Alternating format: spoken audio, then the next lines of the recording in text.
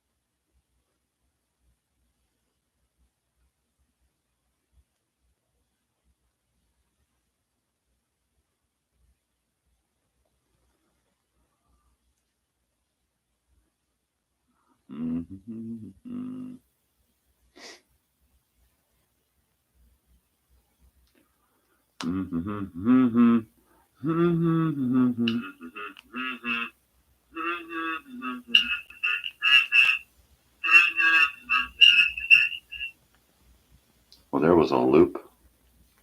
There was a loop for you.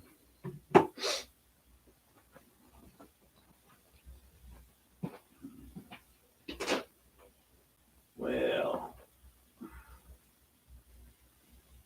look at that shirt. Isn't that a beautiful shirt? Okay.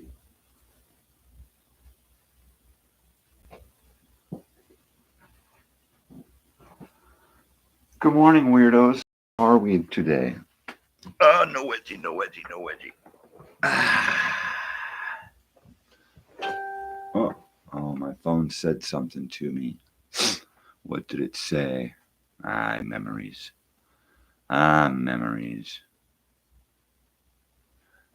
Memories. Let's see, I will put this guy here so I can monitor my video. There. Well, good morning, weirdos. Thank you for joining me today. I apologize about yesterday. Yesterday was a bust. Today is, as you know, it is Old Time Wednesday. I'm sorry, Old Time Radio Wednesday. I forgot a paper towel. I'll be right back.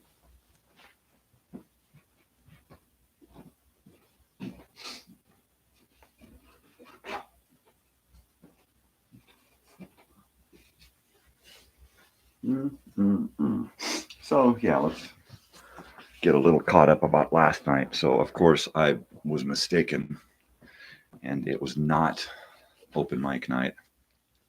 In fact, they were completely closed on Tuesday. Go figure. We would have at least stayed and had pizza had they been open, but they weren't. So we went and we had sushi. Yay for Aki Sushi out here in Yucca Valley. They're awesome. They're my favorite peeps. We have been eating there for several years. And it's just wonderful. It's like we got a California roll, and we got a Philadelphia roll, and we got a crunch roll, and we got a dragon roll. Ooh, and we got the Las Vegas. That was a new one. That was pretty crunchy and hot and mushy. It was really good. It's good stuff. Good stuff. I love sushi. So, as you know, this is Old Time Radio Wednesday. And I am going to get us a show ready to go here. If I can, there it is. Find the correct button. The correct button. So over the weekend, I uploaded the previous week's Old Time Radio shows. I hope you've gone to see them and check them out and listen to them. They're a lot of fun. Let's see. And then I found the 4 shows that we're going to hear today, and I created those videos and I uploaded them. So after the show, I will make them public, and you can have those videos as well. Let's see here. We're going to go here, and we're going to go to the good old Internet Archive. Oh, here we go. My stereo remote. Let's turn this puppy on. Bluetooth, and paired. Bluetooth, and paired. Oh, paired. We don't need to listen to me on the stereo. Whoa, that was way too much me. Okay, let me get rid of that. Let's go Internet Archives. So yeah, I chose some shows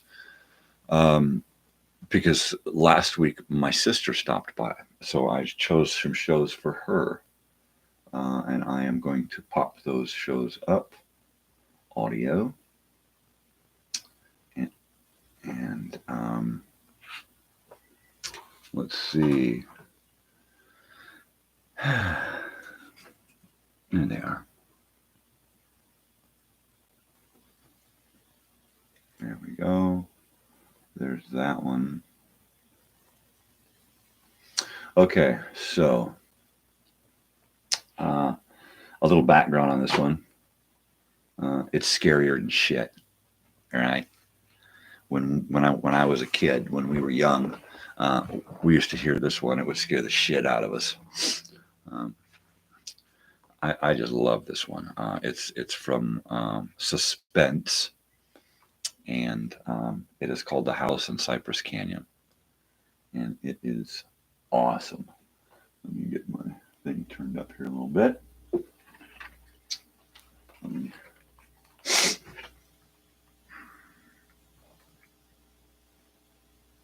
Okay, got that ready to go. I'm going to go in here for a minute.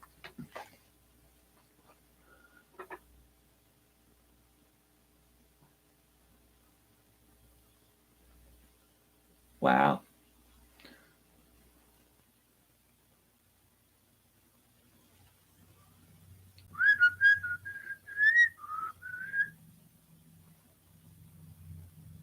Yada-dee.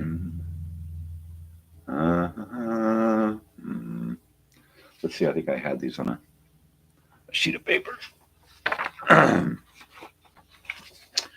Yeah.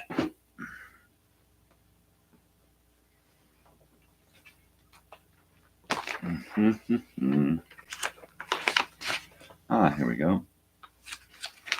There we go.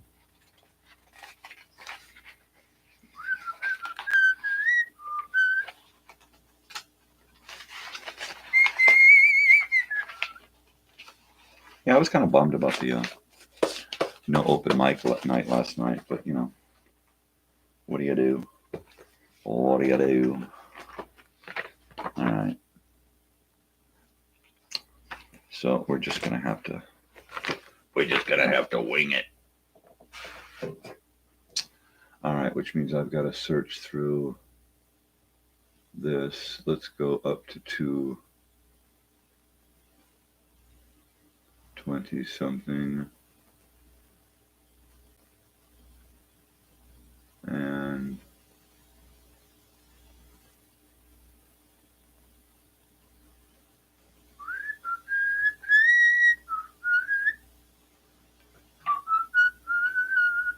all right. Let's try this a different way here. I am going to go here. And Cave of Alibaba, Hitchhiker should be right somewhere. Looking for the house in Cypress Canyon. I don't really have a way to bookmark it.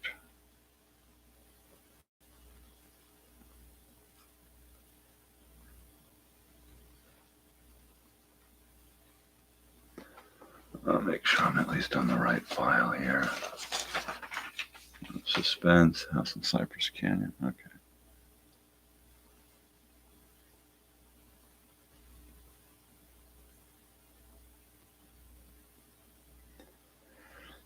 Yabba dabba doo. Yabba dabba doo.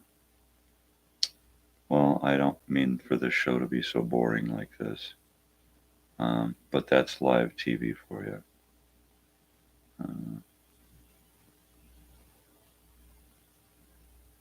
Yeah.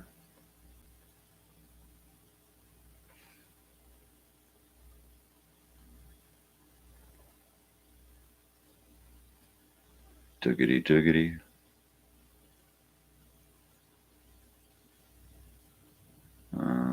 I should have wrote down what episode it was. Episode.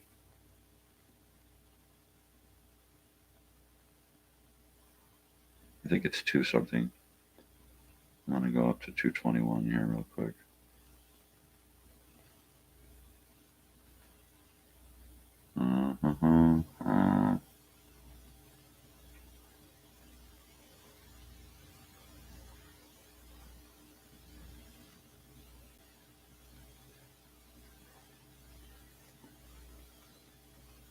Can I search this collection? Can I search this collection? No.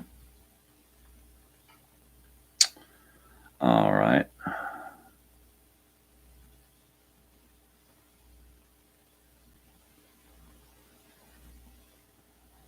Let's see here.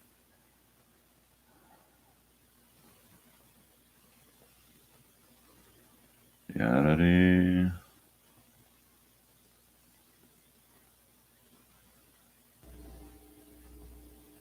Hello.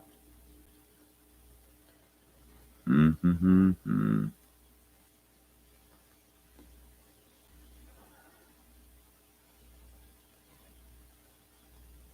Wow. This sucks.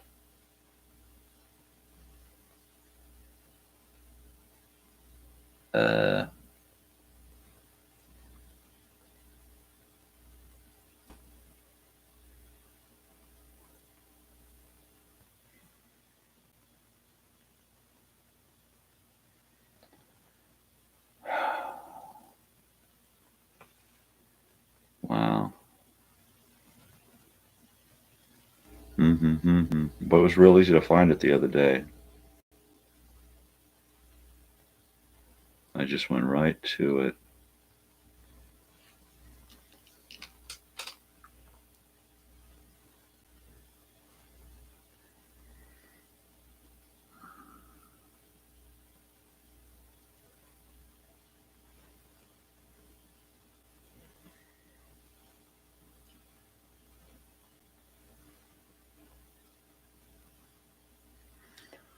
Anybody there? Good. I don't want to be boring anyone.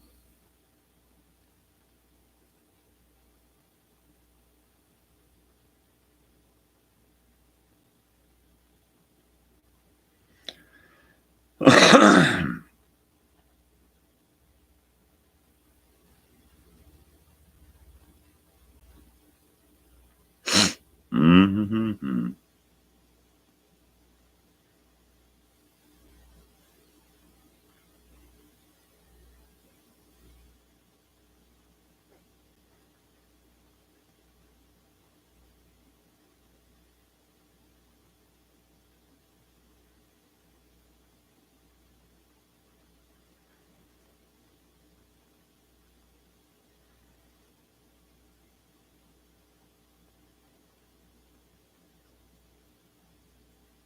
Wow. 209.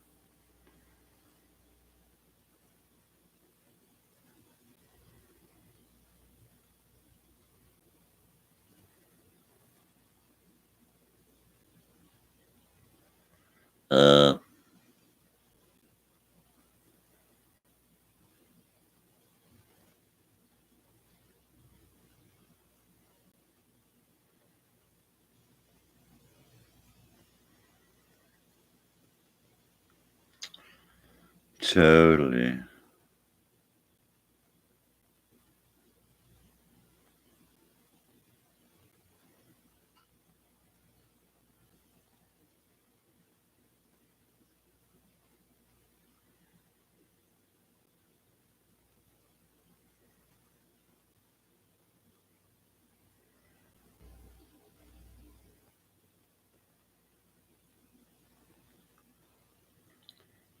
Wow.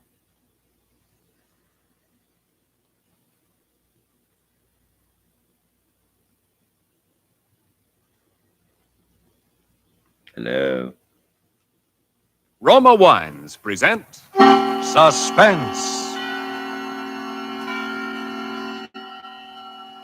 Tonight, Roma Wines bring you Robert Taylor in The House in Cypress Canyon, a suspense play produced, edited, and directed for Roma Wines by William Spear. Suspense, radio's outstanding theater of thrills, is presented for your enjoyment by Roma Wines. That's R-O-M-A, Roma Wines. Those better-tasting California wines enjoyed by more Americans than any other wine. For friendly entertaining, for delightful dining. Yes, right now, a glassful would be very pleasant, as Roma Wines bring you Robert Taylor, star of Metro-Goldwyn-Mayer's Undercurrent, in a remarkable tale of suspense.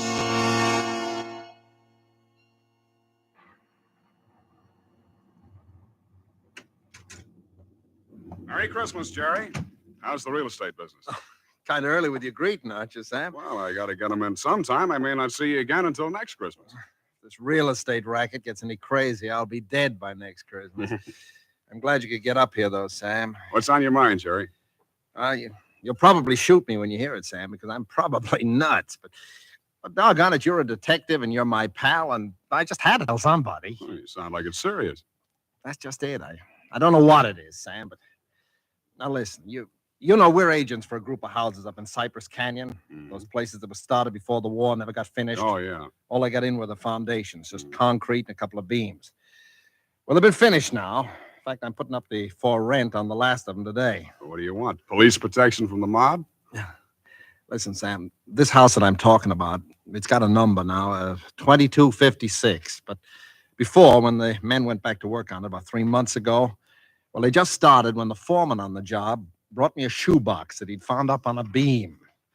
And this box had a manuscript in it, a story kind of, all written out. Yeah. Well, he gave me the thing. I read it. I didn't think much about it. I put it in my desk. But the other day, and I happened to drive by there, I saw the number on the house and what the house looked like. I thought of this manuscript. Well, I don't like it. That's all. There's something funny about it. Well, what's funny about it? Well, mind you, this thing was found in an unfinished house in Cypress Canyon. House that was only just started building. All right. Well, listen, Sam, I want to read it to you if you got the time, and you'll see what I mean. All right, shoot. Well, here's how it begins. To whom it may concern, my reasons for setting down on paper what follows here will be abundantly clear to anyone into whose possession it may fall. First, let me say that I'm a very ordinary person. My name is James A. Woods. I'm 35 years old. By profession, a chemical engineer. My wife, Ellen, was a school teacher when I met and married her in Indiana 7 years ago. There's nothing in the past life of either one of us to suggest remotely any cause or reason for the dreadful thing that has invaded our lives. Our married life has been in no way different from that of millions of other average, reasonably happy, and congenial families. 3 months ago, I was ordered by my firm to take charge of a rather minor project in Los Angeles, Hollywood to be exact. The order was a sudden one. There'd been no time to secure accommodations, and conditions being what they are, the inevitable result was that until day before yesterday, we'd been living in the cramped quarters of one of those characteristic California motels. Needless to say, most of our spare time had been devoted to a search for something more permanent and comfortable, but the fruits of these efforts had been financially and in every other way a geometrical progression of discouragement. Until last Saturday afternoon, only 4 days before Christmas. We were driving into town on our way to a movie when Ellen saw it. Jim, look. What? That sign in front of that real estate office. Oh, yeah. But don't you see what it says? For rent, furnished, 2-bedroom house, close in, immediate occupancy. Yeah. Aren't you going to stop? Oh, Ellen, you know what a sign like that. It'd mean right out in plain sight in front of a real estate office. Oh, yeah, but Jim... Either they want $600 a month. We'll never know until we And if it's ask. any good at all, there are probably 50 people fighting for it right back there now. Well, honey, there's no harm in trying. Now, is there? You really want to go back? Oh, it's probably foolish, but what can we lose? Okay. Oh, darling, come on, cheer up. How do you know? Maybe our luck's changed. Maybe fate's going to give us a nice new house for a Christmas present.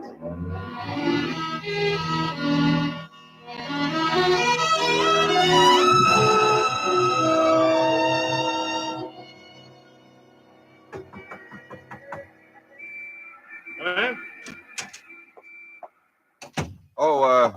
sorry to bother you, but we just happened to see that for rent sign outside. Oh, and, yeah, I hung it outside just this minute. Is the house available? Why, sure it is.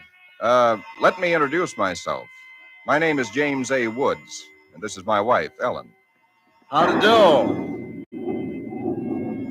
Wow. Looks like it's fixing to rain. Yes, so it does, doesn't it?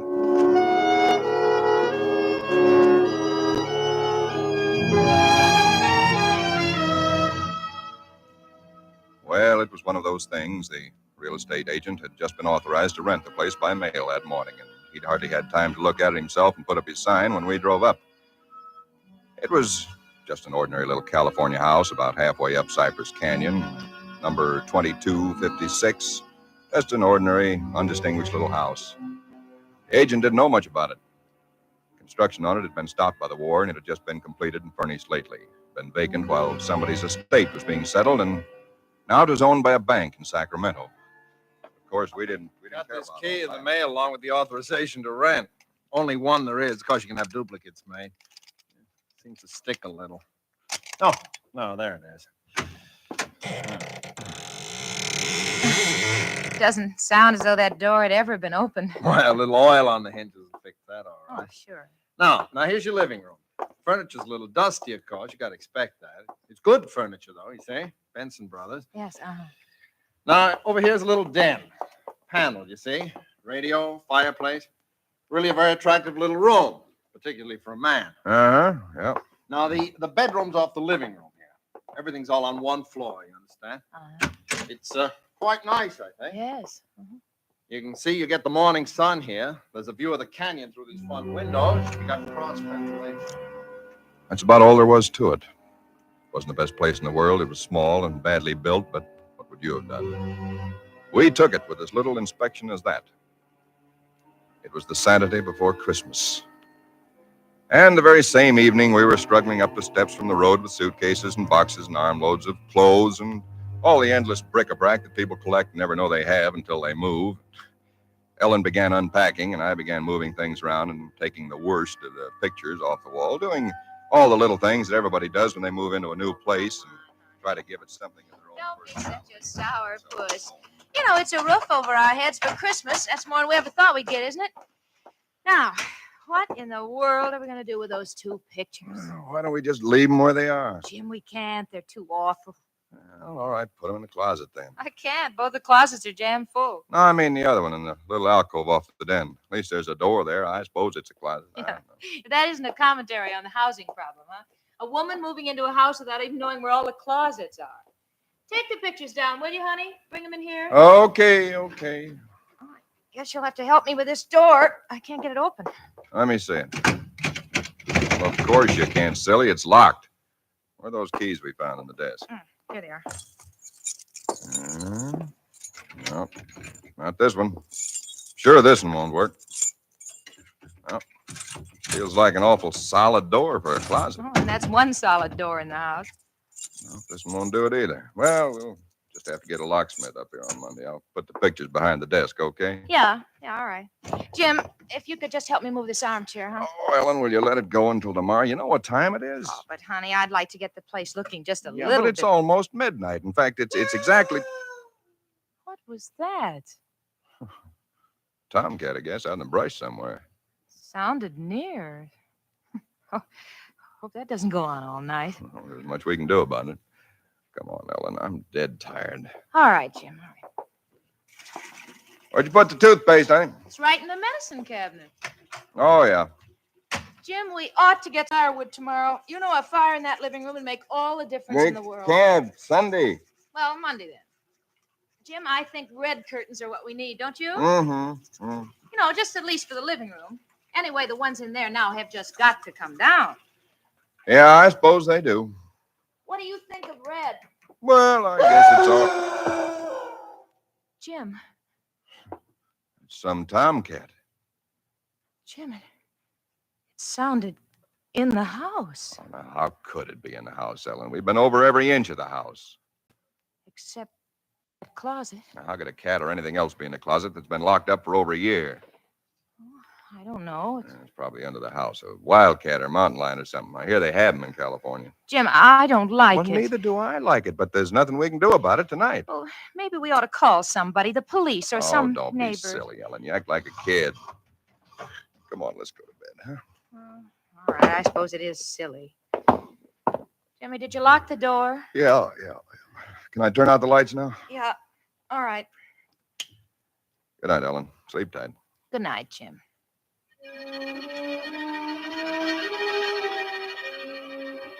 I don't know what time it was, perhaps an hour, perhaps only a half hour later. My mind was in that hazy borderland between sleep and a dream that's still part of consciousness. Then I was awake.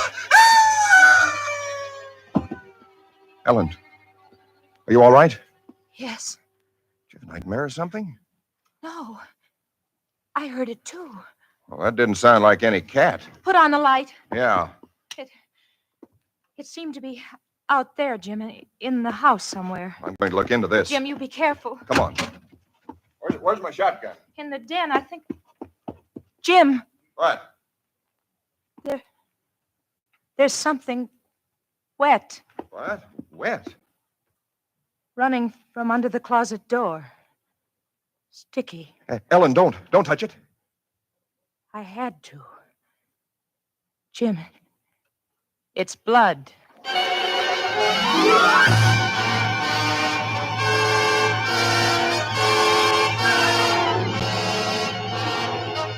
For suspense, Roma Wines are bringing you Robert Taylor in the house in Cypress Canyon. Roma Wines' presentation tonight in radio's outstanding theater of thrills, Suspense.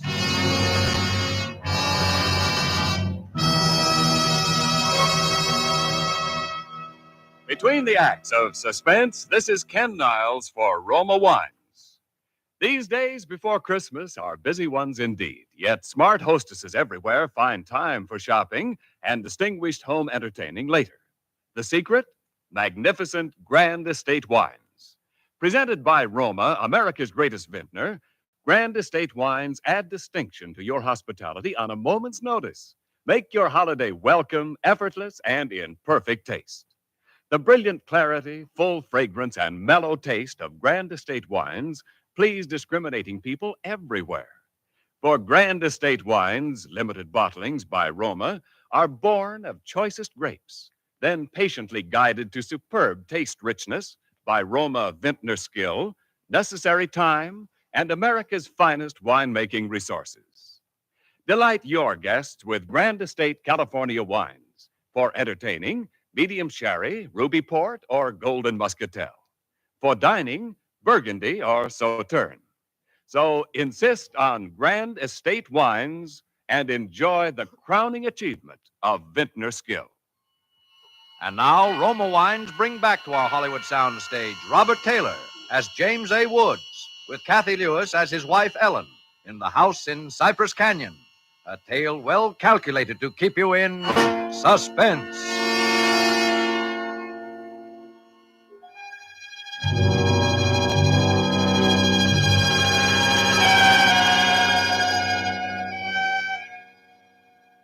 It cannot be too difficult to understand the foregoing why I've taken the pains to set down in writing the events related here. To find in one's newly rented house a closet which cannot be opened is in itself certainly no great cause for alarm. But to be awakened in the stillness of the night by unearthly cries within that house, to find oozing from under that closet door something that is unquestionably blood, that's another matter. Perhaps others might have been braver than we. Suffice it only to say that we got out of the house in something very close to a panic, and only returned when we had the moral support of two stalwart Los Angeles policemen. You just moved in here, you say? That's right, officer. You can see we're still unpacking. And the place has been empty right along before that? Yeah, I don't know much about that part of it. You could check all that with the real estate agent, though. Well, where is this closet? Oh, it's right in here, officer. And the blood is... Where? Where's the blood? Jim? Officer, I swear to you, there was blood on the floor less than an hour ago. I saw it. Uh-huh. It was running out from under that door. We heard that noise, and we got up, and then we saw it. The door was locked. Locked, huh? Oh, no. Well, it seems to be all right now. Hey, you folks aren't trying to be funny, are you? isn't there anything in it? No, ma'am, there is not. Look, officer, we're reputable people. You can call my firm. They'll tell you all about me. There's nothing wrong with this closet. Walls are solid. No trapdoors. If you think I'm lying... I didn't say that, mister. Oh, you probably did hear some sort of a noise, and you got a little panicky, and... What about the blood? It got on my hand. It isn't there now, is it?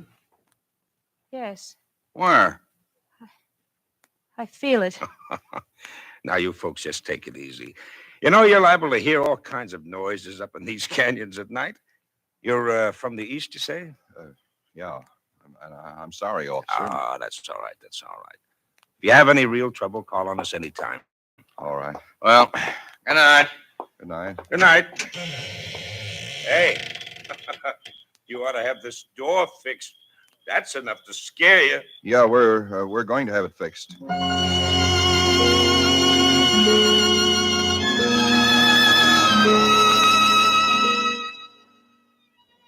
We didn't say much about it after that. There wasn't much that could be said. The next day, I went down to a lot and bought a little Christmas tree and some trimmings, and we tried to pretend we were cheerful, but there was an uneasiness between us that had never been there before. Ellen seemed tired and listless. Several times during the day, I noticed her washing her hands with a brush, scrubbing the one that had touched the blood. That night, we each took a sleeping pill and went to bed.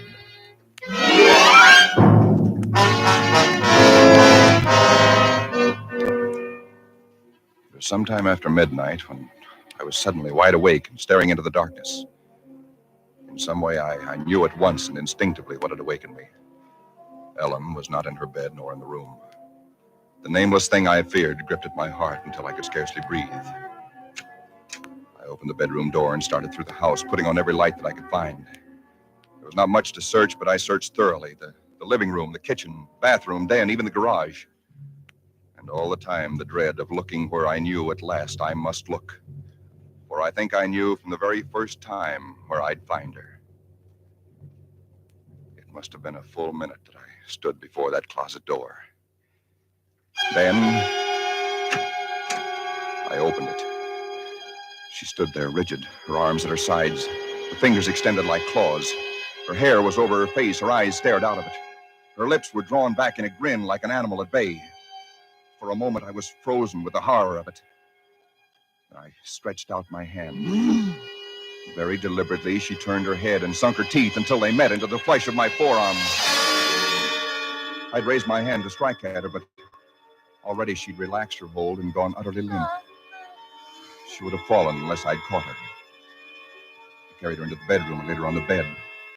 Strangely, at that moment, my only thought was how I might revive her. Until I saw that it was not a faint, but a sleep that she'd fallen into. Sleep as deep and heavy as though she'd been drugged. And so I left her. But for me, that night, there was no sleep.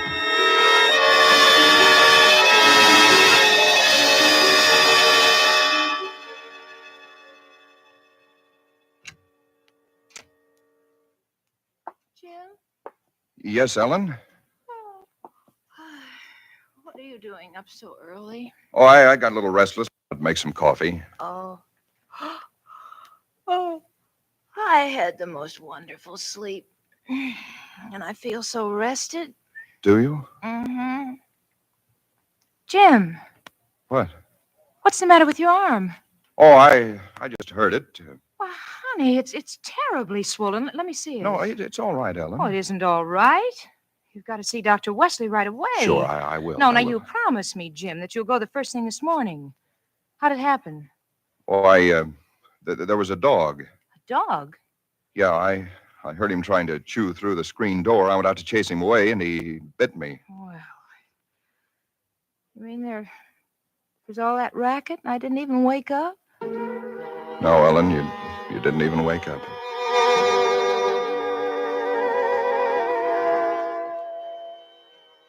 It was clear to me that Ellen knew nothing of what had transpired the night before.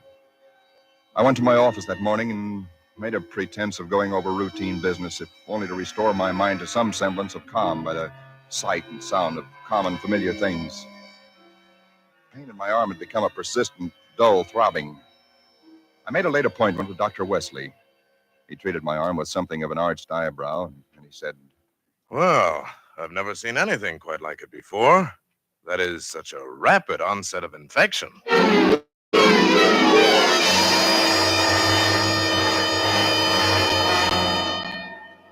was dark when I left his office. I hadn't realized it was so late. Driving home, my car seemed sluggish until I saw the needle on the dashboard and realized that I was pushing it to the utmost of its speed. I was racing home to prevent something before it was too late, before the darkness had conspired against me. For somehow I already knew with certainty that it was the darkness and the night that I had to fear. The curves of the canyon seemed endless. And then the cold fear leaped up inside me. My house, too, was dark. I went slowly up the stone steps from the road, looking, praying for some sign of light or life. There was none. The house was empty. Ellen was gone. I looked with the same self-torturing thoroughness, and in that closet first of all, knowing as I did so that it was hopeless. And so, alone in that empty house, I waited, powerless and helpless now, deadened in thought and will, empty as the house itself, save only for the overwhelming sense of a terrible foreboding. Sometime in the early hours of the morning, I snapped on the radio, shortwave. Why? Surely a minor question now. I only know that I did. And then I heard it. Car 58, car 58, go to Laurel Canyon, the 4000 block. A report that a man has been injured or attacked. Condition thought to be critical.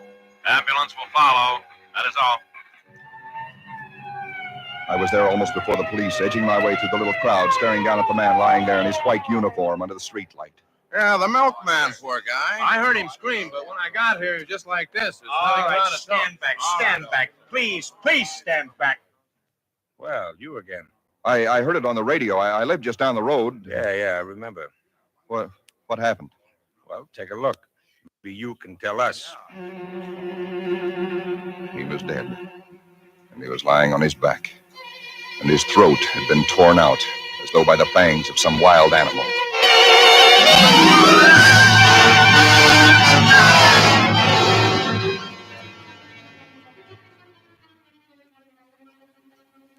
It is now Christmas Eve, or rather Christmas morning, for it's a little after midnight.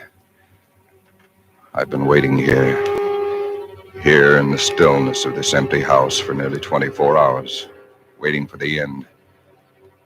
Already once tonight I've heard that dreadful wailing cry somewhere in the hills.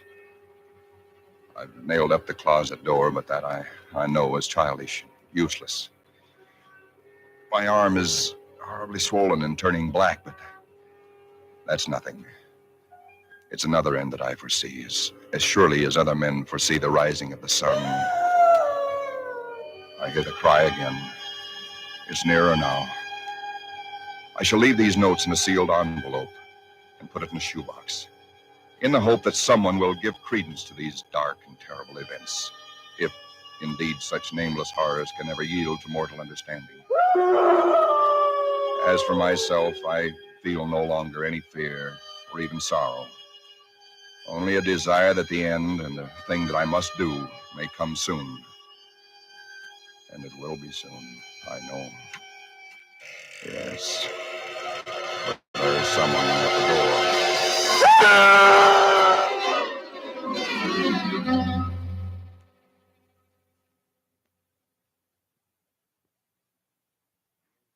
Someone at the door. Ah, what do you make of it, Sam? It's quite a yarn. But what of it? That's what I thought. Now, listen, that's not quite all of it. Clip to it's a newspaper clipping. Listen. Hollywood, December the 26th. Police reported what was apparently a case of murder and suicide in Cypress Canyon sometime in the early hours of the morning. The victims were James A. Woods, a chemical engineer, and his wife, Ellen. Preliminary investigation indicates that Mrs. Woods was killed by the blast of a shotgun in the hands of her husband, who then turned the weapon upon himself. That she fought desperately for her life, however, was evidenced by the disorder of the room and the severe lacerations inflicted upon her husband about the neck and arms. This is the second tragedy to be reported in Cypress Canyon within 24 hours. The other being the unexplained death of Frank Polanski, a milkman. Well, no such murders or whatever they were ever occurred, if that's what's worrying you. The clipping, well, you have those things printed up, you know. No, it's not that, Sam. That story was found in an unfinished house in Cypress Canyon. No number, no nothing, just a framework. Now that house is finished. When I drove by it today, well, that's what stopped me, Sam, because it all fits. Now that it's finished, it is the house in the story, the same construction, the same vines and creepers on the lawn, even the same number. So what? A guy who knows roughly what this house is going to be like writes a yarn and loses it or something. Did he know the place was going to be listed for rental today, the Saturday before Christmas? Oh, Jerry, coincidence. Two bits you find the guy next door is a ghost story writer or something, and he's been wondering for a year what happened to that thing he wrote. Okay, coincidence. Well, I'm sorry I bothered you, Sam. Don't be silly. I liked it. It's a good yarn. That the for rent sign you were talking about? Oh, yeah, I'm going to put it up outside now. Well, so long, Jerry, and Merry Christmas again. Yeah, well, thanks, Sam. I guess I was kind of silly, all right. Huh? Listen, when a guy named whatever it is, Woods, with a wife named Ellen, comes in to rent that place from you, then you can start worrying. Yeah. Well, so long, Sam. So long, Jerry. Come in. Oh, we're sorry to bother you, but we just happened to see that for rent sign outside. Well, yeah, I hung it out just this minute. Is the house available? Oh, sure it is. Let me introduce myself. My name is James A. Woods, and this is my wife, Ellen. How do? Wow. Looks like it's fixing to... Yes, it does, doesn't it?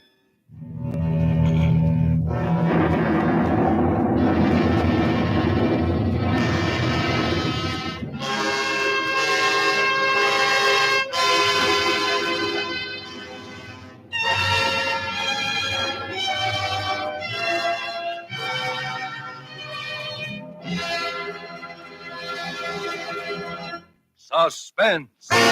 Presented by Roma Wines, R-O-M-A. Roma Wines, selected for your pleasure from the world's greatest reserves of fine wines. Tonight's show marks the third birthday of Suspense on the air, and this is Ken Niles asking our star of the evening, Robert Taylor, to help us celebrate. Why didn't you tell me before, Ken? If I'd only known, I'd have baked a cake. Well, Bob, all Suspense parties are surprise parties. As an old hand on Suspense, you know that in our plays, the tables are usually turned on the star. So tonight, although it's our birthday, we're going to give you a present.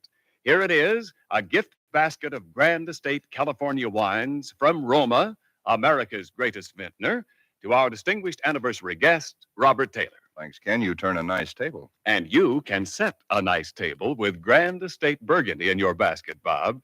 For Grand Estate Burgundy means rare dining pleasure, adds memorable distinction to holiday dinner. Even everyday meals are outstanding in taste when Grand Estate Burgundy is served. Yes, all Grand Estate wines presented by Roma are limited bottlings of outstanding taste excellence. That I know about Grand Estate wines, Ken. But did you know that for Grand Estate wines, Roma selects only the choicest grapes? Then the ancient skill of Roma master vintners, necessary time, and America's finest winemaking resources guide the cuvée of this grape treasure to rich taste luxury.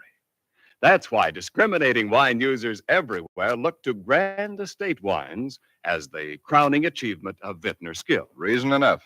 And now, Ken, who's all set to star on Suspense next Thursday? It's that very wonderful actress and wonderful girl, Miss Susan Peters. Susan will appear as a young lady in straitened circumstances who finds herself mistaken for a very rich young lady and who is forced into continuing the deception with murder as a result. I'll certainly make it a point to listen. And before I go, I'd like to thank this really great company of actors who have played with me tonight, and particularly Kathy Lewis, who played Ellen. Thank you, Bob. Tonight's original suspense play was written by Robert L. Richards. Next Thursday, same time, you will hear Miss Susan Peters as star of Suspense. Produced by William Spear for the Roma Wine Company of Fresno, California. This is CBS, the Columbia Broadcasting System.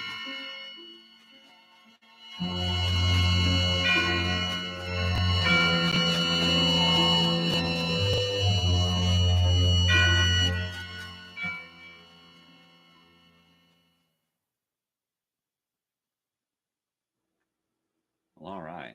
That was Suspense from 1946, December 5th. Are we here? Are we here? There we go. So my batteries are getting low. So somebody please tell me if my volume sucks. Maybe I'll just go check there right now. So the neat thing about this episode is that it actually aired a couple of weeks before Christmas. So hi. It aired a couple of weeks before Christmas. There we go. And in the show, the story takes place the weekend before Christmas. So it's kind of a holiday themed, bizarre show. I love it. It's one of my favorites. I believe it's one of my sister's favorites. I'm sure my brother enjoyed it. My father didn't like the scary stuff too much. He was more into Bing Crosby, Al Jolson, Fred Allen, that kind of stuff. Pardon me. So at some point, my mi esposa, my wife, is going to wake up and grab some coffee and hit the road. So I'm gonna, and I'd like to kind of play some of these while my sister is here if she shows up. Otherwise, they're in the playlist, and this will be in the playlist. So, yeah. So last night we went out to sushi. Now the night before, I didn't get to talk about the night before because yesterday my show was defunct, the defunctory show, and my wife and I sat out here and we watched a movie called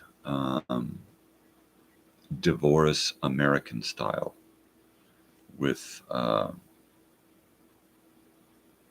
Dick Van Dyke. Very, very funny Dick Van Dyke movie. It was in the 60s. It was really hip and kitschy and a lot of fast cuts and a lot of fast cutting freeze frame stuff.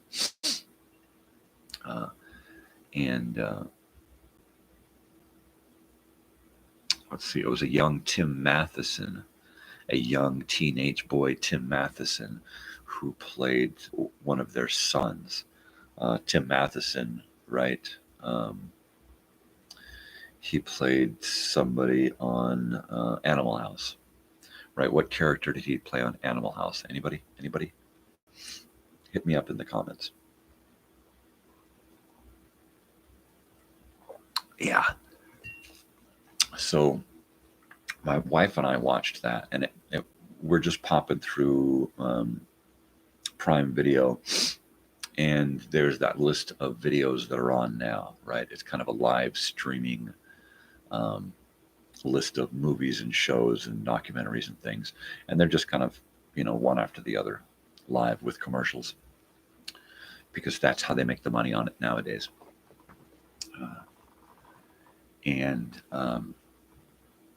So my daughter comes home. She decides that she's going to come home and hang out instead of go out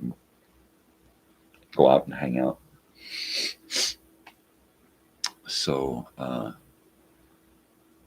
all of a sudden, Cactus Flower starts, right? Walter Matthau, Ingrid Bergman, and Goldie Hawn, right? And I had just watched this a few weeks ago and discussed it on the morning show here. So I had mentioned it to my wife and daughter that, yeah, this is a fantastic movie, and Goldie Hawn, and I'm just raving about it, right? And then all of a sudden it's on, just starts, and my daughter sits down. She stands here, and she watches the opening. And the opening is Goldie Hawn coming out of this apartment building in her nightie, right, with her big fuzzy slippers on. And she drops a letter into the envelope, she drops an envelope into the big mailbox out on the street. So she's sending a letter, and then she goes back up into her apartment and turns off all the lights and turns on the gas and turns off the flame and tries to kill herself, right? And this is the opening of the movie.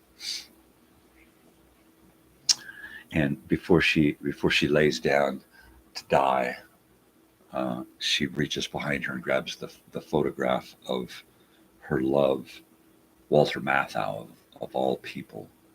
Got to be one of the most unattractive men in Hollywood, right? Fantastic guy, fantastic actor. And so from there, it just goes crazy. So if you get a chance, watch Wallflower. It's all over TV. All you got to do is look for it. I'm sorry, Cactus Flower, not Wallflower. Cactus Flower. Cactus Flower. Walter Matthau, Ingrid Bergman, and Goldie Hawn. Walter Matthau, for those of you who don't know,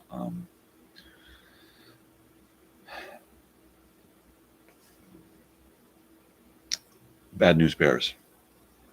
He plays Coach Buttermaker on the original Bad News Bears from 1970, 76 or 77 or something. So check that out. Ingrid Bergman from, I believe, Casablanca, right? And Goldie Hawn, who got her start as one of those funny, ditzy hippie girls on Laugh-In, in a bikini with flowers and peace signs and stuff painted all over, and she's doing a little dance, and she giggles a lot and runs around, and makes no sense whatsoever. She's just hilarious, and it's all an act, because she's not really like that. In fact, you see more of who she really is come through in her first movie, Cactus Flower. And when you start the movie, you think, ooh, she's the cactus flower, she's the cactus flower. And then later on, the story, the plot thickens. But she's phenomenal in this. My daughter stood here and watched the opening 5 minutes, just standing here, right? And she finally just walked off and came back and said, I'm going to watch this. And she sat down and she sat and watched the whole thing. Of course, I had just recently seen this, and I had been up since the morning, hadn't gotten a nap, had gone to work. So it's like 9 or something, and I'm just exhausted. I'm like, all right, I gotta go to bed. And it was really cool because my wife and daughter sat out here and watched the whole movie together. And that was really neat, that I planted that seed and then walked away and they grew a cactus flower. That was pretty neat. Pretty cool stuff. And my 19-year-old daughter just loved it. She said, Dad, I really love that movie. Goldie Hawn was really good. I said, hey, does Dad know how to pick them or what? Because she won't often be able to come out here and enjoy some family time and watch a movie and get into something with us. And then quite often I will pick out the perfect movie, and she'll come in reluctantly and sit down and watch a movie. And by the end of the movie, she's just like, wow, this is you did it again, Dad. But that's what I do, yeah. So one thing that's been happening the last few days is I sprang the Elsinore reunion on my Facebook friends. And I made it all public. And it got quite the response very, very quickly. And I was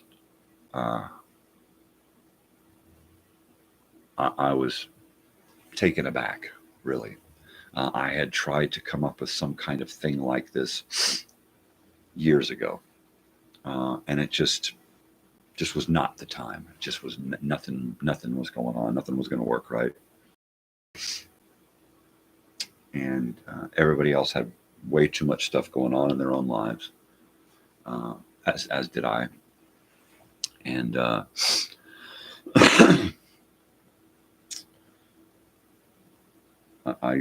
threw it out there. I took a picture of my, you can't see it. I took a picture of my cork board over here, and it is filled with photographs from the 70s and 80s. That's it. Mostly the 80s. There's a few in there from the 70s, because that's where my story really started. So yeah, you could hit me up on Facebook at any time, and check out my posts. They're all about this room, my life, my past, my present. I don't see much of a future, so I don't dwell on it.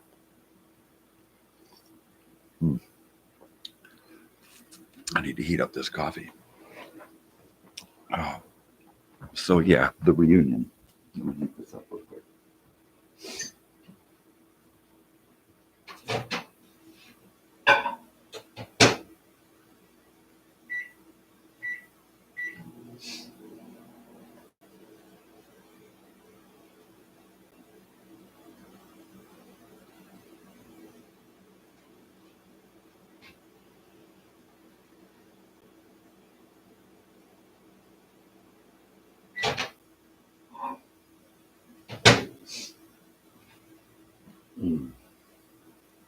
So let's see. Yeah, so sometime in August, our family of friends from the 1980s Elsinore will be getting together. I threw it out there, and everybody just globbed onto it. They're like, yeah, we need this now. You're right. So I was almost moved to tears several times when various people chimed in that they were ready for this as well. Some huge family names from my past. Like I had mentioned before, I had left home at 15, so I was kind of taken in by a lot of different people. So it would be really neat if some of those families, at least some of those families, were represented.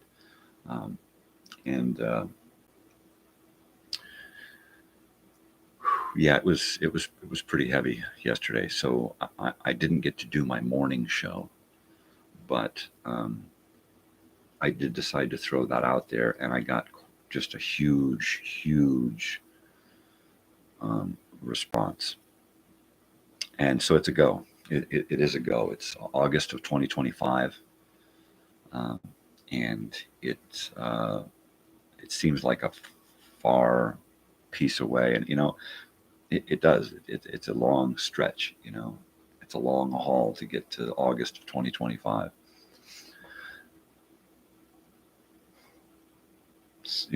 I may not make it there. Some of us may not make it there. And that's a bummer that we have to wait that long, and we've waited this long. This is something that should have taken place, every couple of years for the last 20 years. And it just, it just hasn't. And I plan on this being a big, huge, a giant event. I'm expecting no less than 100 people, figuring more like 300 or 400 people.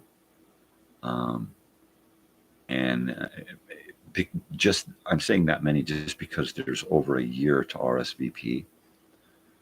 And as the suspense builds on this, it's just going to keep pulling in more and more people and more family names.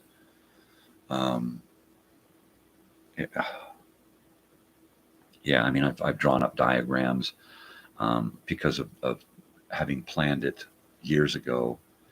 all I have to do is bring out that stack of papers again and say, okay, let's get back to it. I've already got the place to hold it. I've already discussed it with the owners, and I will be going back in person to discuss it with them again. The logistics of it all are immense, but portioned out a little bit to everybody that are involved locally. It's not going to be a whole lot. I mean, I'm going to go out there, a few days to a week ahead of time to start putting everything together, which means that months ahead of time we're going to be gathering resources. I'll have a crew down there, down in the local area, who will be gathering elements for this months and months ahead of time. Pallets, right? Pallets are the most important thing. So my friend Gary, my friend Eddie, Henry, the other guys that are in that area there, who have trucks and are real close to the site, we can just start gathering up stacks of pallets months ahead of time, right? Because that's going to be the platform for the stage. For me, that seems like the easiest way to make this happen, right? You flatten out a great big piece of dirt, remove all the weeds, and then lay out a shitload of pallets and connect them all together. And that just means laying sheet wood over the top of those pallets and tying them all together as one big giant platform. And then from there, we'll just throw some giant rugs onto this, or a huge piece of carpet, and boom, we got a stage. That's it. That's all it takes. And 20 by 15, something pretty wide. Why a stage? Because I have a lot in mind. I want to have a place where there is a screen for projecting, so we can have slideshows, videos, video link conversations with people who can't be there. I want to have a stage for interviews with people who are there, because we're going to record much of what happens for posterity, right? And I want to have live music. We have several people from 80s Elsinore who have bands and still play music and stuff. So I will be going after those people to come and put on a show. I will be looking into outsiders to come and bring us some live music. Hopefully by then I will have made some inroads into the music scene out here, and we'll be able to get us some quality entertainment out there. I have a couple of acts in mind that would just blow everyone away. Okay, and hint, hint. Take a look at my videos. Yeah, some cool stuff. So we got a giant stage. We've got a screen. We've got some lights. We've got some background, some banners, some decorations, some color, right? So I'll be tapping a lot of the people with decorator skills to help.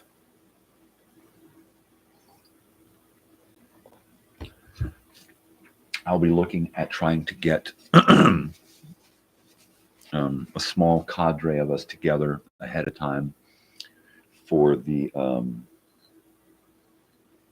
preparation, and then hopefully get some more people to hang out afterwards for the for the dismantling and the cleanup, because it's going to be quite a deal.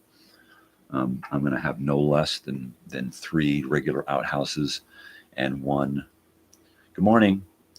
And 1. I'm just talking about the reunion coming up in August of 2025. So I'm real excited about that. Trying to make it accessible for everyone. And I want to hold it over a Friday, Saturday, Sunday, Monday, depending on what the schedule is for everyone. I'd like to hold it as long as possible. Sunday, I'll try to figure out how to do some kind of Sunday morning services for everyone. And that's, whether I can get someone to come out or we have someone with us who can kind of host a Sunday morning services for everyone who has religion in their lives. I don't plan on this being like a 3-keger night every night. I plan on this being a family get together. Yeah, there's probably going to be people with booze and drugs and stuff, but it's not the main event. The main event is the people. So yeah, outhouses. I want to get a golf cart, so we've got transportation for people who are disabled or infirmed. Try to get people with motorhomes and trailers to come park their stuff out there, so that we have accessibility for those, disabled and infirmed people. Safe, quiet, warm, or cool places for people to hang out.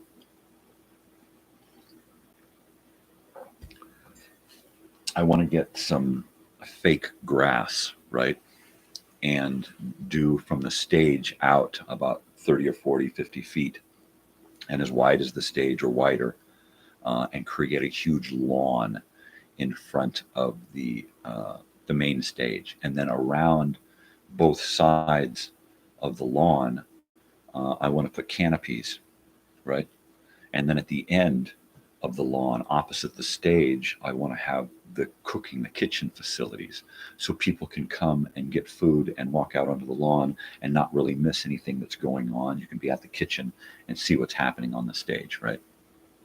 And leave room, and then perhaps put some more grass out behind the canopies on both sides, so that we've got a place to set up some kind of camping area. People can set up their benches and their canopies and their, outdoorsy stuff, but their trailers and tents and motorhomes and stuff up against that grass around. So we've got a couple of camping areas, some canopies to hang out, so people can have their own little family booth set up.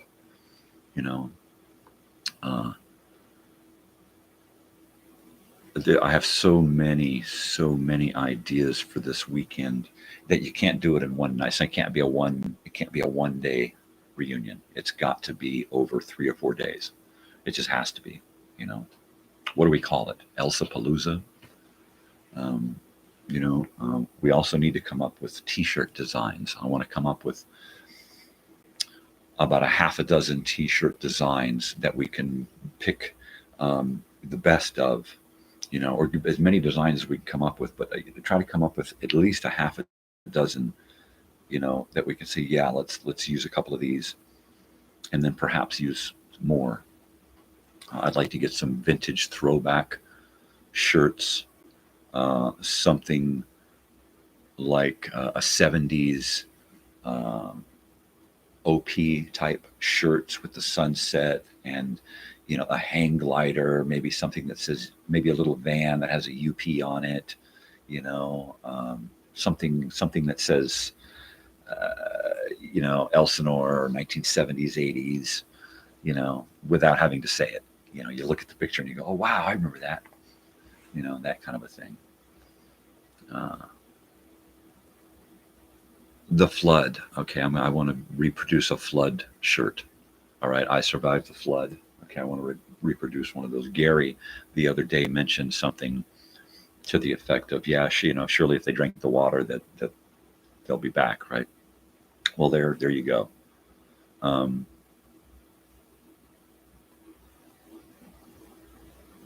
So I thought maybe have a shirt that says like "Return to Elsinore," and then down at the bottom, real small, it can say "I drank the water," something like that, So shirts, some kind of reunion shirt, the year, the date,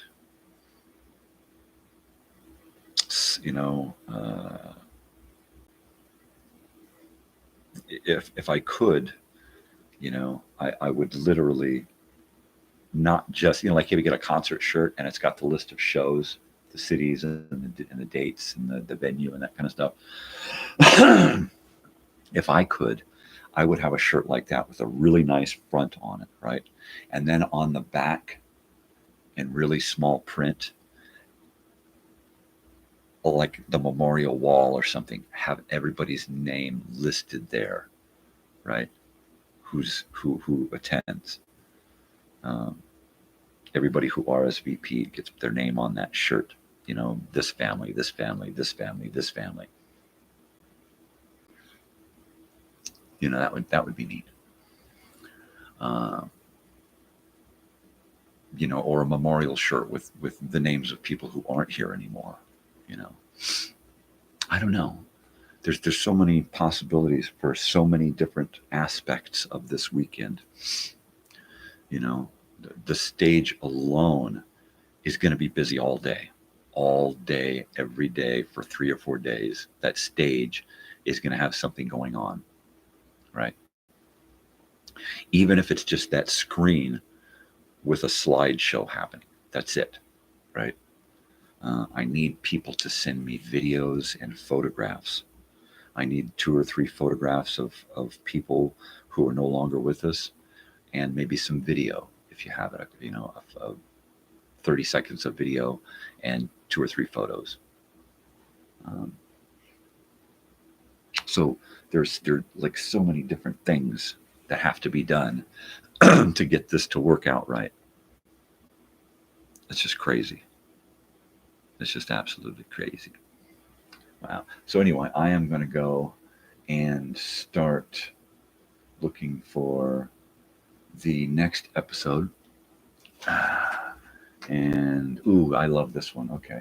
So this one is an episode of, Escape. And I've heard this one a number of times, as I have most of these shows. It's just the way it is. I listen to a lot of radio, watch a lot of TV, watch a lot of movies. It's just who I is. It's just who I is. Okay, so I am going to go back to the Internet Archive and go into the sound files. And I am going to hit up a shipment.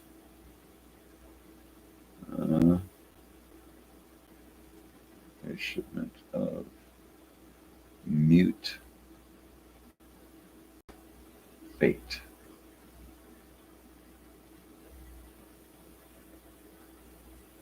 And here we go. Escape.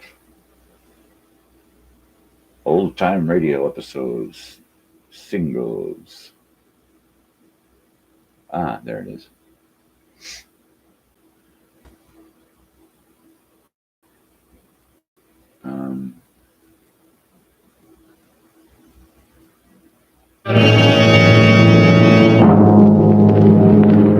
Did you miss out on that big football game last week?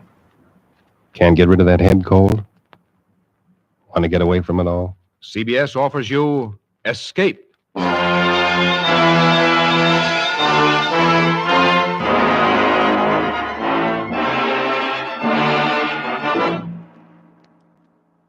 You are groping your way slowly through the dark hold of a ship at sea, moving carefully step by step, searching intently for something you dread to find, because you know that this ship carries a cargo of death.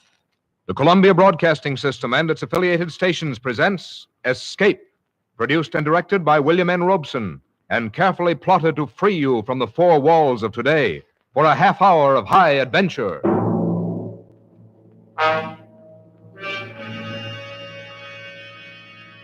Tonight we escape to a harbor front in Venezuela, and a grim voyage that started there, as told by Martin Storm in his gripping story, A Shipment of Mute Fate.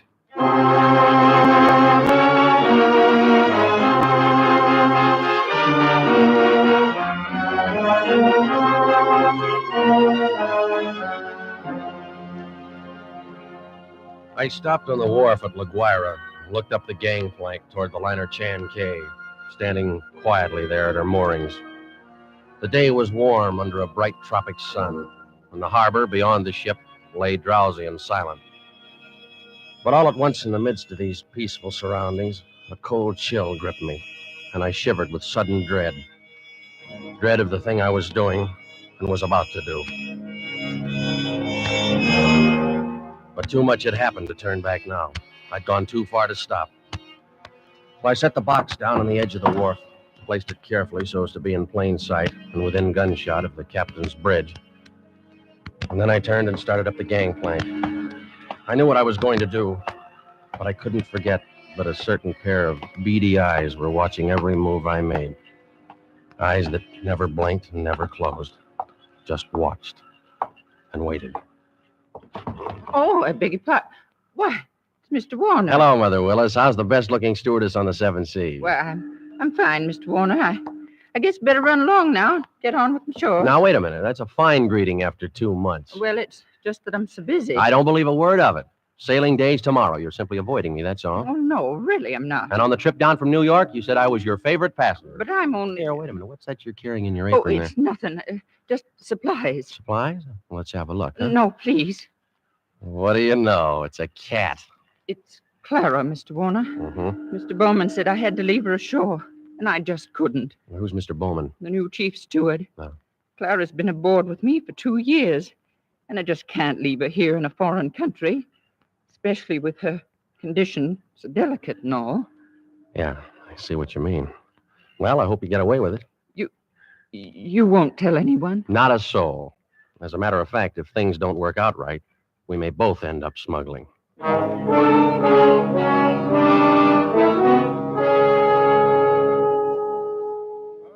Have you on board on the trip down 2 months ago, Christopher. I'm very glad you're coming along with us on the run back to New York. Thanks, Captain Wood. There is one thing, though. I'm having a little trouble with the customs men here, and I wondered if you might... I can't do it, Christopher. I just cabled your father this morning. Told him I'd done it for you if I possibly could. Sent a request from New York, you know. Yeah, I thought he would. I wired him from upriver last week. I hate to refuse, but it's absolutely out of the question. Well, Captain Wood, I'm afraid I don't follow you there. Responsibility to the passenger, son. We'll have women and children aboard. On a liner, the safety of the passengers comes ahead of anything. But with proper precautions. Something might happen. I don't know what, but something might. You've carried worse things. There isn't anything worse. And any skipper afloat will bear me out. Now, Christopher, I simply can't take the chance, and that's final.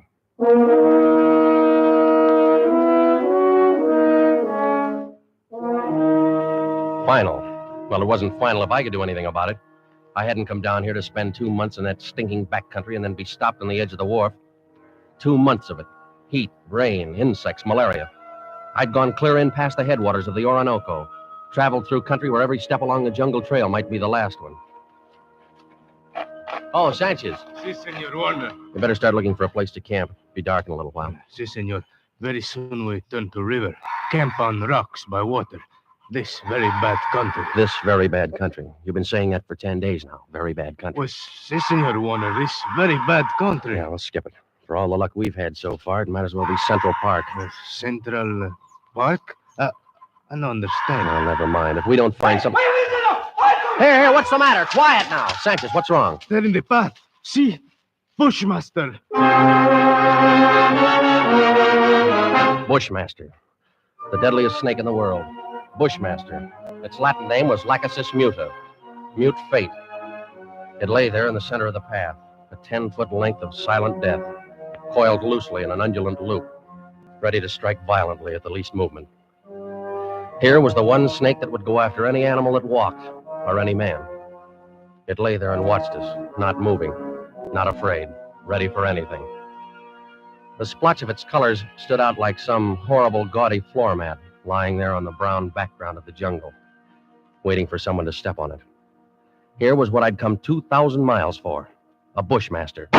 Sanchez! I didn't want that snake killed. He no kill, senor. He gone. Bushmaster very smart, very quick. Must always see bullet in time to dodge. Well, anyway, he's gone, and the only one we've seen in 5 weeks. Oh, we find other. This very bad country. Well, lay off that gun the next time. Don't shoot, you understand? Why you say no shoot? You want Bushmaster? Sure, but I want it alive. Hombre sacristo. Senor Warner, you tell me you want Bushmaster, but you no say alive. You're getting $200 for it. For dead man, what is $200? Tomorrow we go back to Caracas. I'll make it 500, Sanchez. I catch water snake, rattlesnake, any other kind. But I no catch Bushmaster. Sanchez, I'll give you $1,000. We go back to Caracas. Well, it cost me 1,500 American dollars. But 3 days later, Sanchez brought me the snake in a rubber bag. He was shaking so hard, I thought for a moment the thing had struck him. One thing you make sure, Senor Warner, not turn him loose in Venezuela. Because he know I the one who catch him. And he know where I live. All right, Sanchez, I'll keep an eye on him. También he know you pay me to catch him. All the time he watch and wait. You no forget that, Senor Warner, because he no forget. Not ever.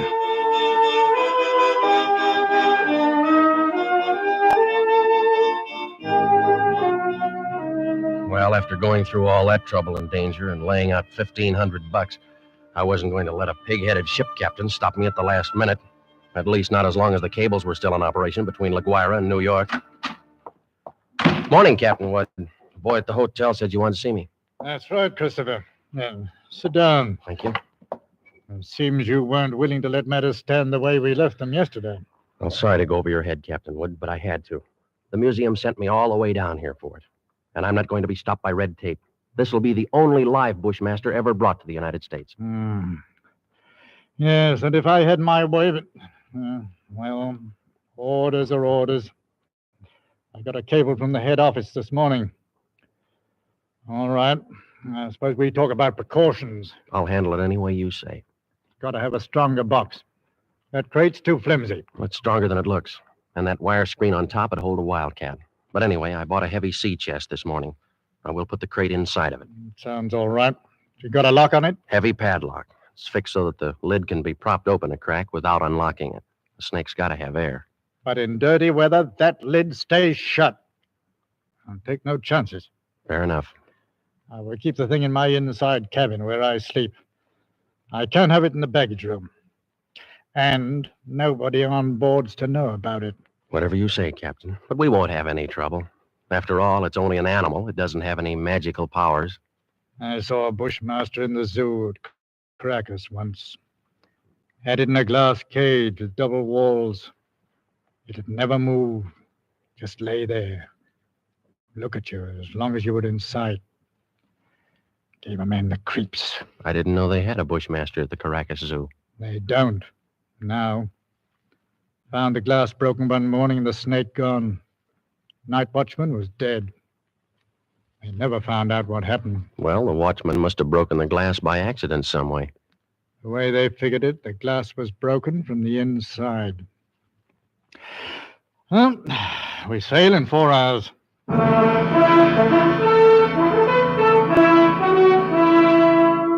We steamed north into the Caribbean with perfect weather and a sea as smooth as an inland lake. The barometer dropped a little on the third day, but cleared up overnight and left nothing worse than a heavy swell. But in spite of the calm seas and the pleasant weather, I found myself feeling more and more often an ominous foreboding. I was developing an almost unnatural fear of that snake.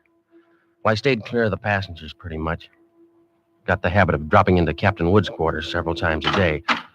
He kept the heavy box underneath his berth. I'd approach it quietly and shine my flashlight through the open crack. Never once could I catch that 12-foot devil asleep, or even excited. He'd be lying there, half coiled, his head raised a little, staring out of those beady black eyes, waiting. He'd still be like that when I'd turn away to leave. Maybe that's what bothered me. That horrible and constant watchful waiting. What in the name of heaven was he waiting for? Well, hello there, Mr. Warner. Oh, how are you, Mother Willis? Aye, but you and the captain spend an awful lot of time around this cabin. I'm beginning to think the two of you must have some guilty secret. Oh, no, nothing like that, Mother Willis. I don't know about Captain Wood, but I certainly don't have any guilty secret.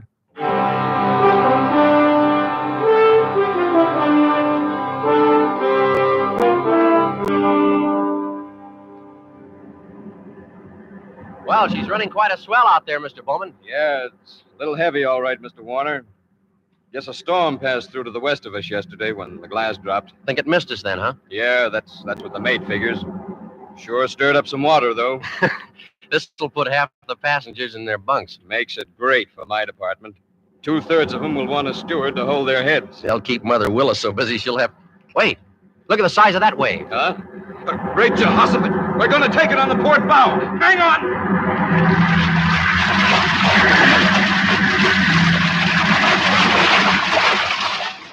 Well, that was a freak if there ever was one. Not another wave in sight. I see them like that sometimes, even in a calm sea.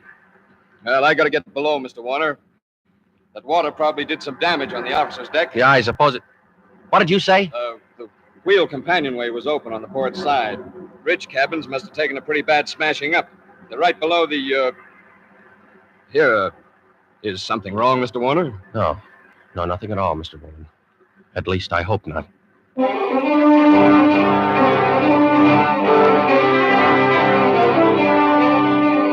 I looked first for Captain Wood and couldn't find him. Of course, I knew it was only one chance in 1,000, but the chances against that freak wave were 1 in 1,000, too. Well, I couldn't waste any more time, so I stumbled down the companionway and along the passage to the captain's cabin. Oh, come on in, Mr. Warner. Mother Willis. Isn't this cabin a mess? Trying to get some of these things out to dry. Yeah, well, I just wanted to check. Where's that box that was under the captain's bunk? Threw it out on that.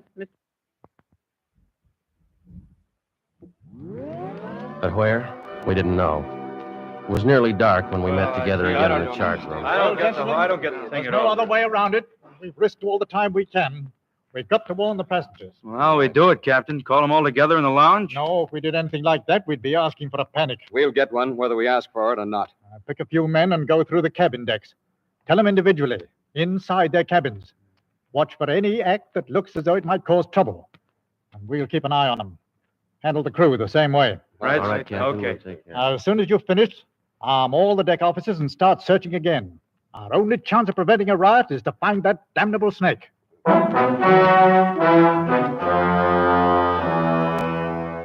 The slow nightmare that followed grew worse by the hour. None of us slept. All the ship's officers not on duty kept on with that endless search. Passengers locked themselves in their cabins or huddled together in the lounges, knowing all the time that no spot on board could be called safe. Fear was a heavy fog in the lungs of all of us, and every light on the vessel burned throughout the night. Morning came and brought no relief. Terror and tension mounted by the hour. There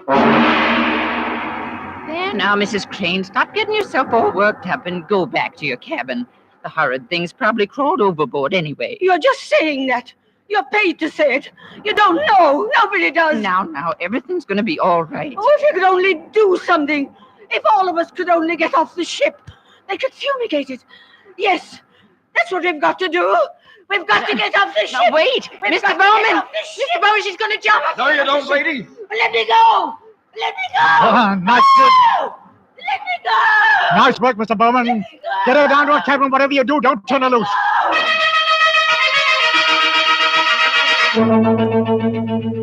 Well, you never know when it might strike you. You can't put on a coat or move a chair without risking your life. Now, something's got to be done.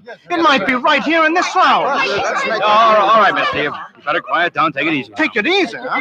Well, you're a great officer. Why don't you do something about it? That thing might be crawling around here right under our feet somewhere. Like I said, shut up. Are you trying to start a panic? I got a right to talk. I don't want to die. Nobody's going to tell Okay. me what...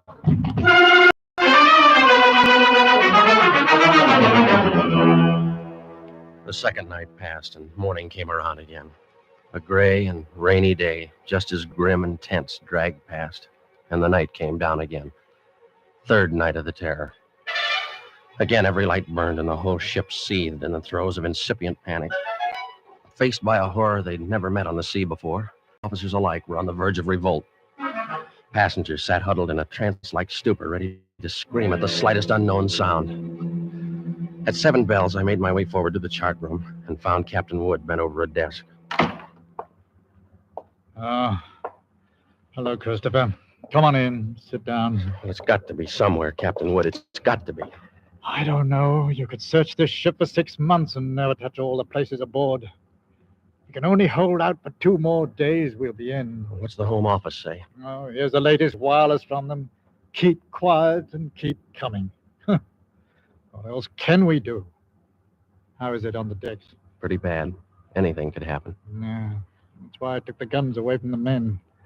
1 pistol shot and we'd have a riot on our hands. Oh, the whole thing's my fault, Captain Wood. That's what I can't forget. Oh, take it easy, lad. There was only some way I could pay for it myself, alone.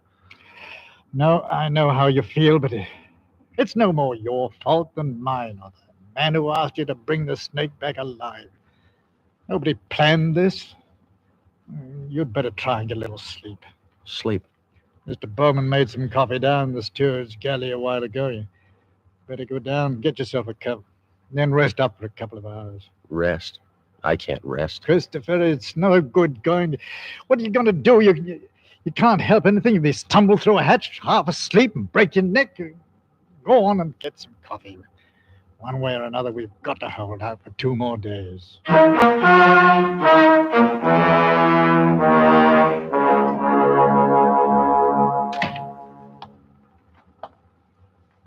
The light was on in the steward's galley, and the coffee pot was standing on the stove. It was still warm, so I didn't bother to heat it.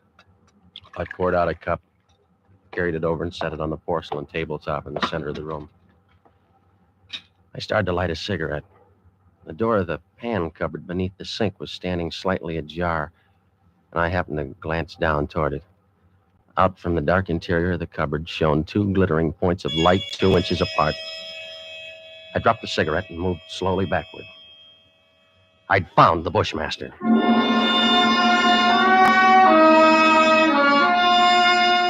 As I moved, the snake slid out of the cupboard in a single sinuous glide and drew back into a loose coil on the galley floor, never taking his eyes off me. I moved slowly back, waiting any moment for that deadly slithering strike. How had he known it was me? He'd stayed quiet when Bowman was here. How did he know to pick the first time in 3 days when I didn't have a gun? Well, my hands touched the wall behind me and I stopped. Only then I realized in terror what I'd done. The call button and the door were on the far side of the room. I'd backed into a dead end. I stared at the snake in fascination, expecting any moment the ripping slash of those poison fangs. The horrid coils tightened a little, and then were still again. 10 million years of evolution to produce this moment. Homo sapiens versus Lachesis muta. Man against mute fate, and all the odds were on fate. I knew then that I was going to die. I could feel the sweat run down between the painted wall and palms of my hands pressed against it. My skin crawled and twitched, and the pit of my stomach was as cold as ice. There was no sound but the rush of blood in my ears. The snake shifted again, drawing into a tighter coil, always tighter. Why the devil didn't he get it over with? And then, for just an instant, his head veered away. Something moved over by the stove. I didn't dare turn to look at it. Slowly, it moved out into my line of vision. There was a cat, that scrawny cat Clara that Mother Willis had sneaked aboard in La Guaira. Its back was arched and every hair stood on end. It moved stiff-legged now, walking in a half circle around the snake. The Bushmaster shifted slowly and kept watching the cat. He tightened. He was going to strike at any second. He struck and missed. The cat was barely out of reach. Now she was walking back and forth again. She was asking to die.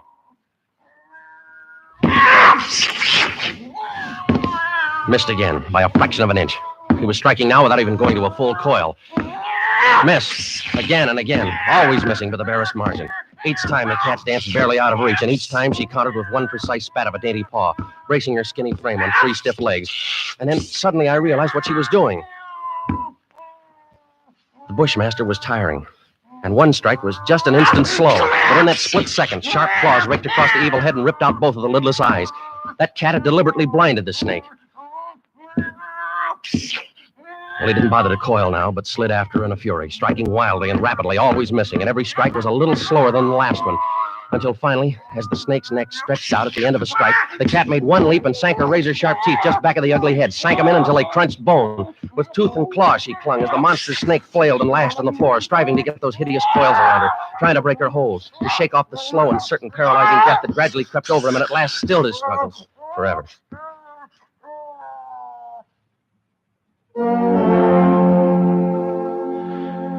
I took a deep breath. The first in minutes. The cat lay on her side on the floor, panting, resting from the fight just over. And she had a right to rest. That mangy, brave, beautiful alley cat had just saved my life. And maybe others as well. But as I turned toward the stove, I suddenly became very humble. And I knew all at once what a small thing a human being really is. I and others aboard were still alive only by the merest accident. There were 3 reasons why that cat had fought and killed the world's deadliest snake. And those 3 reasons came tottering out from under the stove on shaky little legs. 3 kittens with their eyes bright with wonder and their tails stiff as pokers. Up on the decks, hundreds of passengers were waiting for the news that the days and nights of terror were ended. Well, I could wait a little longer. I pulled open the doors of the cabinet, found a can of milk, and then I dropped down on my knees on the floor of the galley.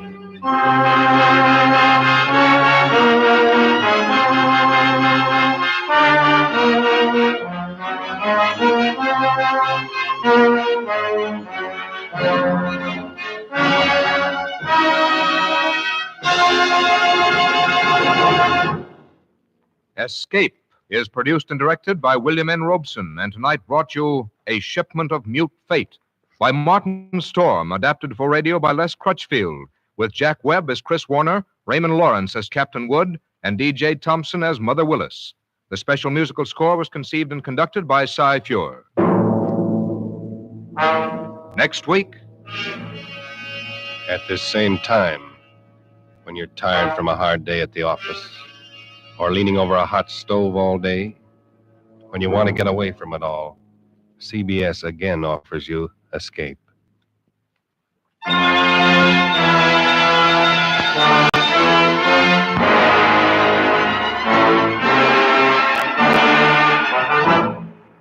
good night then until this same time next week when CBS again brings you Escape. This is CBS, the Columbia Broadcasting System.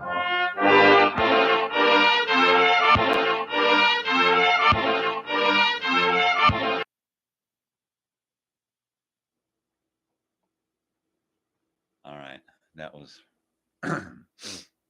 that was perhaps one of my hello, are we there? Did you leave me? Hello.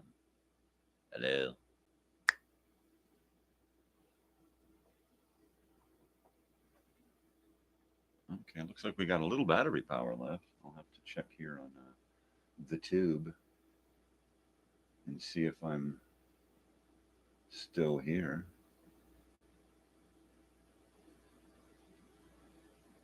But I have to go here and go live. Isn't it? But I have to go here and go live. Can I? Isn't it? But I have to go here and go live. Apparently, I can hear me. Can I? Isn't it?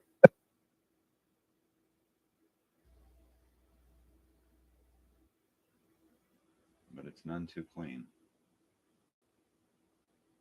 But it's none too clean. Can you hear me okay? But it's none too clean. Can you hear me okay? But it's none too clean. Can you hear me okay? But it's none too clean. Can you hear me okay? But it's none too clean. So there you have it. I guess I'm heard. So I'm going to continue. yeah, so I'm a little bit shooken up from that episode yet. It's one of my favorite episodes. I just love the end where the cat is the hero. And yeah, it just literally gave me goosebumps when that cat was fighting that snake, and then even more so when you realize it's because it's got three little kitties. That's just awesome. And of course, Jack Webb, right?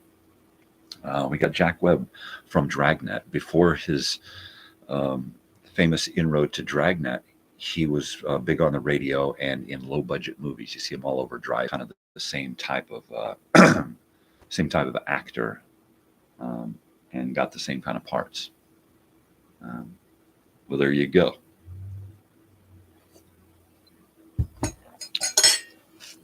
So, yeah, that was one of my favorite episodes. This is from about 10 months after that holiday episode, The House in Cypress Canyon, that holiday episode of Suspense. I thought Jack Webb just did a magnificent job as the lead character, Chris.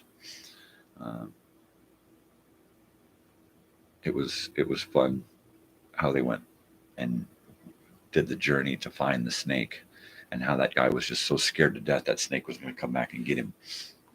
And it probably would have. I mean, I have no doubt that snake probably would have gone back and found that dude. I mean, the snake sounds pretty heavy. But yeah, so I'm going to get another episode together here. Let's see. We are going to look for, what are we looking for this time?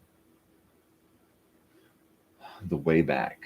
The Internet Archive is a beautiful place to go hang out and find stuff from the past. Let's see. So the next show that we have up, is one of my sister's favorites. I chose this one for her. And it is Murder Castle. From the series Lights Out. This series actually made it to television for a while, for a few seasons.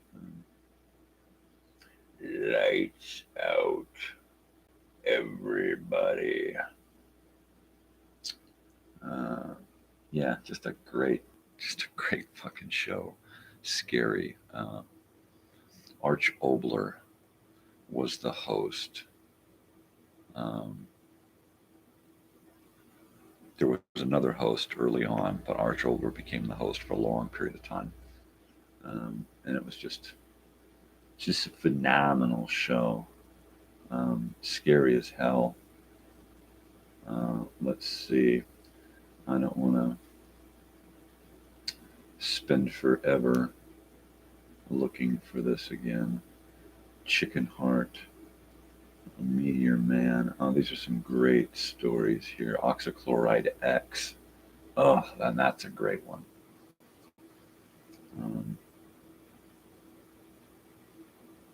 Yeah, let me go ahead and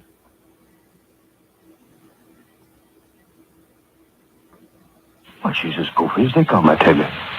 Listen to her yourself. Revenge, revenge, revenge, Revenge, revenge, revenge. Yeah, listen to her, Captain. Over and over again. revenge, Such a young and pretty girl. revenge, What could have driven her out of her mind like that, I ask you? revenge, revenge, revenge, revenge, revenge, revenge, revenge, revenge.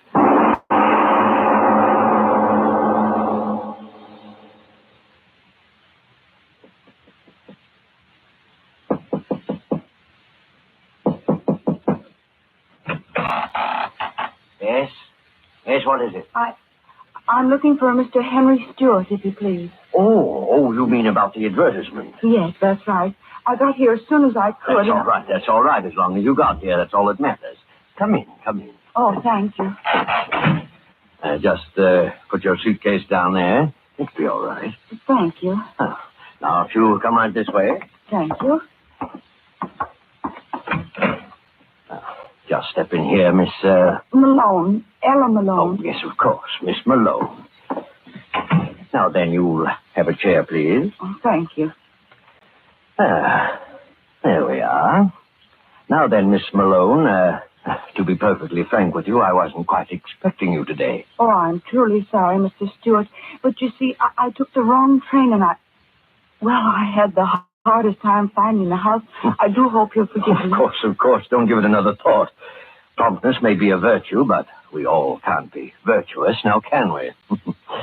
Now then, you're here in answer to my advertisement. Yes, sir, you wrote me. Oh, yes, of course.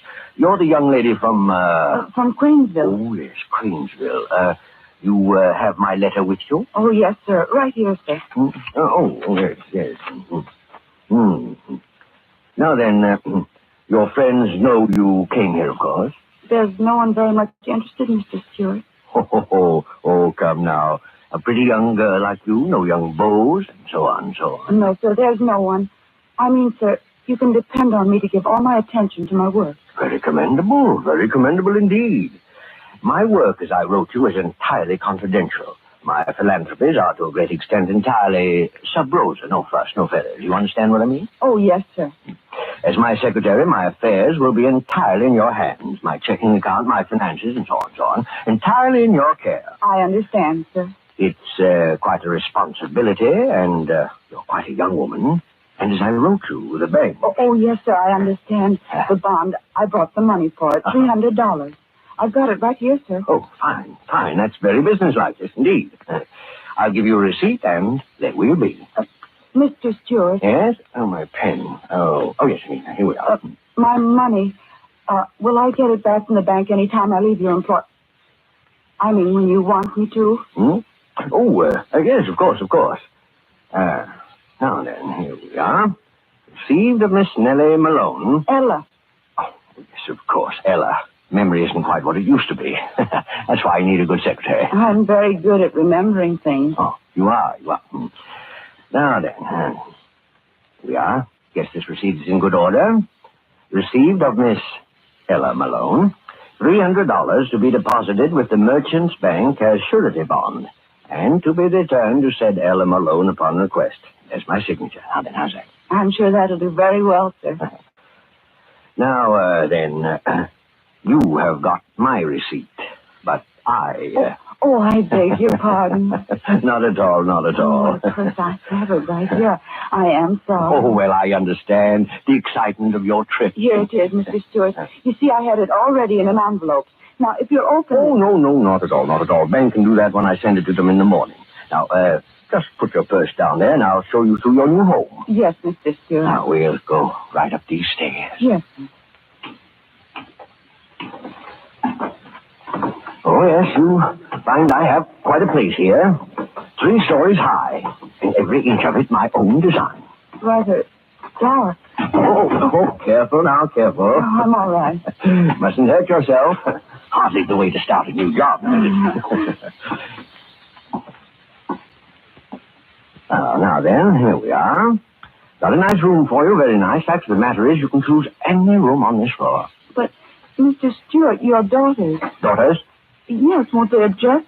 You said... Oh, yes, my daughters. I did write to you about them, didn't I? Yes, you did. Well, never mind about them. They're upstairs studying. Now, right. I suggest that you take this room, at least for the night. Whatever you say, Mr. Stewart. There's a light on here. There we are. Nice, isn't it? I've never had such a large room. If you've got one a little smaller... On the contrary, my dear Miss Malone, you'll find this one small enough. Perhaps a little too small. Yes, indeed. Entirely too small. But, Mr. Stewart... Locking the... Mr. Stewart, why did you...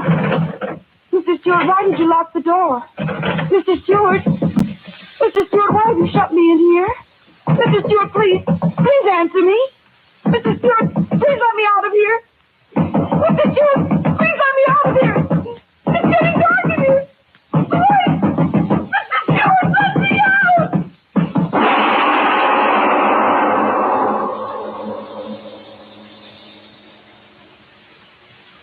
Yes, Miss Nord. There's no doubt in my mind at all that you're the very person I want to employ as my housekeeper. I'm very glad to hear that, Mr. Stewart. Of course, the matter of being housekeeper of a place as large as mine calls for definite qualities, you understand, of course. I always do my best, sir. Well, one certainly can't ask for more than that, no, indeed. Your wife, maybe she'd like to talk to me. My wife? Oh, yes, of course. I wrote you about my wife, didn't I? Yes, sir. Well, my wife is out shopping. As soon as she returns, you will meet her. I'm sure she'll find your recommendations as satisfactory as I did. Makes me very happy. I've always wanted to work in a fine house. Now, about money. Oh, any salary you want to pay me, Mr. Stewart, it's all right. I just want a chance to show you how good I can do your work. Very commendable, yes, indeed, very commendable. But we must agree on a salary. I'm the sort of man who has respect for money and expects a similar respect in others. Oh, yes, and speaking of money, you'll be wanting to open a new bank account, I suppose. Bank account? Yes, it's my principle that everyone employed by me should have a savings account. Builds character. I'll open an account for you in the morning. You can transfer any other bank accounts you have back in your hometown up to my bank. Convenience, you know. Oh, no, sir, I haven't got that. I haven't any money in the bank back home. I took it all out. Oh. Wasn't much anyway. I got what's left of Father's insurance money after my mother died. Oh, yes. Well, now then, supposing you leave all your things here and we'll go look over the house, That'll be very nice. Here, right through this door. I'd be glad to be working in such a big house. Right this way. Oh, yes, quite an establishment here. Designed it all myself. I work hard, Mr. Stewart. Oh, yes, I'm certain you will. Now then, right down these stairs. I'll show you everything downstairs first. You have a washing machine? Huh? Oh, yes. Everything modern, everything convenient. High, wide basement. There you are. Now, watch yourself. It's just a little dark down here this time of day. Oh, it is a big basement, all right. Could hang up plenty of washing down here. Oh, yes, indeed. Now, if you'll just come this way. You building something down here? Building? Oh, yes, indeed. Always building, always changing, always remodeling. Change. My hobby, always changing things. Hard to keep clean. Now, don't you worry about that. Everything will be cleaned up in short order. The bags of sand and concrete mixer, everything will be out of the way. It won't bother you at all. No, not at all. Now, right this way. You're making more room? Oh, yes, indeed. With nice, clean concrete floors. Here, look at this one. Kind of dark. Oh, come on, get closer. All my own work. You see, the floor is still wet. I like concrete, don't you? Yes, it is clean. Yes, covers everything. You know how deep that concrete is? 3 feet deep. Yes, ma'am, 3 feet deep. And I just poured it an hour before you honored me with your presence. 3 feet. That'll make a mighty thick slab of stone, won't it, Miss Nord? Thick enough to cover you. Yes, indeed. A fist to the point of the jaw still looks effective, soporific. You're quite a light woman, my dear Miss Nord. Up you go, and in you go. Face down. What an unusual bed you lie in, Miss Nord. Sinking down and down and down. And the concrete will... And I guess I will have to get myself a new housekeeper.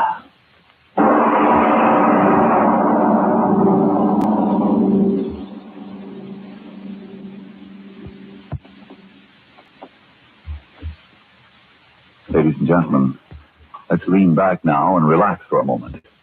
Let's take time out from tonight's amazing Lights Out story.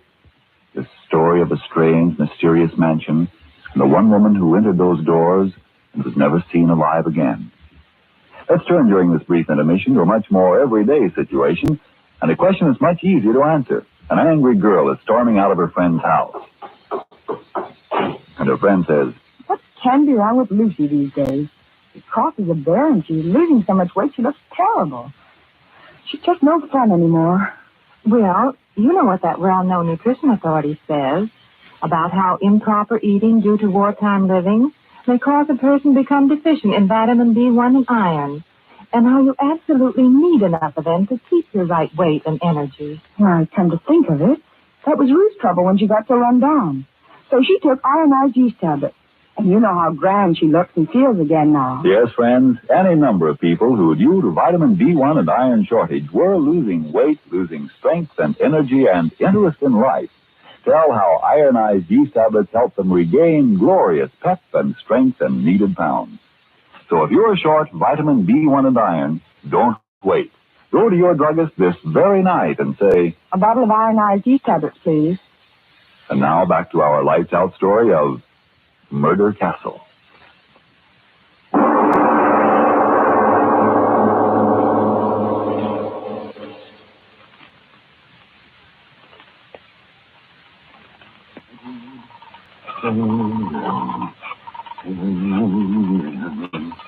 Hello? Hello? Hello, is this the employment agency? This is Mr. Stewart. Mr. Henry Stewart. I'm interested in employing a nurse for my child. Someone preferably unattached who can live here with my wife and myself. No, just send me their names, addresses, and references, and so on. I'll send you a check for the services. My address is 424 East 7th. Yes, that's right, just their names and addresses. Yes, I'll send you a check. Goodbye. Oh, yes, I'll be there.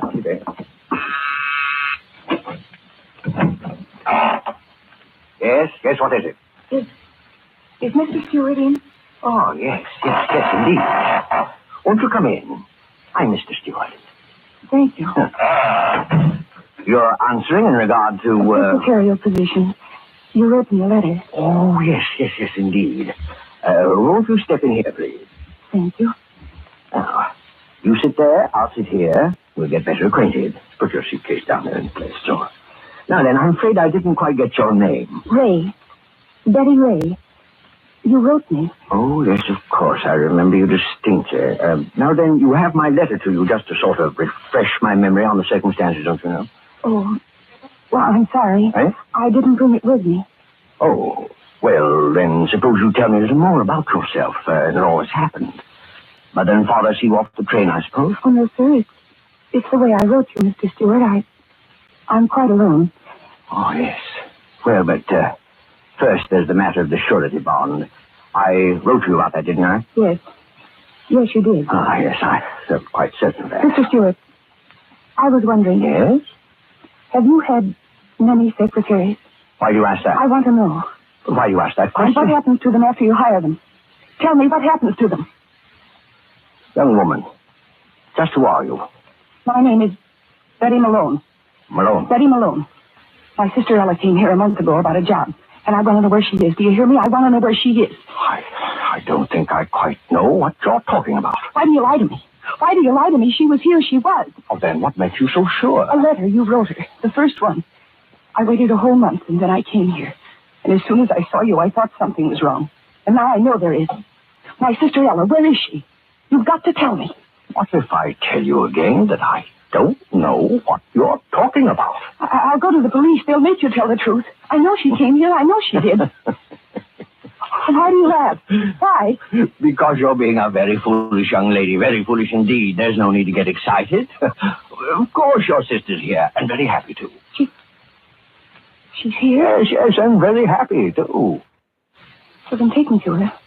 Please take me to her. All right. No need to get excited. Of course I'll take you to her. I intended to all along. I was just having a little joke with you.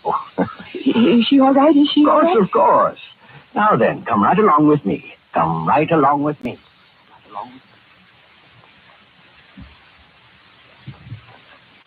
Yes, she's right up here. Been with me for over a month. Why didn't she write? Why didn't you tell me? Now then, right down this hall, and you can ask her that for yourself. This isn't a trick, is it? My dear young lady, you have easily the most suspicious mind of anyone I've ever met. Why, I'm quite a helpless old man, and you always have recourse, as you put it, to the police. Here we are, right in this room. Well, go right in. All right. Well, it's locked. Well, knock on the door, and she'll open it for you. Ella? Ella, it's Betty. Let me in, darling, it's Betty. What do you know? She's sleeping. Ella, please. It's Betty, your sister Betty. Well, now, she certainly is a tight sleeper. But she can't be sleeping. Open the door. Please open the door. All right. No reason to get excited. Quickly, open the door, quickly. Now, don't excite yourself needlessly. Well, go ahead. You open the door. Ella, it's Betty. Ella, what? Oh!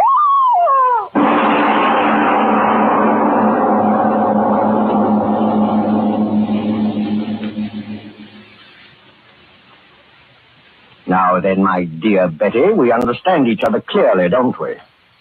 Ella. Dead. Nothing like a complete understanding now, is there? Ella. Dead. Oh, it wasn't so difficult. I shut the door, sealed it, and nature took care of the rest. Ella. Dead. She died quite easily. Much easier than others. Why? You mean, why do I do it? It's a very simple explanation, young woman. This is my business.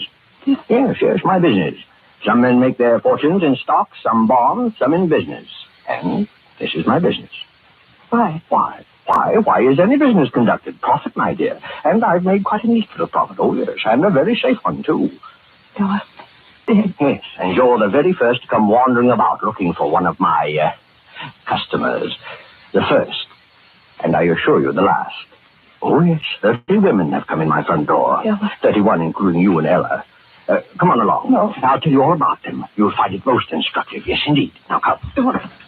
Don't hold my arm. But I must. These collars, they twist and turn. Oh, yes, it's best I hold your arm. Get lost easily around this house. My most interesting house. Where are you taking me? Yes, there were 30 before you. Most interesting array. I used to read the want ads in small-town papers, and then I'd write letters. Oh, most interesting letters. I needed a secretary, a housekeeper, nurse, excellent salary, unusual accommodation. Oh, I knew this had happened. Indeed. And they brought all their worldly belongings with them, generally in a suitcase. Little here, little there. Oh, I'm sure it's been most profitable. Now, in this room, for example... No, don't open that door. No, perhaps it would be better not to. The one in here came to be my housekeeper. Oh, let me see. How long ago was it? Oh, well, no matter.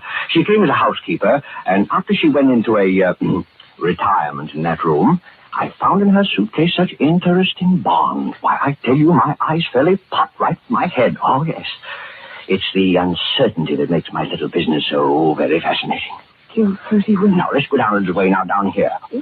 Don't make me pull you along. Killed 30 women. It wasn't difficult. Most women are such fools, anxious to believe what they want to believe. Came here for life, and you gave them death. Ah, you're the smart one. That's why I'm even bothering showing you my work. I never did the others. And showing you around won't do harm. You won't be talking long. 30 women died. Now, in this room... Oh, let me open it and show you. No, don't make me look. No, please don't. No. Oh, you see? There's no reason for excitement, just an empty room. That's what she thought when she went in here. Then I pressed this button, so. And the floor flopped open as she stood on it, and down she went. Down, down, down. Guess into what? A pit of lime. Oh, yes, I tried out so many different ways of killing them. You wonder why they'll never find me out? Well, I'll tell you why. Because I'm much too smart for all of them. Oh, not perfect crimes. No, nothing infantile, but just cleverness in choosing the women I do my business with, and an equal cleverness in doing away with them. Oh, yes, indeed. Now then, what was I telling you? Oh, yes. Why, they'll never get me. Ella, seeing you, it's done things in my head. No corpus delicti. And if there is one, no evidence of violence. Ah, there, that's the secret. Were you very frightened, sister? Pearl of quicklime, there's no corpus delicti. To that I can tell you. Not when you bury them in a slab of concrete. Ah, that's the secret. If I could only have been with you, little sister. Now, this room, let me show it to you. I think this will be your room, my dear. So very frightened? You see the door? Airtight, yes, indeed. I'll open it. The room. Amazing sight, isn't it? No doors, no windows. I could have helped you, Ella. Now, I'll shut you up inside the room, then I'll close the door and press this button here like this. You hear that, little one? You hear that? Pumping, pumping, pumping. And guess what is pumping? Ella, my hair. You hear me? Pumping the air out of the room.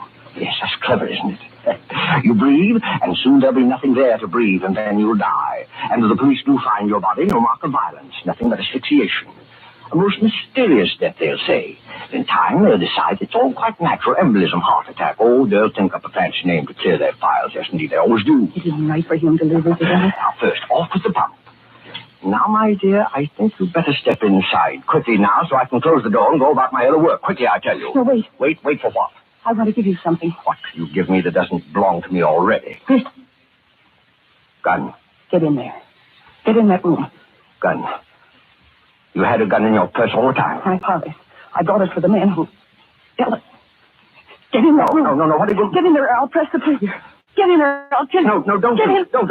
I'm an old harmless man. I was only fooling. I wouldn't hurt you for the world. Revenge. Strike to revenge, isn't it, Ella? He said to press this button, Ella. The pump. It's running, Ella. Listen to it. It's killing him the way he killed you. It's right to revenge, isn't it, little sister? Right to revenge. Right to revenge. Right to revenge. Right to revenge. Right to revenge. Right to revenge. Right to revenge. The air. It's going out. The air. Shut off that motor out there. You hear me? Shut off that motor. Pumping out the air. Pumping it out. The pipe. Air going out. I can't reach the pipe. Shut it off, you devil out there. Shut it off. It'll kill me. Kill me. It's getting thin already. Shut it off. I'll give you anything you want. Shut off that pump. I can't die. I won't die. I'll tear the walls down. Let me out of here. Air. Man's got the web here. Let me out. Let me out. Well, my ear. That ear. Gums breaking. Blood in my mouth. My eyes. No air. Bleeding. Air. Give me air. Breath of air. Air.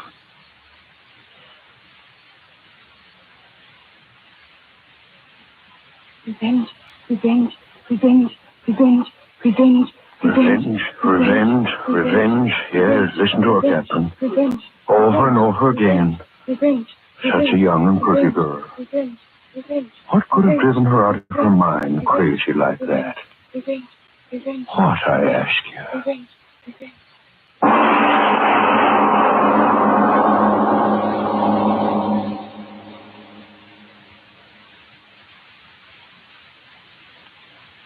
Well, Mr. Obler, and I suppose they all died happily ever after.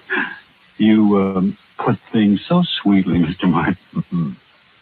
The dark corners of the human mind are the deepest dark, I believe, of anything in the universe. Speaking of darkness, how would you like to turn back the pages of that nebulous stuff known as time to the Sakhalin of Tsarist Russia? You mean right now, Mr. Obler? Oh, yeah. You know the answer to that as well as I do, Frank. It's always after you've had your say for ironized yeast. Remember, friends, if you're deficient in vitamin B1 and iron, if that's why you're so under par in weight and strength and energy, then get ironized yeast tablets right away. Now, of course, a rundown condition may be due to other causes. If in doubt, see your doctor. But if you're simply short vitamin B1 and iron, remember, ironized yeast has been so successful in such cases that it's sold on this no-risk, money-back basis. If you don't begin to eat better, to look and feel much stronger, peppier, and more alive, the cost of the first bottle will be refunded to you in full by Ironized Yeast, Box IY, Rahway, New Jersey. Now, what is this about Sakhalin? Isn't that the Russian island up above Japan? Yes, but our story concerns itself only about the Sakhalin, or Sakhalin, which was used as an execution ground, and it was a sort of a macabre education ground, and a devil's island against the enemies of the Tsar. It's a strange story of man's inhumanity to man, in one of the strangest places this world has ever known. But be with us again as usual next week.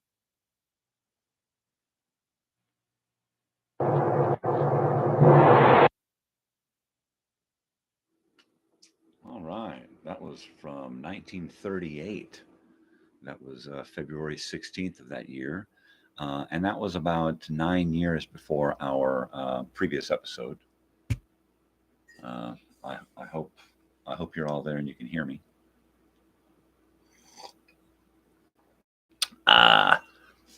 So we are going to get into the last episode for today.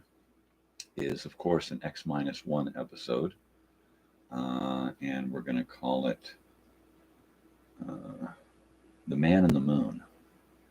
So I'm going to go X-1 and see if we can't find episode 7.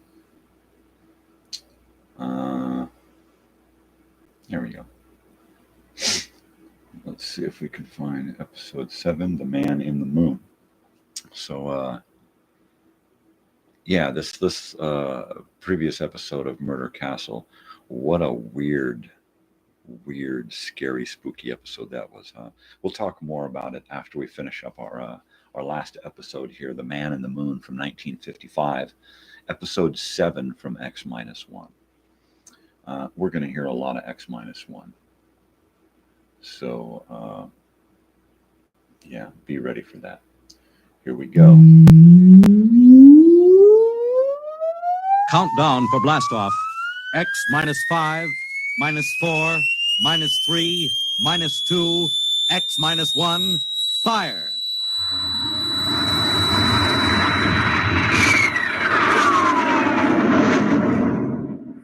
From the far horizons of the unknown come tales of new dimensions in time and space.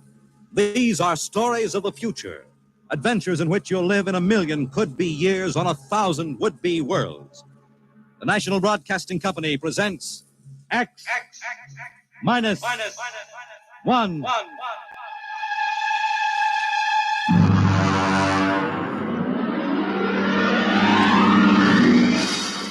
Tonight's story, The Man in the Moon.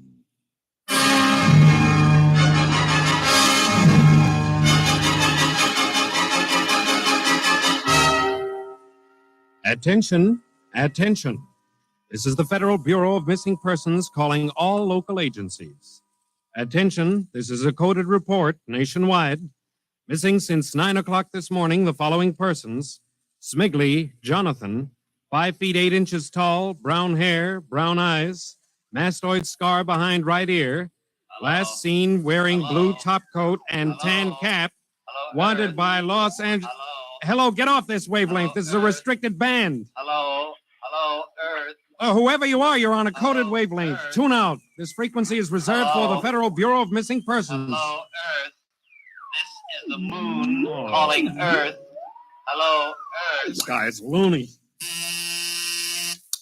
This is Jake in transmission. Jake, this is Charlie of the code room. Some crackpot is on our frequency. Yeah, I heard him, Charlie. I've got CQ trying to trace the source now. We should have a triangulation any second. Well, hurry it up, will you? Some ham is in for a good stiff fine by the FCC. Yeah, they ought to take his license away. Oh, here comes Lenny with the directional fix. Right. Thanks, Lenny. Hey, what's this? This is impossible.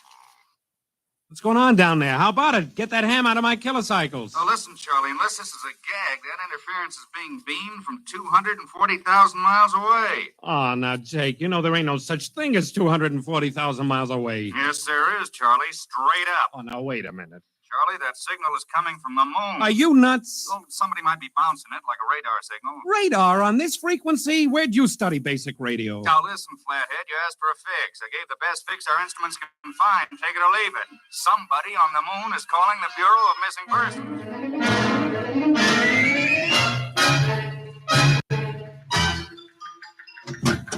Timpkin. Timpkin. What's the sweat, Charlie? Shouldn't you be broadcasting? Listen, Mr. Timpkin.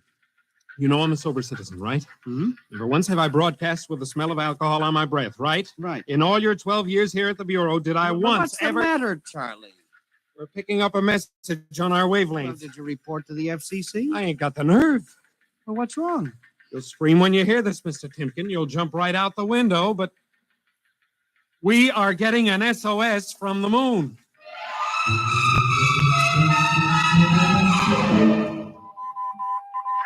Well, that's it. He started on voice and switched to Morse. The way the signal repeats sounds like a phonograph record or automatic sender of some sort. Well, what's it say? Let's see here. Can you read me? Help, Otterburn. Will contact when moon is in phase. Let's have that again. Can you read me? Help, Otterburn. Will contact when moon is in phase. Otterburn. That sounds like a name, huh? Otterburn. Otterburn. Wait a minute. Something registered? Cornelius Otterburn. Holy jumping Jehoshaphat. Hey, where are you going? Talk to the chief. Hey, wait a minute. What are you going to tell him? We just got a CQ from the man in the moon? That's exactly what I am going to tell him, Charlie. This is just too much for me.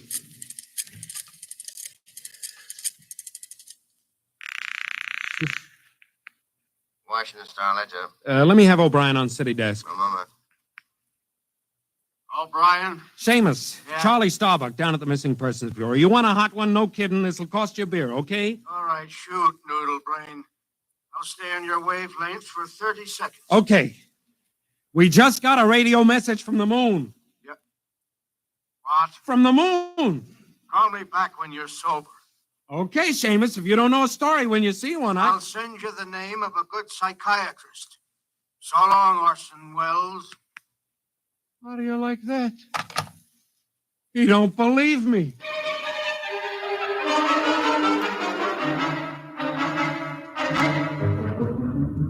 Otterburn, Mr. Wade.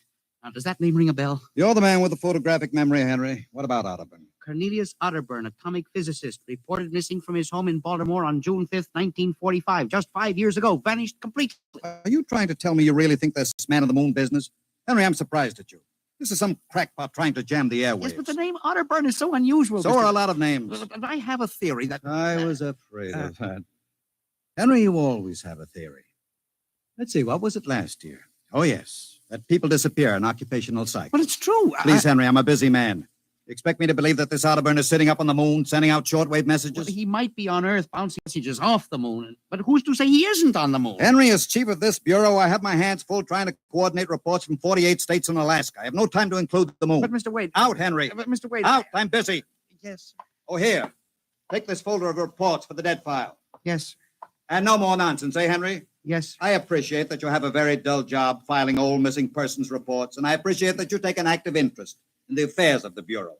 But no more nonsense, huh? No, sir. No more nonsense.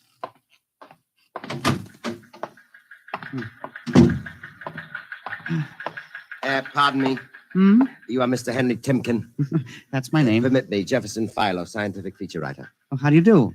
Oh, are you a newspaper man? Not exactly. I write as a hobby.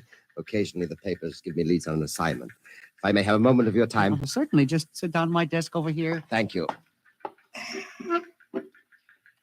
My, that's quite a stack of papers. Filing. I'm the records custodian of the Bureau, 12 years, and never misplaced a record. Magnificent. I admire the precise mind, Mr. Timken. Of course. Now, Mr. Timken, Mr. O'Brien, the editor of the Star Ledger, said I might drop by and investigate a rumor. Only a rumor, mind you, that a message from the, moon? Well, we aren't certain it's from the moon. It may be a bounce. They have bounced radar waves off the moon, you know. Yes, And- I know. I wrote the first newspaper article on it. Really? I'd be interested to read it. I must have a copy in my Well, briefcase. don't bother. Oh, but I insist. Oh, yes. There you are. I'll leave it on your desk. Oh, thank you very much. Now, about this message from the moon, Mr. Timken. Well, now, we don't know for sure, as I said. But I believe that this message, wherever it originates, is from Cornelius Otterburn. The physicist? Oh, do you know him? I once wrote an article on his contributions in nuclear mechanics. A brilliant man, Otterburn. Years ahead of his contemporaries. Well, whoever is sending those signals, if he isn't on the moon, is at least using the moon as a sounding board, bouncing the signal. But why, Mr. Timken? Why? Well, if you will come here tomorrow night at 8, Mr. Philo, we may learn the answer to that question. I've arranged with Charlie, our radio man, to let me use the equipment. May I consider this an invitation? You certainly may. Very well, sir. Until tomorrow night, then. Goodbye, Mr. Philo. Let's see now. Aiken, Abelard, Abramson, Ronald Hatch. Well, that's funny. Now, where did this list of names come from? Paul Ahrens, astromathematician. Robert Simons, electronic engineer. Carl Parker, mining specialist. Well, this must have gotten mixed up with the papers on my desk by accident. Peculiar list of names.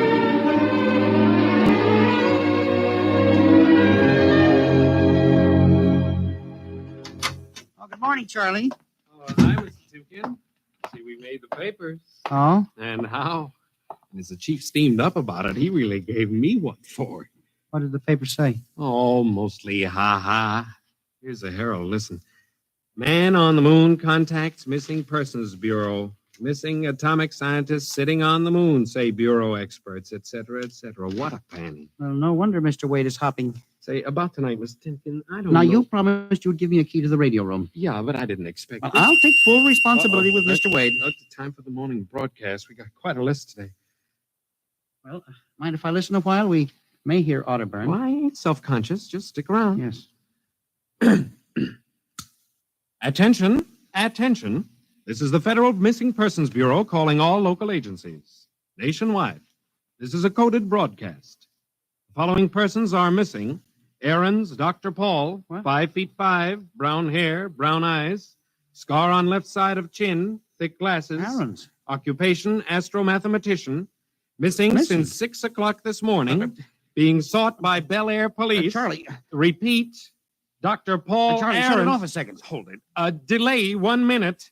Listen, Mr. Timken, it's okay to stay, but you can't interrupt Now, us. this is important. Did you say Dr. Ahrens was reported missing this morning? 6 a.m.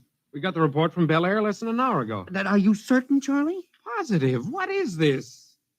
Charlie, what's the next name on the list? Let's see. Simons, Robert, engineer. What? Came in less than 20 minutes ago. 20? Hey, what's the matter with you? You look like you've seen a ghost.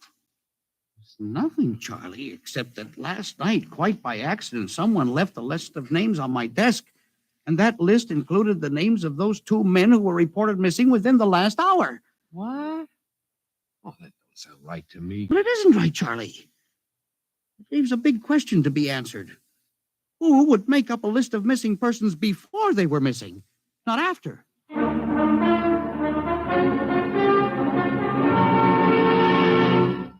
And you say this list of names was left on your desk accidentally? Well, I believe so, Mr. Wade. You have any ideas, Henry? It's hard to say. Mr. Philo left some papers from his briefcase. Mr. Philo? A science feature writer. I see. You were the leak on that story, then? Yes, sir, I'm afraid I was. I didn't think it would be treated as a laughing matter. Well, we'll deal with that later. Yes, sir. What's this Philo like?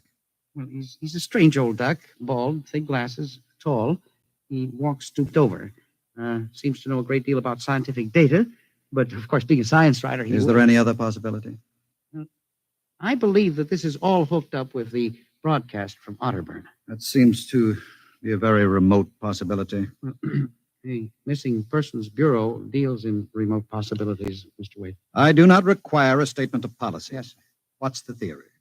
Well, for some time now, it has been my contention that in a country like ours, where even the cleverest criminal can be ferreted out and located eventually, there is no such thing as a missing person. I was afraid of that. Now, for 12 years now, I have kept the central files, where information from all over the country is channeled and recorded. I have made a private study. This is beginning to sound familiar, Henry. And I have discovered that each year, literally thousands of persons vanish, leaving no trace. They are never located. Where do they go? Nobody knows. And they disappear in interesting cycles. What sort of cycles? Occupations, for example. One year we'll have a run on, well, say, coal miners. Next year, the proportion of engineers increases, and then scientists. And what do you think happens, Henry? I don't know, Mr. Wade, but I'm beginning to suspect that somebody else has discovered the same phenomenon, even to the point, perhaps, of being able to predict who will turn up among the missing next. Philo? Well, I don't know, but I would like to find out. And you think Otterburn may be a part of this picture? Mr. Wade, I definitely do. Henry, do you honestly expect me to buy an idea like that? It is more than an idea. The two top men on this list are missing, and... Maybe so, but the rest of them aren't. Parker, Watson, Gibbs. Why, I saw Parker in the restaurant where I had lunch today. Yes, but and if Mr. you think Wade- I'm going to make myself a laughingstock by accepting such a crack-brained theory... Well, Excuse me. Yes. Hello, Wade speaking. Yes? Yes? I see. What name? Just a moment. Henry, let me see that list again. Here you are, sir. Go ahead. I see. I'll get back to you. I guess I owe you an apology, Henry. Sir? Carl Parker was just reported missing. Parker? Third man on your list. Holy mackerel. Exactly. Henry, for a good many years now, I've ridiculed these theories of yours. I don't know. Perhaps I've underestimated you. Maybe this time you've really stumbled onto something. What do you intend to do, Mr. Wade? I don't know. I haven't thought it out yet. I was planning to listen for another broadcast tonight in the hope that Otterburn might try to contact us again. Good idea. I believe I'll join you. I also invited Mr. Philo, the feature writer. Oh? I'll be glad to meet him. I'm beginning to get interested in you, Mr. Philo. Wait, you don't think That he's mixed up in this? Yes. I don't know, Henry. But it suddenly strikes me that we don't know very much about him, really. We ought to contact the police. No, Henry. I think we're better off keeping this between ourselves for the moment. We're dealing with the unknown. And in solving an equation for the X factor, it's often easier to limit the number of terms. Follow me? I don't know, Mr. Wade. There may be more danger in what you have discovered than you are aware of. Let's keep it quiet. You agree? Maybe you're right, Mr. Wade. I hadn't thought of the danger involved.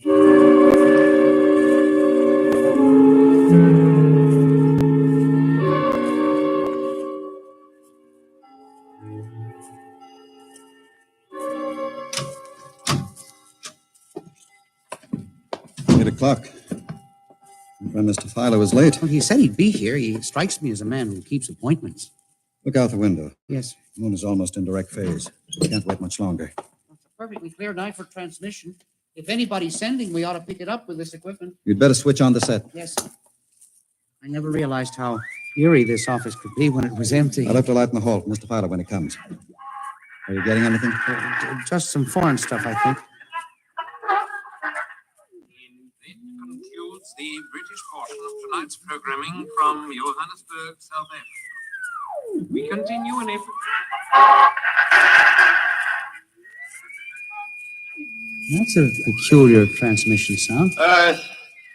Now, that sounds like something. See if I can work the selector. The moon is in phase. Yes. Hello, Earth. Can you hear me? I'll try to return. Hello? Hello? Hello, Earth. Hello, do you hear me? Oh, I get you now. Thank God. Who are you? Can you hear me? Who are you? This is Professor Cornelius Otterburn. Hello? Go on, I hear you. Not much time. They're on to me. They've located my sending point. Do you hear me? Go ahead, keep talking. I've only enough oxygen for a few minutes more. Well, where are you? I'm on the Earth side of the moon. You get that? The Earth side of the moon. A volcanic crater. Good. Start that recorder, Mr. Wade. Go on. Explain, please. Explain, Now please. listen closely. There is an Earth colony on the moon.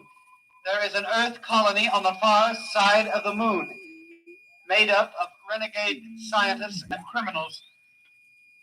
Professor Ernst Halsman. He died in an insane asylum in 1938. Professor Ernst Halsman discovered nuclear rocket power in 1935. Turned his plans over to escaped inmates of the asylum. They took off and set up a colony on the far side of the moon in 1938. Go ahead. We're recording you. Each year, they recruit new colonists from Earth. Slave labor, mostly. I was kidnapped in 1945. Yes, I know. Keep talking. They wanted me to work on a big drive for their flying disc. Hello? Still getting you. Go on. Last month, 6 others and I escaped. Speak louder. You got to stop them. Stop them. Stop who? The moon colony, planning to take over the Earth invasion. Oh. Hang on. No oxygen. Hard to breathe. Listen, they have agents on Earth. Yeah. Agents on Earth? Where? Who? Hello? Hello? Hello? Agents in... Henry, look out. Lights. Someone at the window, get down. Henry, are you all right? I think so. This shot smashed the transmitter. And the lights. Strike a match. Careful. It was close. I got a look at him. From the description, it was your Mr. Philo. We got a recording anyway, but not the most important part of the message. Poor Otterburn, suffocating to death. Henry, we've got to get you out of here. He said they have agents. Philo was probably one of them. He'll be looking for you now, trying to kill you. The police... You think the police would believe a fantastic story like this? People being kidnapped to the moon as slave labor? Moon colony planning an invasion of the Earth? But Henry, believe me, they'd trap us into straitjackets before we could finish. We've got to do something. We need time. Time to get through. You don't think my theory was bunk then? I know it wasn't, Henry. Right now, my only concern is for your safety. But we can't walk out of here. Philo's probably waiting. Listen, there's a service elevator that leads to the basement garage. Yeah? We can get down there. There are some delivery trucks parked there all night. We can probably get one started. The garage door's off the ramp, worked from the inside. We'll start the mechanism and make a run for it. I don't know. I think if we call the police... By the time the police get here, we'll be dead. You think Philo will wait outside all night? Come on. That's an order. Okay. But what about the recording of Otterburn's notes? We'll leave that here in the safe in my office. They'll never get into that. Let's go. You buzz the elevator while I hide the recording.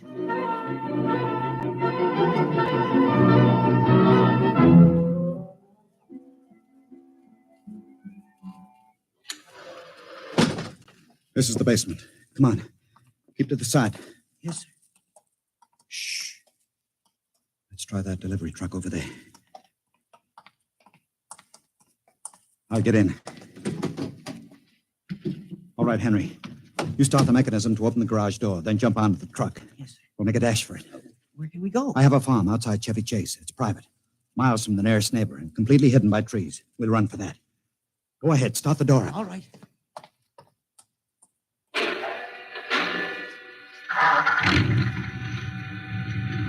Quick, jump in. Let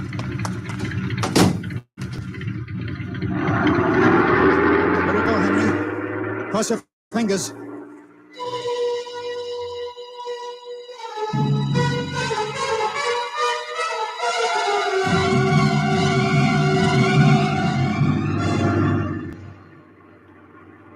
We made it out all right.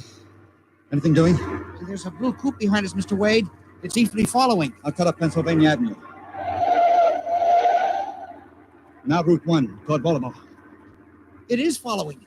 He turned with us. Can you go faster? Not much faster. Oh, he's gaining on us. I've got an idea. Hang on, Henry. Yes. Why'd you stop? I'll turn out the lights.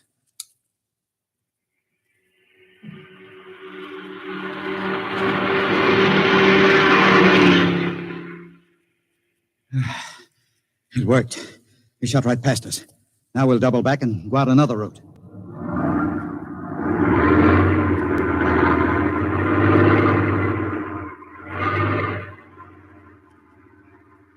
Well, I don't see anything. I think we've lost him. Good. I think everything's going to be all right now. We can be at my farm in less than an hour.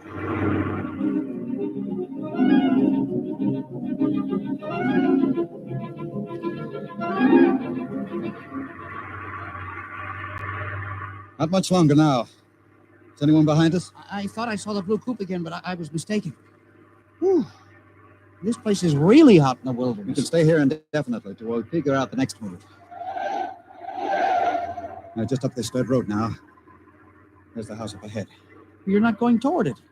No, I have a better idea. There's a big abandoned wheat silo on my grounds. It's down a hollow where it can't be seen except from the air. And even then, the oak trees shield it. We'll hide you out there. Now, we leave the truck here. You'll never be seen. Come on. Yes. How did you ever find this place, Mr. Wade? I've always liked seclusion. I bought it about 12 years ago. Come up here in the summertime to get away from it all. There's the silo. Certainly well hidden. There's a small door around the side. Come on. Be careful of those bushes. Yes. It's hard to see them in the dark. Do you suppose Philo will find us? I assure you, Henry, Mr. Philo will never find us here. Not in a million years. Here's the door.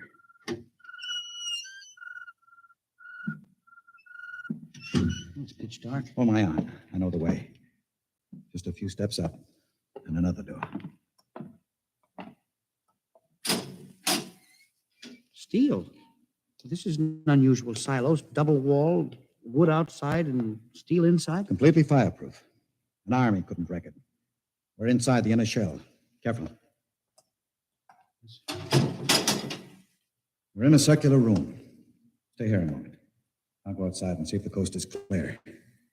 In a moment, your eyes will become accustomed to the darkness. I'll bring back some food and water. Don't be long, Mr. Wade. This place gives me the willies. Just a moment.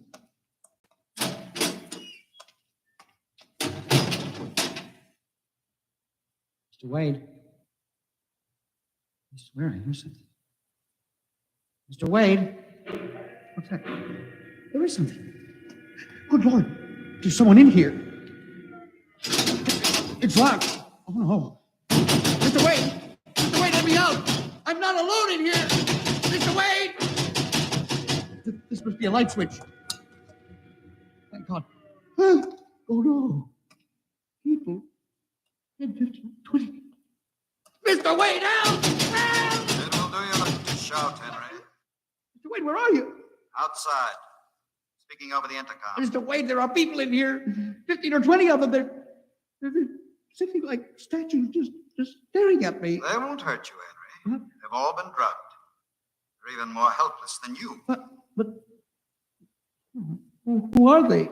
Permit me to introduce them, Henry, since they're currently unable to introduce themselves. The gentleman seated before you, the one with the scar, is Dr. Paul Ahrens, the astro-mathematician. Next to him is Mr. Robert Simons, electronic engineer. Names on the list. Yes, you're familiar with the rest. They've all been, shall we say, recruited for work with Professor Halsman's group on the moon. Moon. Then you're one of them. Of course. Oh, yes. There's one whose name was not on our list. If you'll turn around, Henry, you'll recognize the drugged form of your old friend, Mr. Philo. Philo? But I thought... That he was part of the conspiracy? No. On the contrary. His snooping made it necessary for us to include him. Yes, but the man in the window, the one who fired the shot. An agent of mine. The pilot of this ship. Ship? What ship? This silo is camouflaged for a rocket launching platform. In a moment, the roof will slide back for the rocket's takeoff. A rocket ship? In exactly 70 hours, you and your companions will join Professor Otterburn on the moon. But you can't do this to me. We have done it, Henry. No. You see, there was another name omitted in that list, which I carelessly mixed up with your papers. That of Henry Timken. No. Bon voyage. I won't let you do this. You can't. Please let me out. Let me out, please. This can't happen. Let me out. Let me out.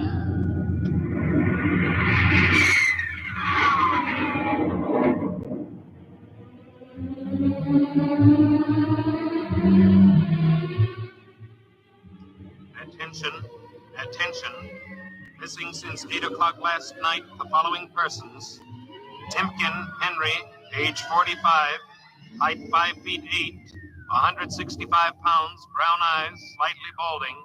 Occupation, records custodian. Repeat, Timken Henry, age 45, height 5 feet 8, 165 pounds.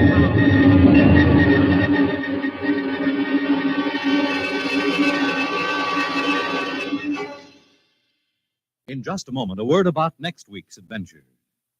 Tonight, by transcription, X-1 has brought you The Man in the Moon, an original radio drama written by George Lefferts. Featured in the cast were Louis Van Ruten as Henry, Santos Ortega as the Chief, Ross Martin as Charlie, Sidney Smith as Otterburn, Bob Haig as Jake, Joe DeSantis as Philo, and Ed Latimer as O'Brien. Your announcer, Fred Collins. X-1 was directed by Fred Way and is an NBC Radio Network production.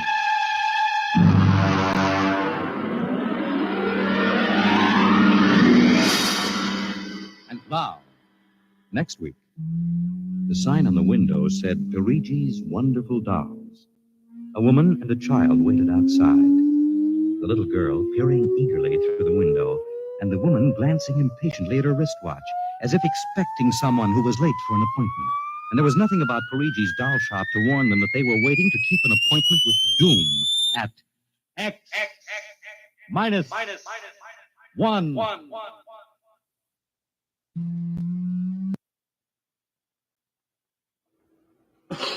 All right. I am back, baby. I'm back, baby.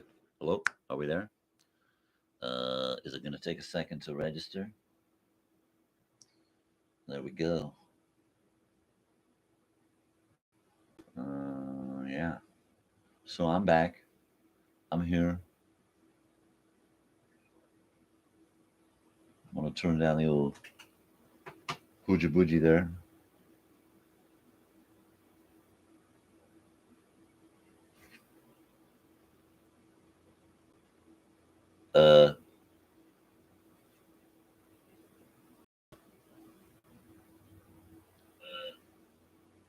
And that's my cue. All right, folks.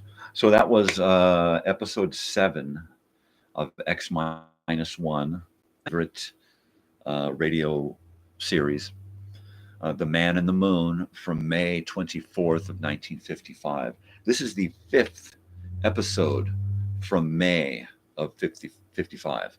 That's a lot of episodes for 1 month, right? That was a good month for X-1. This story, The Man in the Moon, was written by one of NBC's staff writers, George Lefferts. And it is, it's not one of my favorite stories, but I love the characters, the guys on the radio, the voices. Yeah, at some point, Fred Collins, the announcer, is going to get to do an episode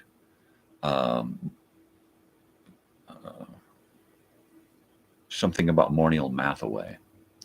I can't remember the exact, but it's a time travel episode, and it's really, really good. And Fred Collins actually plays himself kind of character, but it's really cool. Next week, we are going to hear from X-1, Parigi's Wonderful Dolls. I believe this one was also written by a staff writer, but we'll find out more. We heard Lights Out, Murder Castle, one of my sister and I's favorite, one of our favorite radio shows from listening to shows back in the early 80s. We listened to a lot of shows, right?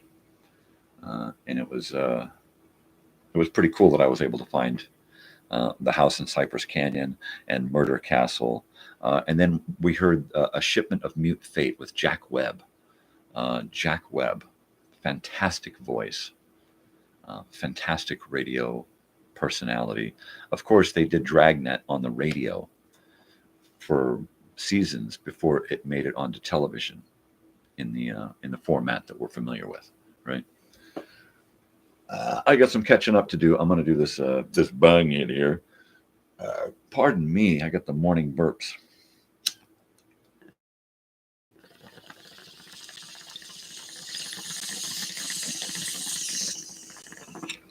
But the morning burps are always much better than the morning hiccups, right? The hipos. No me gusta los hipos. Hipos is hiccups in Espanol. Well, how does that white guy know that? Well, I'm married to a Mexican woman for 25 years. There you go. So Sam has abandoned me. He's been here most of the morning. He just got let into my daughter's room to go back to sleep. That's what he does. He takes care of everybody. He sleeps with my wife until she's about ready to get up, or I'm up and he wants to come hang out with me. And then and then he's off with my daughter. He'll spend the morning sleeping with her into the afternoon sometimes. He'll come out, take a break, and go back in. These guys like to sleep. Their main job is to be companions to whoever needs it at the moment. Most of the time in the morning, he'll see that I need a buddy out here, so he'll come hang out with me. It's kind of funny that he does it most of the days when nobody's watching, and that's pretty cool. You all don't get to interact with him live, but I do. I'm happy about my new shirt. I don't have many new things. Most of my stuff is old, right? Most of my stuff is old vintage stuff. and I usually pick it up for pretty dirt cheap because it's, you know, old crap. But my shirts, I'm a shirt guy. Last time I went to pick up an order from Aki Sushi in Yucca Valley, I saw the shirt that the lady was wearing, and it's got this cute cat here eating sushi, right? And it's the cat in the little statue with the little paw waving as you're hanging out there, and it's just the cutest vinyl print shirt ever. I just love it. I won't be wearing it too often because I want it to last forever. This is one of those shirts that gets passed on to my daughter so she can have a night shirt to wear, right? So she's going to wind up with 100 shirts at some point, because you can't take it with you, but you can leave it to somebody special, and then they have that, you know, they've got that shared thing, you know. So yeah, shirts, albums, and a few other things, they go to my daughter. That's just right. There's a bunch of family stuff from the 70s and 80s that goes to my brother and my sister, depending on what it is. More than likely, most of it will just go to my brother, so he can have, because he's the oldest. So everything should pretty much go to him. I want to talk about upcoming shows. Things have taken kind of a twisty turn. I've had some technical frustrations of late, and they have really puzzled me and pissed me off. If you've seen any of my Facebook posts, you can see that I'm pretty upset about it, and I don't like it. So so I've taken steps to remedy my technical situation, and I'm going to be getting a huge technical overhaul on my show coming real soon. Season 2 is just about wrapped up. This year is season 2. Season 1 was the whole room at a far. This season is kind of an angled view, a little closer up. Season 3 is really taking a leap. Not only are we getting multiple camera angles, but we're going to be able to switch between them easily, seamlessly. I'm going to be able to get onto YouTube without having to use a computer or a telephone. All right. At least in theory. I have all of the technical gadgets from my schematics, and everything is just about here. I'm waiting for another couple of adapters for cameras, but I really would like to share with you what's been going on. So I'm going to give you kind of a quick update of what we've got.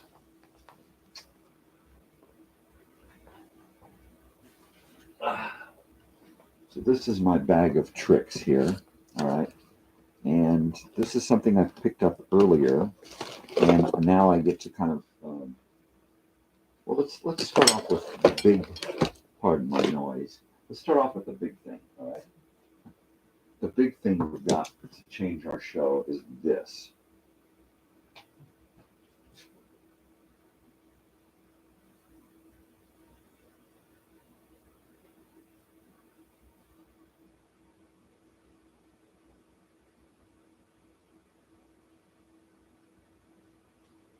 All right, so this little guy here is really heavy duty. It's a solid state piece of digital equipment. It's going to allow me to switch between sound. It's going to allow me to switch from camera to camera. It's going to allow me to have visual effects, digital effects, editing capabilities. I'll be able to pipe into that multiple cameras as well as a VCR, a computer, through the VCR and through one of these old-timey gadgets here, right? I can now channel in. I can now channel in a bunch of cameras and my VCR, and that allows me to now have about 8 cameras that I can utilize all at once while being live. Okay, is that bitching or what? So then here's one of my seven. Right now I'm using my 1980s digital. It's not digital. It's an analog DJ mixer for LPs and tapes and that kind of stuff, right? So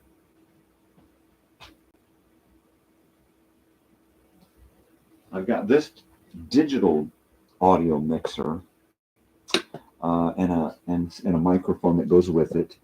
I've got these new cameras, all right, and these are just like the cameras that I am using here. I wanted to keep everything the same. So this is the camera that you're watching the show on now, like this. Okay, it's just a simple Logitech camera. All right, a very simple Logitech camera. It's got a great mount on it, and it's really easy to use. It's a USB port, so I'm waiting for HDMI adapters so that I can link it into my thing. Now, if everything goes well, I'll be able to link these cameras into there via HDMI adapters, okay? If not, then I have to go from these cameras and then get HDMI cameras, okay? Which is going to change a little bit, and it may take a little longer. So as soon as I get a network cable, okay, and I've got extension cords for USB. There's a 25 USB extension cord. I've got, let's see, what else do I got in my bag of goodies? This is an HDMI extension cable, 25 foot. And this guy here, okay, this takes RCA jacks, right? The red, yellow, and white cables, the old school stuff. It takes those or an S-video cable and sends it into an HDMI. It sends it into a USB. So this helps me to capture, and it comes with a little disc to program it. And this helps me to capture old videos, something from VHS, something from U-matic 3/4 inch tapes, right? Anything, an old video game, if I want to play it, it'll pipe it into there. A camera, right? I use those to pipe in my old Sharp camera and my old Sony cameras from 1982. So and I've got this old mixer here, so it needs batteries because I don't have an outlet for it. It's a mobile mixer. So I've got some USB chargeable. These are chargeable batteries. They're not the USB ones, but these are chargeable batteries. So now I can not have disposable batteries. I don't like throwing crap away, right? So we've got this box of goodies that's getting bigger. Here is my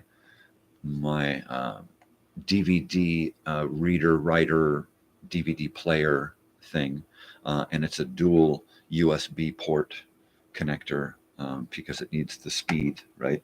So with this, I can burn my stuff onto DVD. I can also download the stuff from the CD, a little mini CD, onto my hard drive. Speaking of hard drives, that digital live streaming mixer thing here that I'm so happy to get.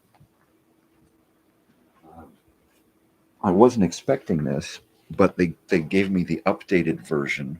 It's got updated software, and it also has an updated feature that allows me to live stream directly from here through an Ethernet cable into my modem, right? And then use this to put it up onto a monitor, okay? Now I can go live just from here without a computer. Okay, aside from that, if I plug in a USB hard drive, like one of my little portable hard drives, right? It'll record everything that I'm doing live onto a hard drive, and then I can take that, and because everything will be linked up network, that now I'll be able to send the information directly to another computer and then edit that video, right? Wow. So I have the adapters coming today. I've got a few more components to pick up, some more Ethernet cables, some USB-C to USB cables. I have a couple of stacks of DVD-Rs, DVD-RWs, so I can write a lot of stuff onto disk. I need to get a keyboard and a mouse because the biggest component that's showing up is a new laptop. All right, and that was the one thing that I needed, because the laptop I'm on now, it's old, it's slow, it freezes up, it doesn't have a lot of RAM, it has you know, it's got half the hard drive space than my biggest external hard drive. So I went ahead and bit the bullet and did the down payment deal with QVC and ordered a new laptop just like my old one, but it's got twice the memory and twice the RAM, and it's an updated, it's running on Windows 11. This old one here, I've got Windows 10. It's neat, but I've got the Windows 10 book back here. So the computer that I've got now is it's running old versions of everything. It's slow. It doesn't jibe with the new YouTube stuff as well. So rather than take this old slow computer and try to update it to Windows 11, I've just left it where it's at, because I know that if I did that, I would have limited memory and limited speed. Right? It would just slow this thing even further down. So I'm going to get that new computer, and it will be here with the old computer and my VCR. And then, of course, my DVR, right? So that I can watch stuff and create stuff and save it.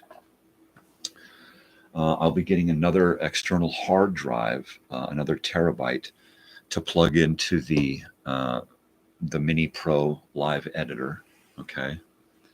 So that technologically, it's going to be like magnified 20 times, maybe 100 times. I don't know. We're going from such old methods here, really a hodgepodge of stuff, to we're honing it down to a finer, a finer show, basically. And I'm really, really, really excited about it. It's taken off. We're kicking it up a couple of hundred notches is what we're doing. That means that live at 5 Friday nights is going to be kicked up. All of the stuff that I have here is going to be mobile, right? At some point, I'm going to get a music stand like this with that really strong, sturdy tripod thing on the bottom, the base. And I'll be creating a work stand out of probably, some kind of thin wood or metal or something, and create a nice little rack for double keyboard, double mouse thing, 2 levels for the 2 different computers so I can control them. And then above that, I'll have the video mixer and the audio mixer and stuff that I can flip back and forth between different channels and cameras and shit. And that'll be bitchin'. I'll have a monitor here. I've got a small monitor that, if I'm lucky, it'll still work. It's about, I don't know, 15 or 20 years old. It's a pretty old monitor. It does have HDMI on it, so as long as it still has a picture and I can get it to function, I'll be putting it with the little station, little workstation, right? Now from there, I'll probably then create another workstation that has the two computers, the VCR, the DVR, the other audio mixer, and try to create two little mobile workstations. So all I have to do is unplug a few things, wrap some things up, and these two workstations can then go to a mobile location. Put it into the van. The van now becomes, my live mobile on location. We're going to go do a live remote somewhere. So we chuck everything in the van, and we're gone. And I've got cables and stuff that I can literally set up a studio in the van and run cameras out to do shit. All right. And my daughter is going to be upgrading her computer, and I'll be getting that. She's already upgraded her phone, and I'm just kind of waiting for the right time to reset all of my passwords. I have to reset all of my passwords in order to use the phone and upload the correct apps to my new phone. I also need to get the passwords anew for the new computer that's getting here, so I can upload everything to that and access YouTube and all of my stuff on that computer as well, right? So I need to sit down, and I've been going through, and I made a list of all my sites and apps and things that I need passwords for.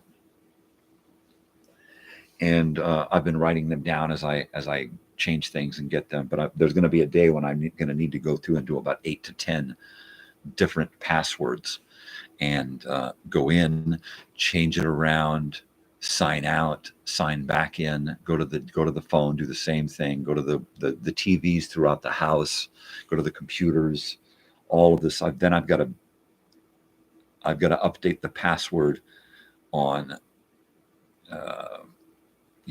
3 phones, 4 phones, because I'll be using my old phone as well at home to access things, right? So I've got 4 phones that I'll need to program new passwords for, 3 TVs, and 3 computers. 4, because of my daughter's computer. So that's as many devices as I need to change, passwords for different things. That's just crazy. It's an undertaking, which is why I haven't really been into doing it. I know I just need to knock out 1 or 2 a day and then do that. Yeah, a technological overhaul is what this show is getting.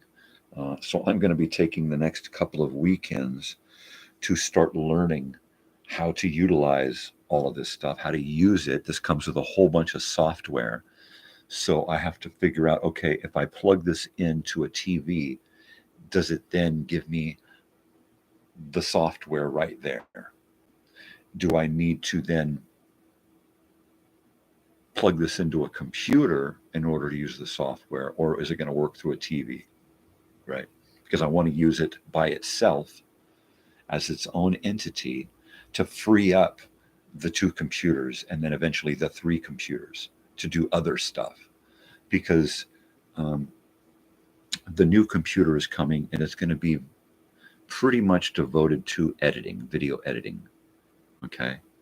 The Apple stuff, the phone and the laptop, are going to be for live mobile stuff. All right. Live mobile may not always require the mixing. Okay. And it may just be one camera, a phone as a hotspot, the computer coming on to do the live uplink, and then a webcam that I can tripod or put up somewhere, right? That's all it is. There's a live remote and a good microphone. And I'm going to get one of those little phone mics where you just jack it into your phone, right? And it's up there. I'm going to get one of those so I can just jack it right into the computer. And that's it. You know, a camera, a microphone, a laptop, and a phone as a hotspot. And I'm live remote with a strong signal. Preferably, I would want to be at a place where I could plug in a cable. If it's a place that I'm going to try to help promote, or a place where I get an okay to do a live feed, then I will be looking for some kind of a, if not a Wi-Fi signal, you know, preferably a cable, because it's going to give me a stronger signal. I don't know that's possible with an Apple. I'm not familiar with Apples. That's going to be a whole new experience for me, learning a whole nother realm. But I've got my daughter who's been Apple qualified for years, since high school, and she's off to university and is going to be getting a new Apple. So she should be able to hook me up with what the hell I'm supposed to friggin' do with this stuff, right? I'm going to go take a leak and warm up my coffee real quick. I'm going to leave the sound on because I don't want to turn it off and then have it die like it did last time. So if you hear me taking a leak, my walls are paper thin. In fact, let me know if somebody comes in, or if you're watching this on a playlist, if you can hear me taking a leak in there, let me know. I'd like to know. The inquiring minds want to know.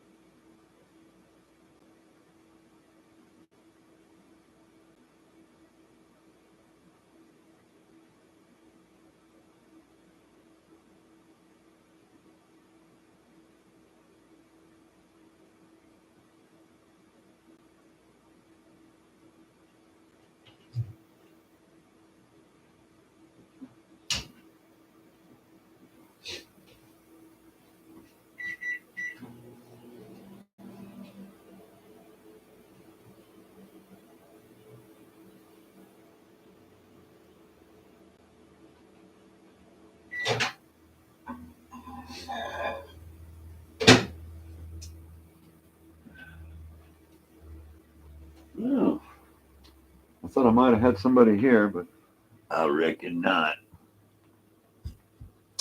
So this show started off today as Old Time Radio Wednesdays. And anyway, could you hear me taking a leak? I know my house is creaky, so you could, every time I step on the floor, it kind of creaks and stuff. But this, yeah, the good old Old Time Radio Wednesday. Let's see, and it is March 27th. Oh man. Let's see. Turn that up.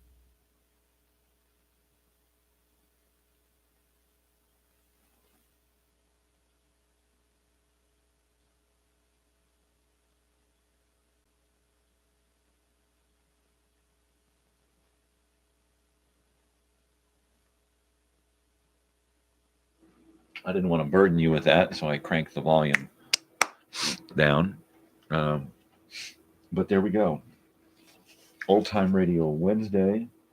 4 episodes today. They will be uploaded shortly after this show ends. I will try to link everything together, so from each episode from today's show, you can get a link to today's show. And from today's show, you should be able to find links to each episode that was on today's show. Bada bing. So I'm kind of learning the ropes, as it were. And it's fun. You know, I really love music and fiddling around with my guitar and writing songs and doing that kind of stuff. But as much fun as that is, I get so much more out of doing the video thing, right? The videos. I get a lot out of the morning show. The morning show is pretty much for me. It's for me. It's for my daughter, for my friends and family, and for all of those weirdos out there that kind of get it, right? But you know, for the most part, it for me, it's the videos. It's making the videos. You know, coming out with a finished product. I just did a little promo for my Friday Night Live, and it's just a little 90-second spot, your name here, in my opening credits, and that was fun. I love finding music in the archive that I'm allowed to use, or video, or something. So that's been really, really fun. I just started working on one of my new segments for one of my morning days. I want to do a Totally Television Tuesdays, right? Classic TV. And I want to bring the episodes to you if I can on YouTube as their own individual, just like the X-1s that everybody's been just gobbling up. I want to do episodes, cartoons, TV shows and stuff from the past and bring entire episodes and show them to you in my room here on a TV in my room. So you won't just be looking at it on your screen, but it will actually be on a TV on my shelf here. I mean, it'll be, you know, vintage, retro. It'll be here. It'll give you more of a, you know, blast it up onto your big screen, and now you're watching stuff in my living room instead of yours. Okay, that kind of a thing. That's what I'm looking for. So I did a test run last night, and I'm hesitant about uploading it now to YouTube because of that stupid trouble I got into for making that really cool commercial, and I just didn't follow the guidelines, and it got yanked, and I could have gotten into really big trouble in YouTube about it. So I'm kind of walking on eggshells about content and what I'm allowed to bring. So I'm probably going to take a little snippet of the episode that I want to air and give it a little upload. And if it looks like they're not going to allow it, then I'll yank it real quick and not even upload it. I'll just go through the checks, and if it passes, then I'll upload it privately and let it sit there for a little while and see if they say anything about it. And then I'll upload the entire episode and run the checks and see what happens. But I don't want to get in trouble, and I may not bring you exactly what I want to bring you right away. I may bring to you something like Betty Boop, Popeye, The Little Rascals, something where I could probably find, you know, a free use thing, and that's kind of what I'm looking for. I don't want to step on any copyright toes with anybody, really. You know, I get it. So I've been working on that. I've already gotten working on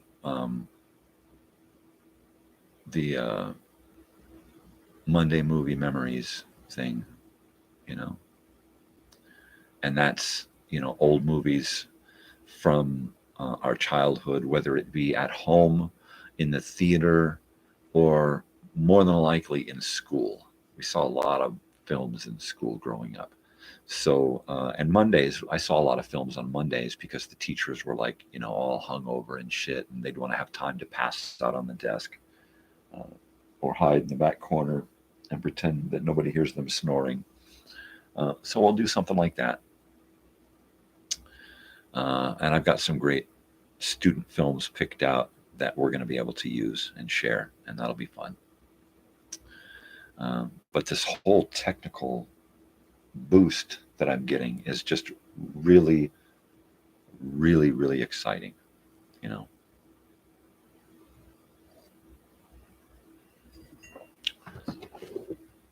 And am I seeing this correctly?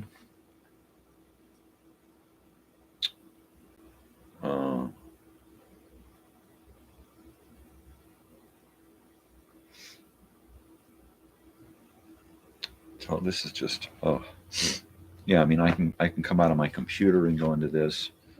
I come out of my phone and go into this. You know, just the software alone, the fact that I can record onto a hard drive.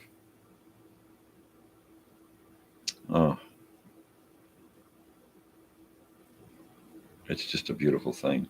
So I'm really excited about this. So much so that I was like, okay, if today's episode is screwed up with technical malfunctions, then tonight I'm hooking this thing up and I'm going live tomorrow with this thing, and that might be a possibility.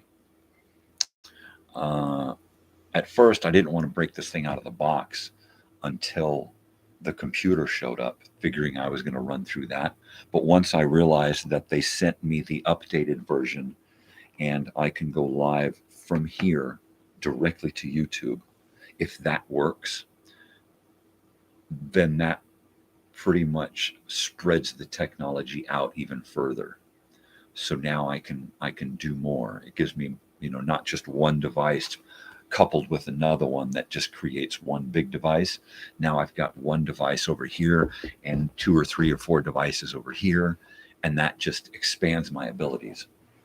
You know, I can be surfing the internet on this computer, this old computer, uploading or downloading content, usable sound effects, audio, video, old movies, old TV shows, that kind of stuff, right? Saving that to an external hard drive. And then networking with the new computer so that I can pull that information over and then edit it and then save it onto an external hard drive, right? So none of these computers will be burdened with having to bear the weight of all of that memory, right? Slows down the processor and the RAM and stuff. At least that's what I know.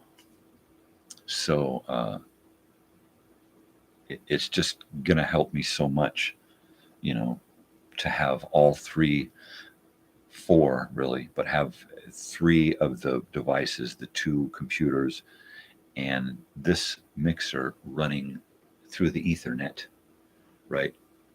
And that means cables, because I don't want them wireless. If they're wireless, then the signals fluctuate and we don't get a really good signal, right? But if we've got them hooked up to the modem, wired to the modem, now I can set up a network link between the three devices, right? Of course, I can wirelessly network the Apple. That'll be easy enough. But the having all of these things wired together makes ease of access for all of these things. I can get onto one computer, pull stuff off another computer, pull stuff off of this hard drive over here, and it just makes my job so much easier, right? Not only will this be Ethernet cable hooked up to the internet, but I can also USB-C into USB into one of my computers, all right? So now I'm doing both. And every time I think about it and draw up a new schematic in my head, I just have these ultimate epiphanies. You know, it's like, oh my God, I can do, oh my God, I could do this too. And I haven't even started yet. But so my aim for this weekend is to get an Ethernet cable and a USB-C cable to USB and hook this puppy up and do some live tests. Okay, with just one camera to start, and then start figuring out where I'm going to put the other cameras in here. I think I want a camera on this wall looking at that wall, and then a camera on this wall over here somewhere looking at this wall, right? So we get kind of a whole, and then one camera back that way looking at the whole room this way. I want to make you feel like you're in the room with me, okay? And the only way I can do that is have better angles, more camera, okay? More eyes. And then with a flip of a button, I can just go from camera to camera. I don't have to be addressing the camera that's hitting me. I can get a side profile camera, front, far camera, right? And then I can hit another button and we can be watching the neat thing. We're going to be able to watch the intro, right? So when I start a live program, you'll see my normal morning show banner or live, whatever the live banner is, right? I'll have that. But then when we go from that to the live broadcast, I'll be able to play an intro video with sound and video. It'll be so bitchin'. So I'll have an opening credits and theme. Hence the Friday Night Live opening that I created as a promo. That is the opening for my show. All I have to do is drop the name of the artist in there and save it, and it's the opening to it's the 90-second opening to my show. Then I'm going to do a 2 or 3 minute closing to the show, because South by Benny Moten is such a wonderful song. I want to use the whole song. I got to have the whole song in there at some point. They're going to let me use it. I want to use it. It's a beautiful song. So, and that'll cut down on the editing. All right. I've got multi-camera going on with a bunch of sound coming in, and and it's all edited live. Plus I'll have the intro and the outro live edited, right? I'll be able to pop in a video and play for you live a video if I want, or switch to an older camera, or take a camera outside and walk around. Okay. The possibilities have now just gone. And then if I decide to pack all of this up into the van and go mobile, again, the possibilities are endless.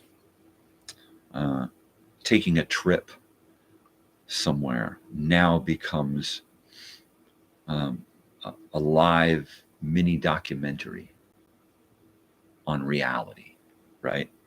Because this is all real. Everything that you see, what's going on here, is real reality. My wife got up this morning, had coffee, had something to eat, and took off to go do her Wednesday helping a friend day, right?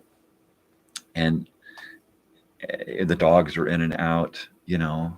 I got sound, video fluctuations. I got a dog out here right now outside that's just yapping away.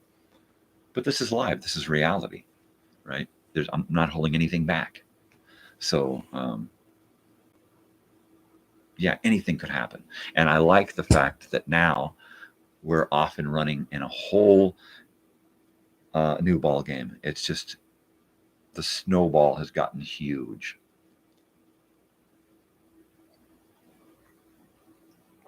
Totally.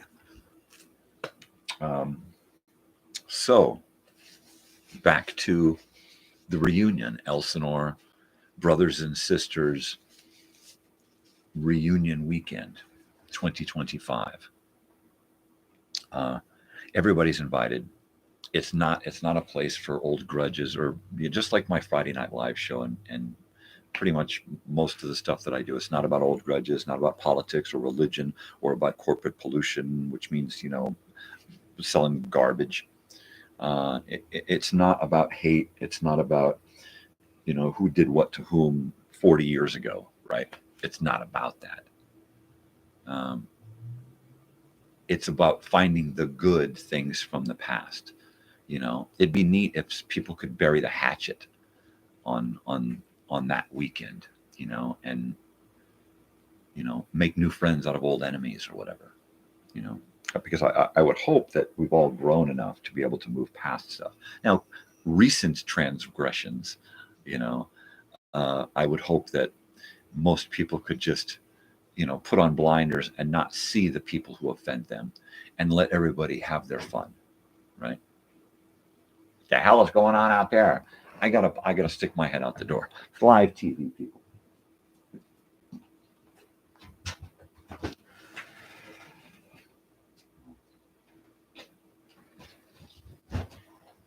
There you go. It's the man with the weed eater. He's out there eating weeds. What is he, a goat? So he's weeding some eats out there. Wheating some eads. And so yeah, I went through and found my, you know, a couple of notes that I had scribbled about the reunion. I put together a reunion event page group thing in Facebook. At some point, I will be creating some videos about it as we get further along and it starts to build up momentum, right? And I will be visiting Elsinore hopefully pretty soon to kind of just get an overlay of what the overall plan is, to talk to the people where we want to hold the event and kind of get a ballpark figure, get an idea of what we want to do, find out the logistics, the possibilities of what we can do, talk to a few of the guys down there from back in the old days, and you know who you are. So I'll probably go down and try to do like a lunch and a little bit of planning, right? And then do a visit to the event venue. So we'll do that, licky face. So we'll plan that so that we can make more plans out of that. Pardon me, getting a little burpy here. So yeah.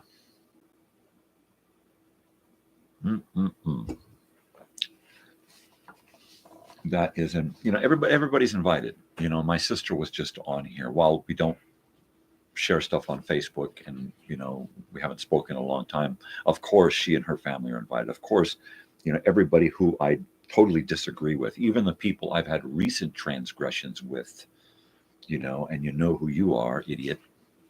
I would hope that they would be there as well, You know, I don't have to associate with people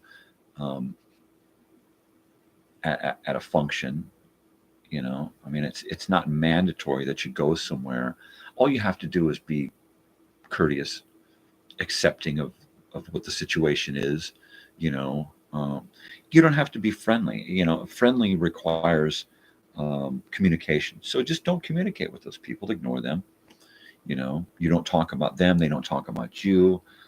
We don't talk about whatever's going on in between you during that weekend, and problem solved. You know, and as long as, you know, nobody gets drunk or anything, you know, or too strung out on speed or something, then there's not going to be a problem. And I got no trouble. I got no problem at all. As the siren goes by, I got no problem at all calling the cops at my own event and saying, you know what, this asshole is out of place. He's fucked up. He needs to be taken away. You know, so be warned, you know, that anybody attending the event has to keep their shit together. If you can't handle your booze, don't drink. You can't handle your speed, don't get all fucking tooted out and show up. You know, we just, you know, we're gonna have families, you know, kids and grandkids, maybe even great grandkids. You never know. So let's, you know, let's do this so that everybody has fun. We're not gonna even think about supplying any kind of booze or drugs or anything, right? So it's kind of a bring your own thing, and then be responsible and respectful. End of story, right? That's all it takes. You know, I'm going to be worried about, you know, the whole functionality of what's going on. You know, there's going to be so much to do before, right? I mean, I've got to plan everything out, from the food and drinks to the camping to the stage to all the events that are going to be on the stage. That means creating videos and slideshows months ahead of time. You know, wardrobe, I've got to work on shirts and shirt designs, okay? So that we've got plenty of shirts to sell beforehand and to sell during the event. I imagine that we're going to sell beforehand. We're going to sell some vintage style retro t-shirts from Lake Elsinore. Let's do an Ortega Oaks Market shirt, right? So let's do Ortega Oaks, Alamo, Ortega Oaks, right? Let's do an up shirt. Let's do a flood shirt. Let's do a drink the water shirt. What, right? So we'll do a half a dozen shirts designs, and then sometime during the year before the show, the event, the weekend, all right, we'll start selling shirts to start offsetting the prices, to augment the cost of all of this, because I'm not going to pay for anything more than my weekend. All right, my camping, my food, my new booking. But at the same time, we will be spending a lot of money on food and drinks and camping and all that kind of stuff. And collectively, if we do this right, everybody shows up on the weekend and they spend X amount of dollars per day to be there for the day, for day use, all right, or camping, for camping use, which means there's a price. There's a price to camp. There's a price to come out and hang out for the day use camping, okay? So there will be a price. Now, we're going to have a list of items we need to buy, and we will have t-shirts for sale to pay for a lot of that, okay? And then we'll be taking donations, all right? So that when we get to the camping weekend, if we've done our work, the fees that people will have to pay to camp or to stay for each day will be very, very minimal. The price will be negligible, all right? It'll be spread out so that everybody will have to pay very little, all right? You buy a shirt, and that brings the cost down for everybody. Every shirt sold brings the cost down for everybody. It helps pay for the food, for the drink, for the stage setup materials. All of the labor is going to be free. It's going to be volunteer labor. I'll try to get a half a dozen guys to come over from the area and a couple from out of state to show up early to help in the setup. We're going to be out there for at least a week, and the weekend's going to last for 3 or 4 days. So there's going to be before and after time for setup and cleanup. So we'll need food for that as well, because there'll be people who will be staying longer, showing up early and staying longer to help staff the event. Okay. Also, like I was talking earlier, staffing the event. At some point, I'd like to,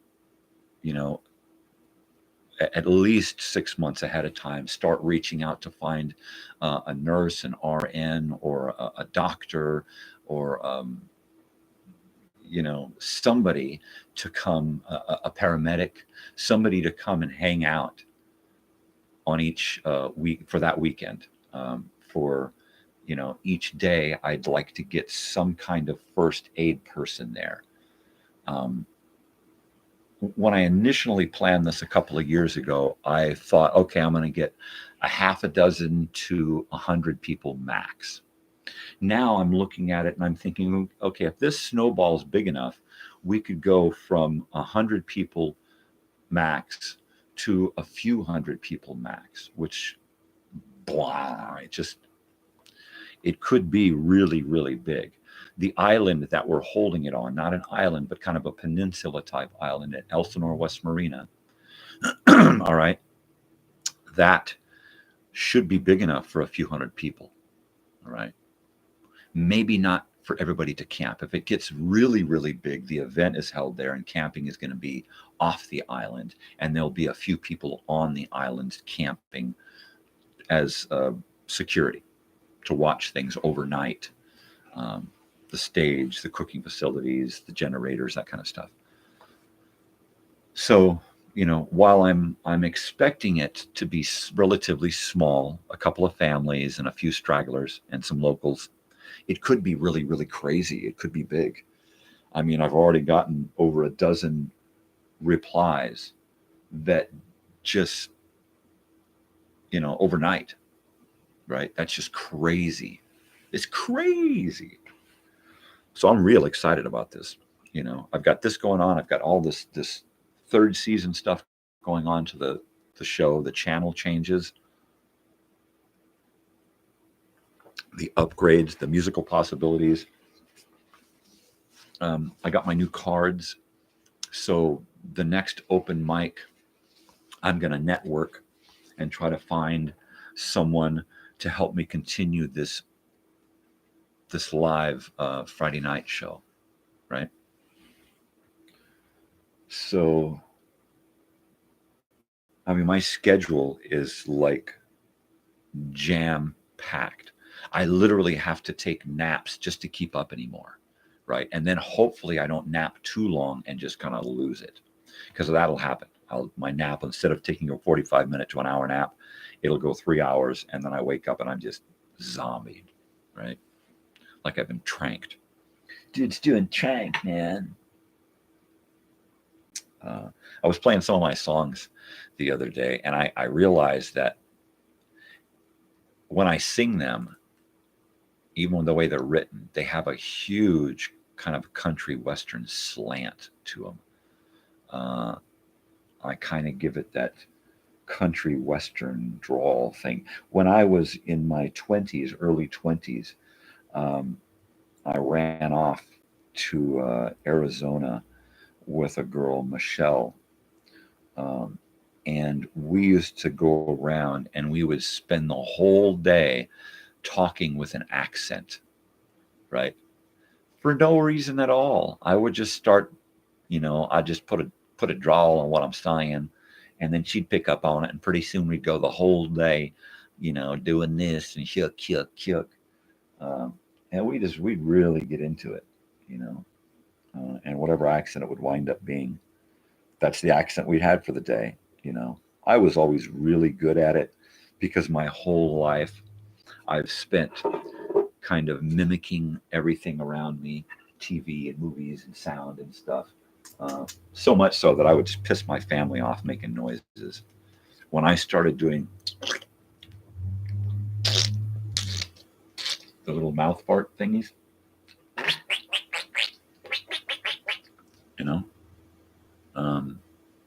that used to piss my family off, my mother especially. And then it turns out that my father started doing it and did it to his dying day. He would do those little mouth farts. He even caught me doing it and put it in one of his videos back in 80, 81, 82, 81. I think the summer of 81. Yeah. So I've always been, one for making noises and doing accents and being a mimic, which actually helps in what I'm doing now, because now if I need to do some voiceover, I've got some voiceover to do. Thank you very much. So just like that little Maggie's Auto Farm commercial that I got in trouble for, I just heard a voice in my head. I saw the commercial kind of playing out in my head, and I heard the voice, and I heard the copy. I heard everything. I heard the voiceover, and all I had to do was just write down notes. I didn't have to think about it. I just had to write down the things that were, all these ideas, compile them together, use that to write the copy, use the stuff I grabbed off of their website. And it was like, boom, that easy. And then the voice was the easiest part. Calling all cars, So I'm really looking forward to doing. In fact, I want to go down to a local business here and make a commercial. Without them knowing it, right? I'll go down. I'll take some photographs. I'll take some video. I'll trick the cashier into giving me a wave and smiling. And then I'll put together a 90-second commercial for them, right? And then share it with them, right? And not say, okay, now you owe me money, No, at the most, I would accept some swag, right? I mean, who doesn't like free swag, right? So I would be for that. If they've got a really cool shirt, I'm good with that, because that's what I like. And if that's it, that's all. I'm good with that. Some bumper stickers, some of their swag to do their, because the back of my van is soon going to be covered in stickers, the back windows, right? It's just about time to do my vintage and retro stickers on the van. I need to get some stickers for my show, right? And then some more local stickers. Once I get the stickers going, it's gonna be crazy, And I've never been one. I've always thought it was, oh God, look at this thing covered in stickers. But now I'm thinking, okay, now I can really express what's going on, right? And I got some great fucking stickers here. Where's my sticker collection? What I do with it? Holy hell! Yeah, I don't remember what I did. I probably stuck it in a cabinet. So I've got this great sticker collection jabbed into one of my Peachy folders, and it's got some great vintage stickers. Some Apollo 11 moon landing. KMET, music is my life. Just some great old, really cool stuff, and I plan to get more. The only bummer is that when you're using vintage stuff and you put it on your vehicle, you're pretty much writing it off as being done, right? It's going to last maybe a year, and then it's over with. Now, hopefully, I can put stuff on there, and then my plan is to spray it all with a sealer, a lacquer, and that's kind of an experiment. And my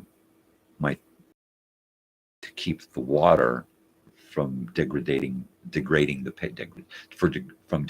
paper on the stickers, and to block some of the UV effect that's going to, bleach it out or just give it a washed out look. So, fingers crossed that I can pull this off. Yeah. So I'm going to be creating some content today. More than likely, it will be either more video intro stuff or concert footage.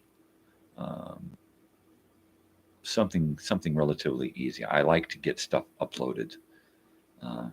At least a couple of things a day, or one thing a day. A couple of things every couple of days, or once a day. I want my video count to go up. The more videos I have, the better chance I have of somebody liking them and them getting a lot of views, and that just bolsters my channel's analytics and statistics and stuff, and that really helps me.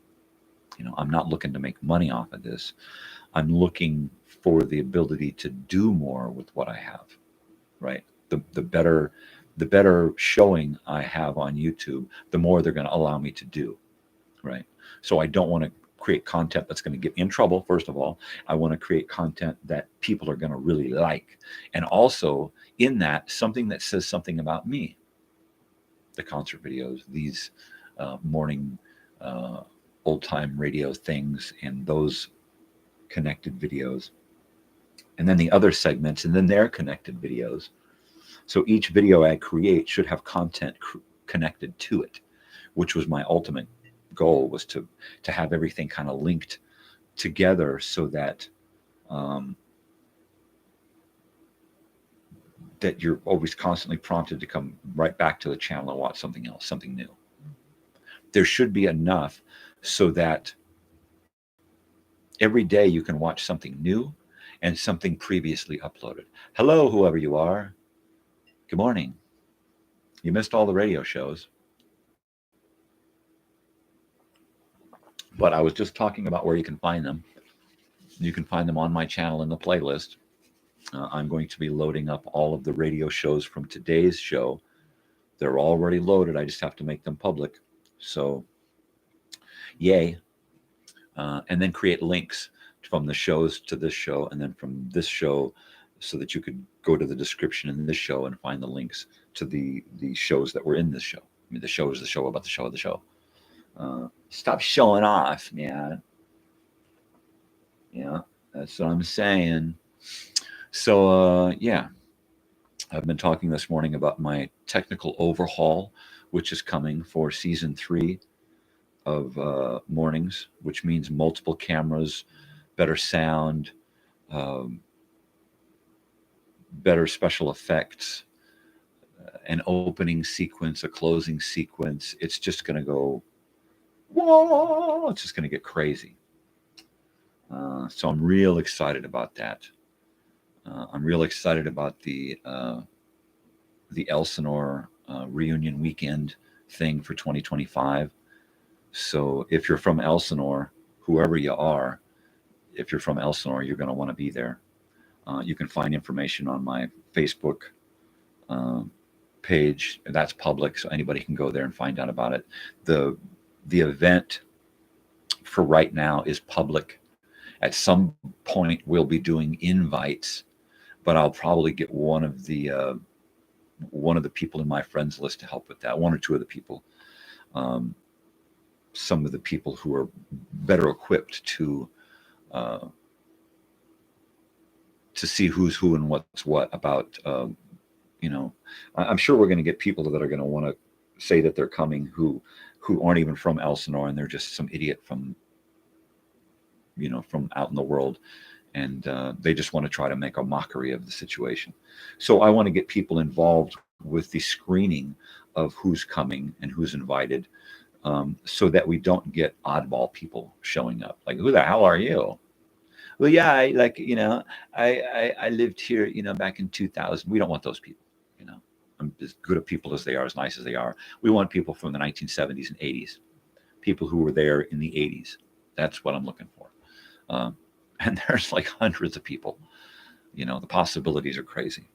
Already on my post, I've gotten, over a dozen yeses by people I never expected to hear from.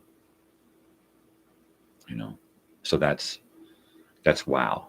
And I expect that we're going to get people who I may or may not be friends with on Facebook or in real life, and that's fine. I mean, this is everybody gets a pass for this 3 or 4 day weekend. No matter who you are, if you're from 80s Elsinore and you're not going to have a beef with anybody while you're there, you get a pass. You come, you have fun, you hang out, you get a T-shirt, you get your picture taken, you get an interview or whatever we're going to do for that weekend. I mean, there's so many things I've got lined up tentatively for that reunion weekend.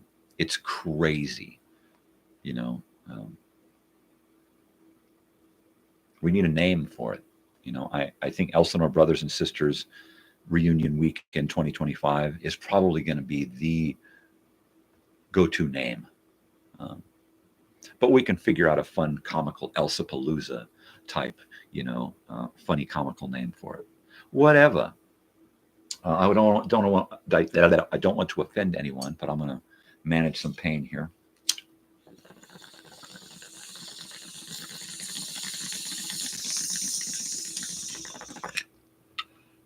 And that's how you do that.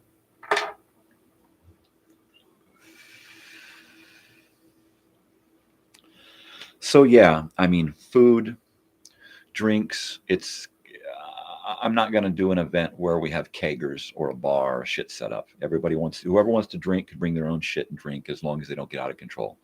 Like I said, I got no trouble calling the cops and saying, get this asshole out of here. I didn't realize he was a drunk. So, that being said, everybody can bring their own shit, do their own thing. Just don't, force everybody else to have to control you. Okay. I do want families there, kids, grandkids, great grandkids, whatever. I'd like to do tours, everybody load up into a couple of vans and we drive around and check shit out and do pictures and that kind of stuff.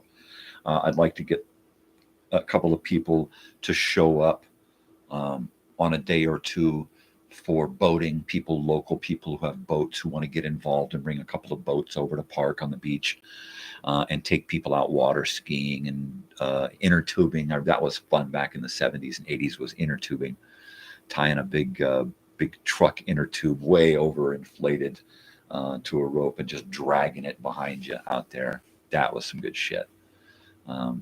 And then, of course, the guy in the boat throws a rooster tail out the back and knocks you off. Or just does a nice, quick, sharp turn and just sends you tumbling. I remember one time my father was he was skiing. They had him on like those water skis. And we were out driving around in the boat. And they said, hey, you want to get behind the wheel? So I'm behind the wheel, right? I'm driving this boat. Don't know what I'm doing. And my father is on water skis behind the boat, right?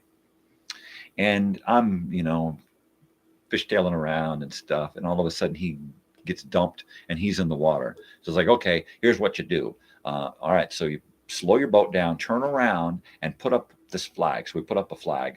And so I'm driving and I'm trying to control everything. And he's telling me what to do. And I'm listening to him. And he says, okay, you're going to turn around. You're going to pull up next to your father there and we're going to pick him up. So we're driving in the boat and we pull up next. We're aimed right at my father, right? He said, okay, we're going to pull up next to him and then kill the motor.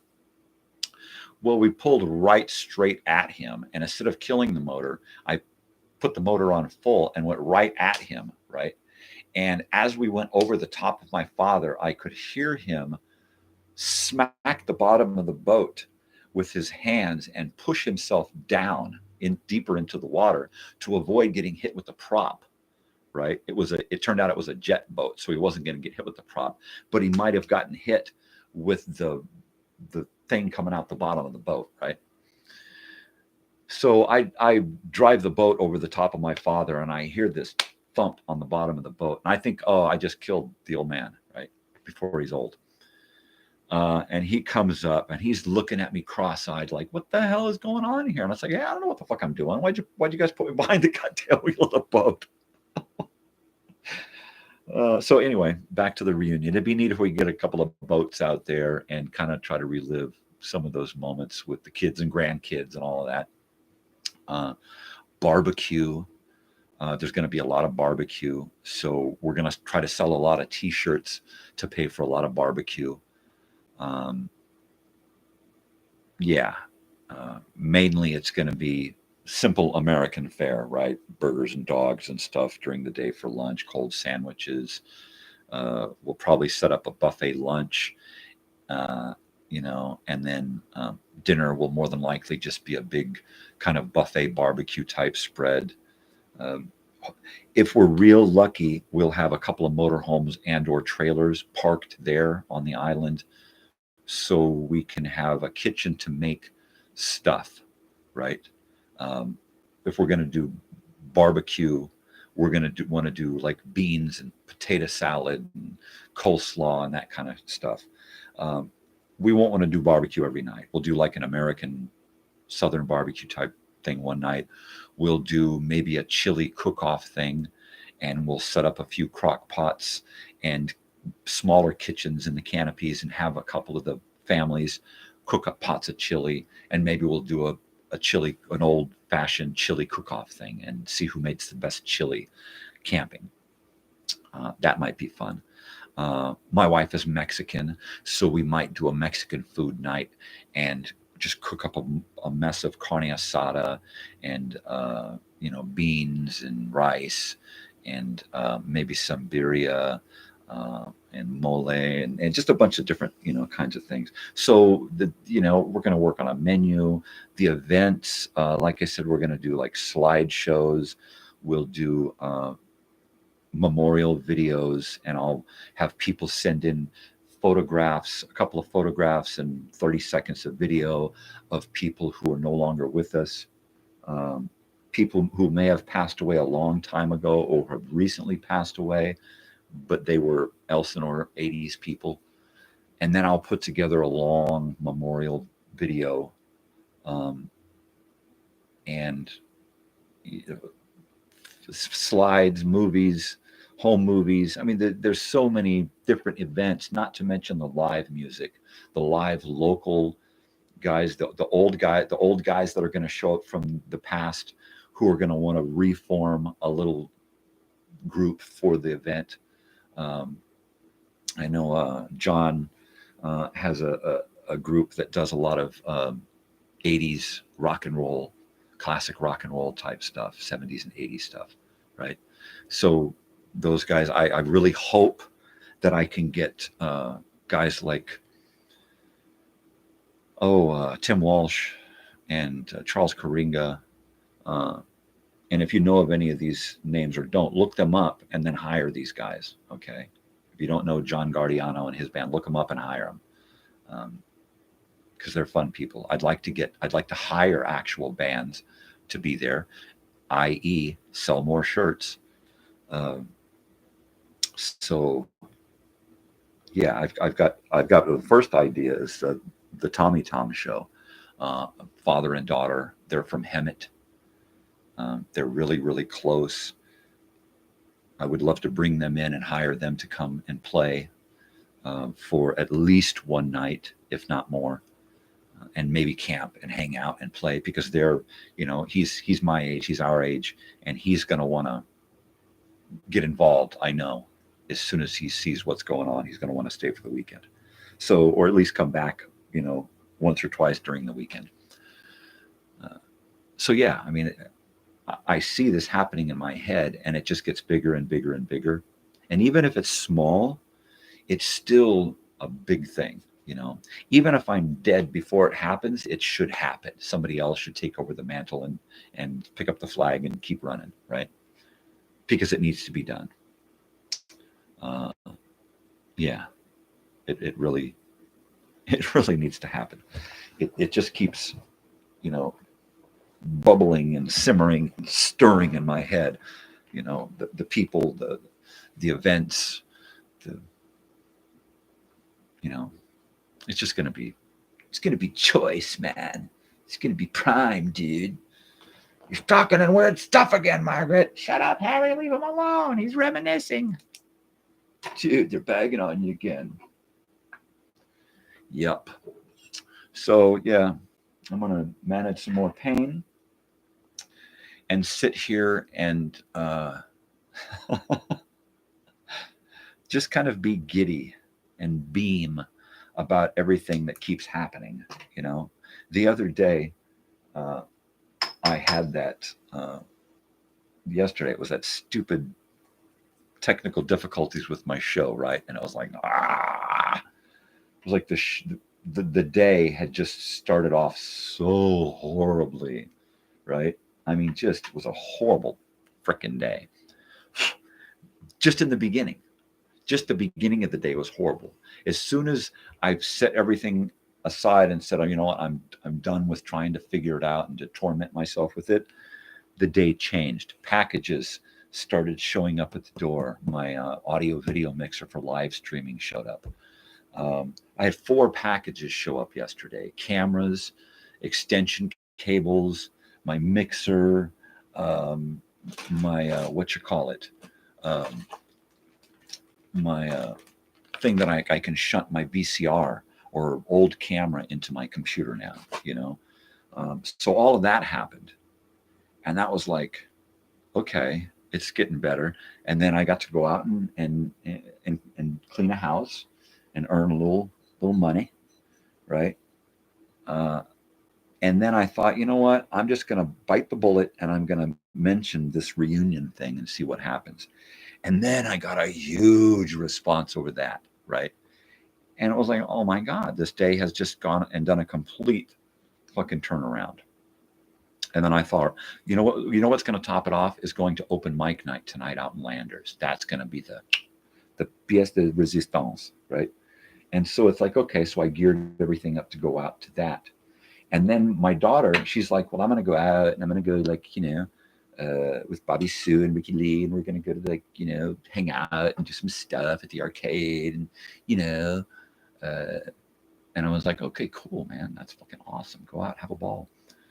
If you get a chance, you know, you guys swing out to the pizza place in Landers and, you know, I'll buy you some pizza. You can watch some of the live music. I really, really want her to meet Tommy and Tom.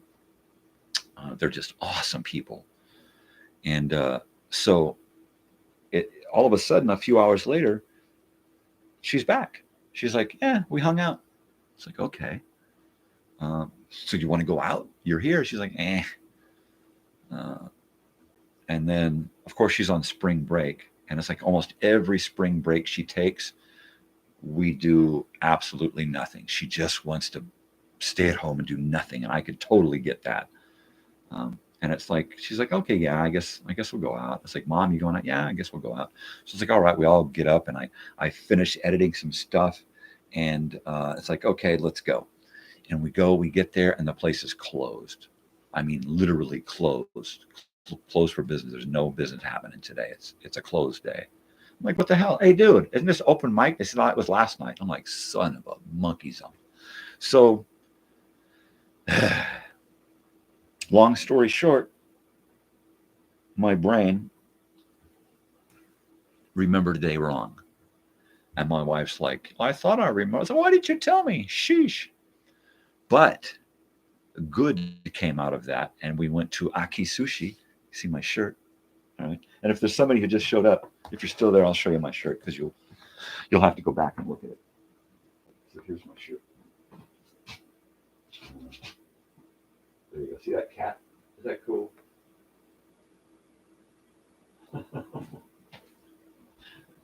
Oh, I love that shirt. That's such a great shirt. I saw the girl wearing it the other time I picked up takeout. And I was like, next time I'm getting a shirt. And she's like, this guy's a kook. What the fuck does he want an employee's shirt for? For the show, of course. For my life, because I love shirts. It's who I am now. And so I'm like, all right, I'm going to go pay. Here, give me the ticket. I'm going to go pay. And I go over there, and he give me one of those shirts, right? You want a large shirt? Yeah, no, extra large. Extra large shirt? Yeah, give me an extra. So yeah, I got me a shirt. Got the stink eye from my wife, but I got a shirt. My daughter likes it. She thinks it's pretty cool. I love it. It's got that little cat on there eating sushi, and I just think it's the fucking bee's knees, man. Let's see. I'm gonna run through some names to see. Is it my sister watching? Give me a thumbs up if that's you. I was expecting Hilda to come back from the Philippines and learn some more English. Also, there's Inviced in Bernay. I kind of wanted to talk to you, see what was going on with you and your life and school and stuff. Krim from Ireland. I went on YouTube and I watched all of your videos. If you got a bunch of likes on your videos in a row, that was me. Because I went and watched all of your, I thought it was some great stuff, man. Really cool music, really emotional, impactful stuff, really cool stuff. There's a couple of mics up in Canada, Gorilla Gold Hunters and Mike in the Garage. Mike in the Garage changed his moniker, and I can't remember it. I'll have to look it up and write it down. But yeah, and then I've got a host of friends and family who subscribe to my channel. So hello to you all. Happy birthday to those birthday people. I don't usually like to send birthdays and remember birthdays and that kind of stuff. I really don't want to acknowledge the fact that we're getting older and age and all of that stuff. I mean, I'm aging backwards, right? I'm reverse Van Winkle. I keep going, reverting backwards. An episode of Mork and Mindy popped on TV the other day while I was scrolling around, and it was one of the episodes with Jonathan. What the hell is his name? Anybody? The big comedian, funny guy, who was really an ad-lib guy. He was on Johnny Carson a lot. John. Fuck, I can't remember his name. Somebody help me out here. Somebody Google it. Who was on the Mork and Mindy show? He was the old guy. And in Mork world, right, on Ork, the planet Ork, Mork's people, they're born old and they age backwards until they just go boop, right? Which is kind of funny. So they brought in this guy, Jonathan, and he played their son, Mork and Mindy's son. And he's an old guy, right? And so he's supposed to be aging backwards, but he's an old guy with the brain of a little kid, which is freaking hilarious. And he pulls it off beautifully. And at some point, I'll remember Jonathan's friggin' last name. But for the life of me, I cannot right now. Yeah, what else has been going on?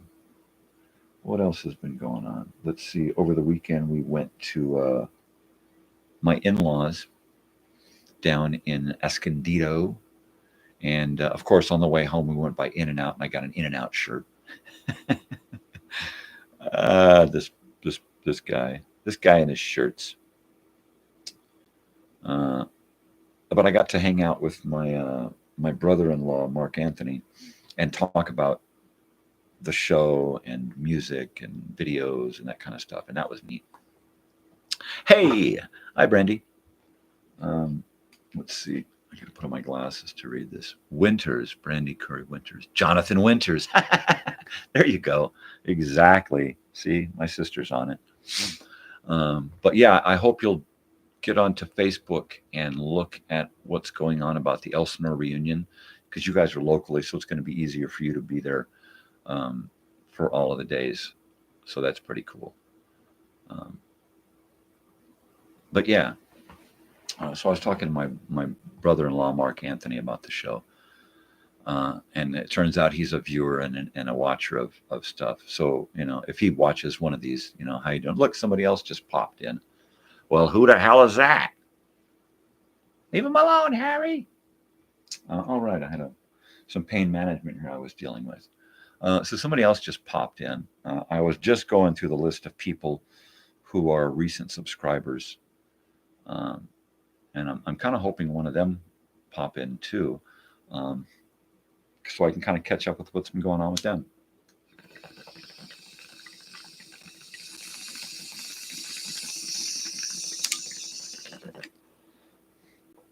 So once again, I don't advocate the smoking or use of marijuana by anyone, under the age of 21, especially. And if you're in school, you should wait till you're in your, mid to late 20s, really. Let your brain do what it's supposed to before you start fucking with it.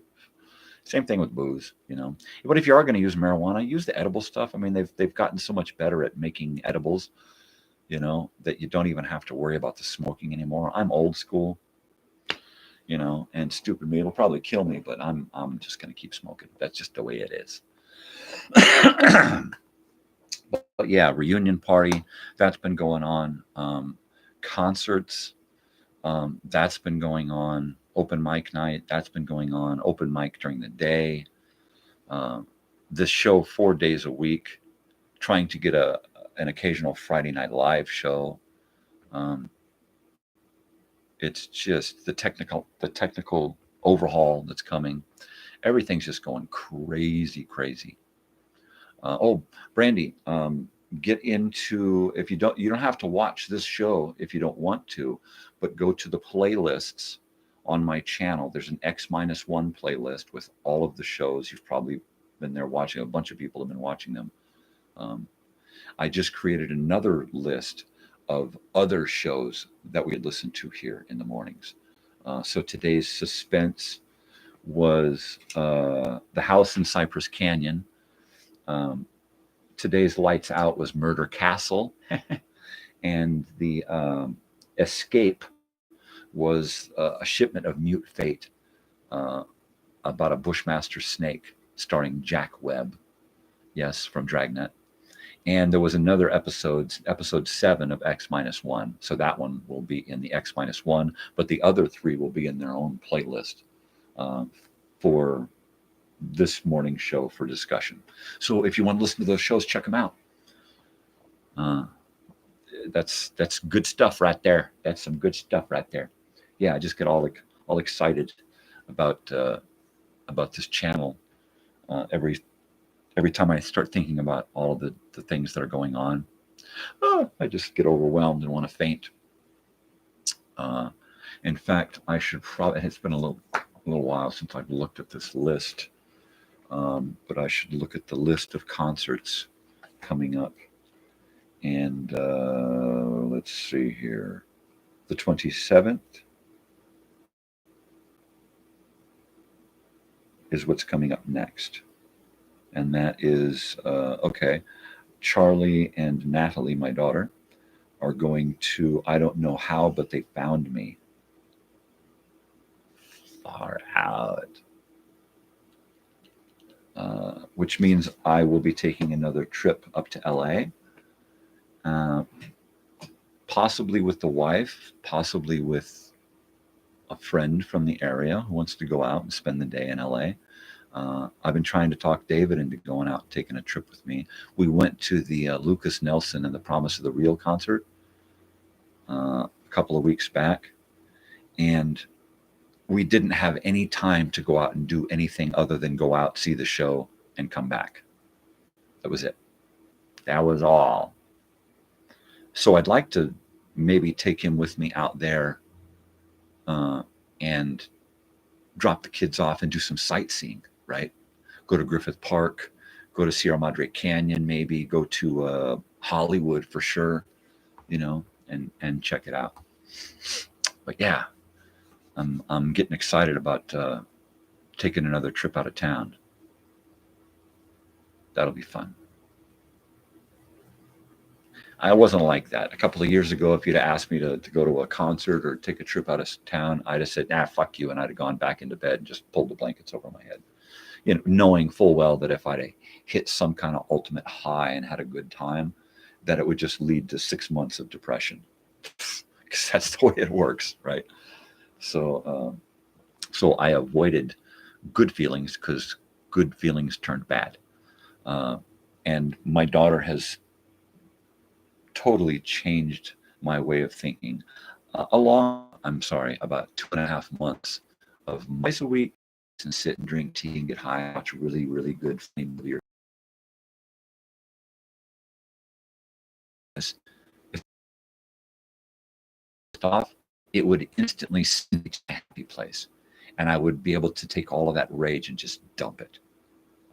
So I learned a lot. So this last couple of years, I've been implementing that, along with getting out into the world more. My daughter and I have seen, she has taken me to see. I took her to see Harry Styles. My wife took her to see Harry Styles in 21, and then I took her to see Harry Styles in 22, and then from there it snowballed out of control because she's in college now. All she does is think about school and concerts.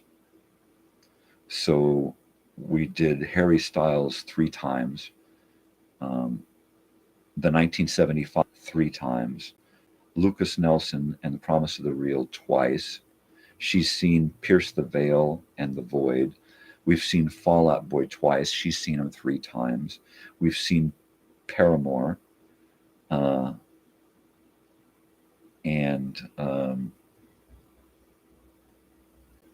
That was a fantastic show. And then we saw Paramore. We were supposed to see Paramore again, but they had to cancel. So we saw the 1975, who filled in at the iHeartRadio. And that was when I saw Fall Out Boy.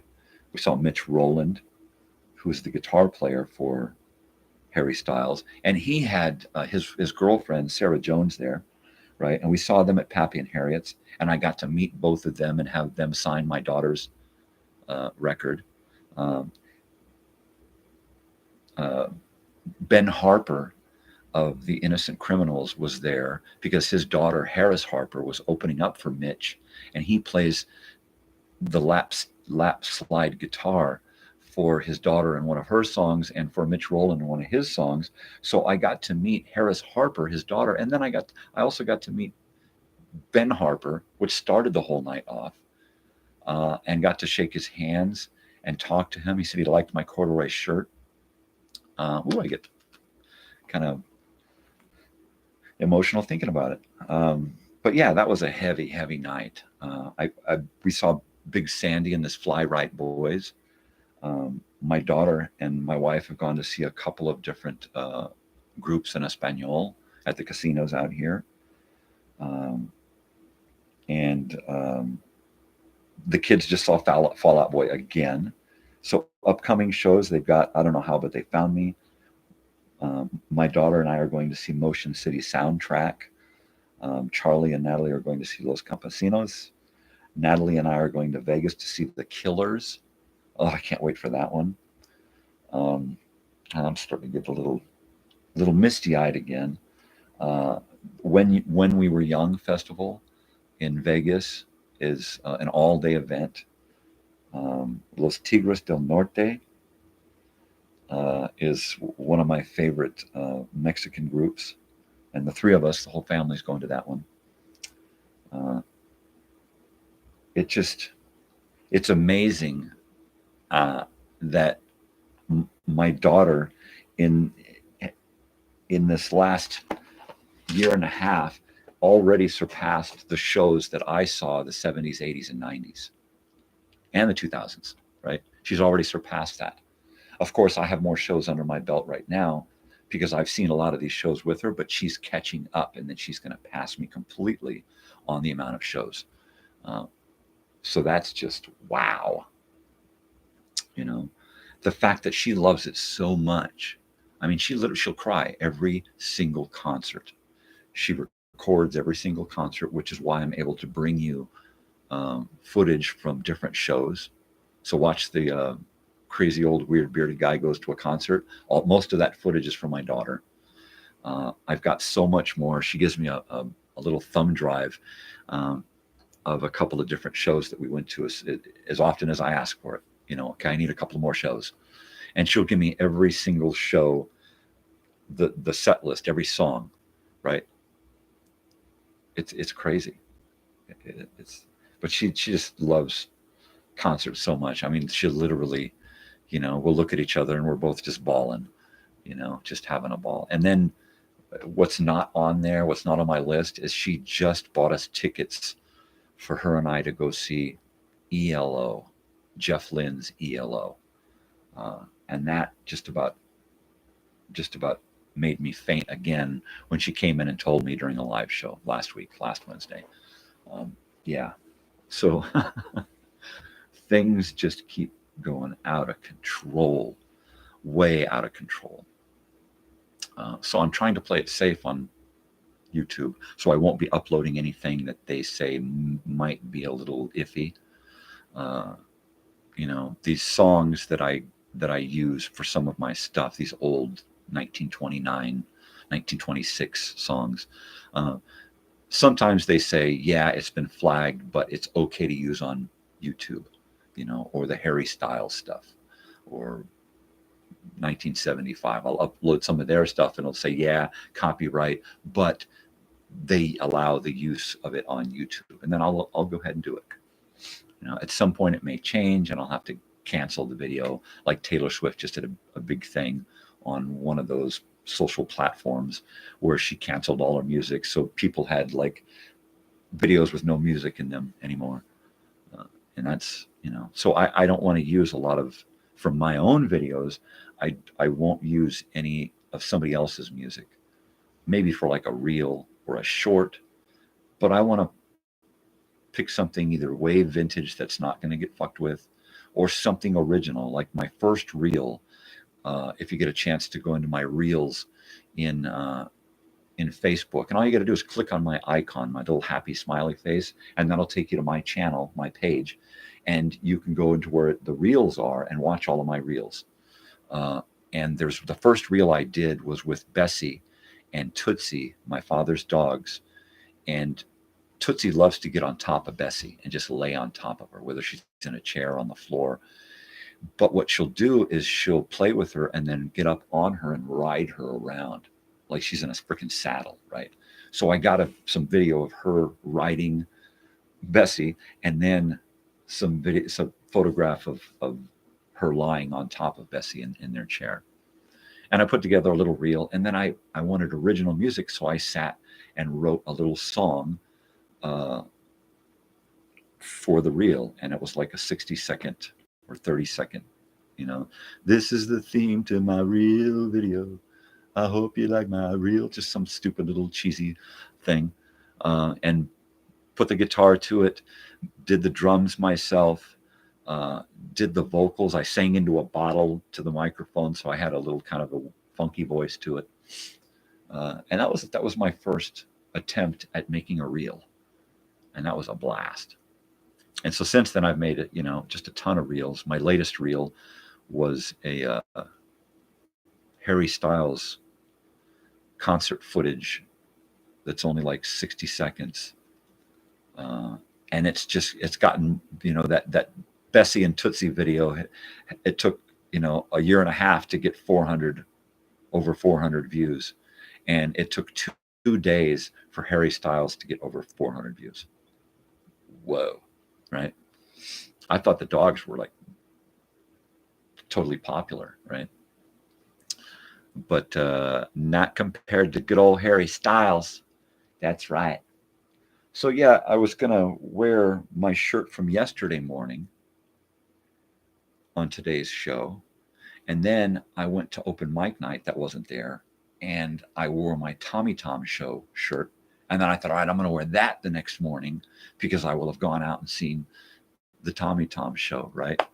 And then we went and had sushi, so here's my sushi shirt. There you go. So there you are. There you have it.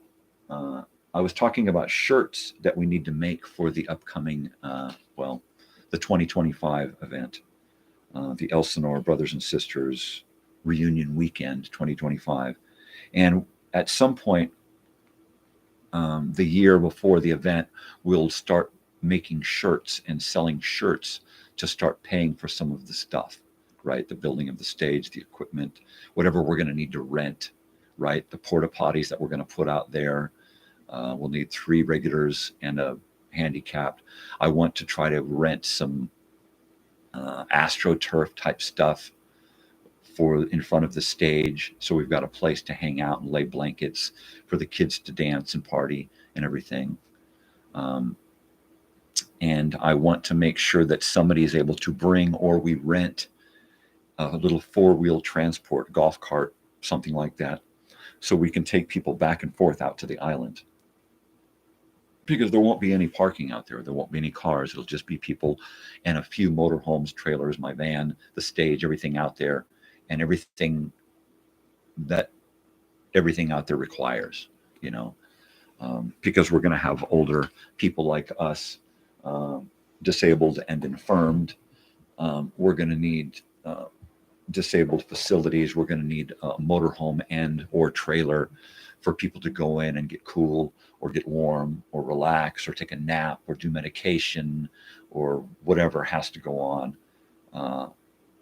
You know, there's so many different things that need to be taken care of that I will be going after 1 or 2 people to help deal with certain aspects of the weekend, screening people to find out if they are actually who they say they are. Are they from that period? Are they from Elsinore, or are they just some screwball messing with our heads and trying to make profit out of this?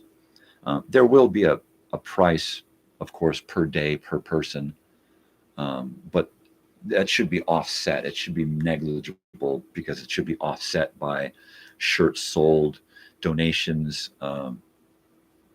You know, people who are able to help more will be able to help more. You know, so it's just, it's mind-boggling, really, to think of the possibilities. The live music, the events, the touring, the interviews, the live stuff that will be able to go out. You know, we'll probably set up a live feed so that whoever can't make it can watch it on YouTube live 24/7. We'll just set up a live camera aimed down from the kitchen out to the stage over the lawn where the canopies are down the side, and just set up one live camera and a microphone and try to share this event with the people who can't be there, right? I can do that, you know. That'll be freaking awesome. And not just that, but also set up a live feed so that when we're not doing just the live overall view of what's happening, we can now go to camera 2 and 3 and zoom in to the stage and see the people who we're talking to, the Q&A, zoom into the screen or change to the feed that's going on to the screen so that the viewers at home have a clear picture of the video that's being shared, the memorial video or slideshow, or whatever's happening. You know, I want it to be multiple platforms. I want it to be multi-generational, right? I want it to be so friendly that people want to bring their kids and their grandkids and babies. And, you know, it's unfortunate that we can't have an event with pets, because I would love to, you know, have my dogs there. But, you know, unless it's a service animal, right, it's probably not going to be allowed to be there. Just because the closer we get, we'll know. But I expect it to get relatively big, you know. Even if there's not a lot of people camping overnight, I hope that we get kids and grandkids who want to stay and do overnight camping. Even if us older folks want to go and get a motel room or an Airbnb or, you know, a motorhome and park, you know, up with electricity and all that stuff. So we'll see, you know. Hi, Bessie. What is it? Are you awake and you want to go outside? Do you want to go outside, Bessie? You don't know? Are you ready to go outside? Yeah? Okay. I got to put Bessie out. So I'll be right back.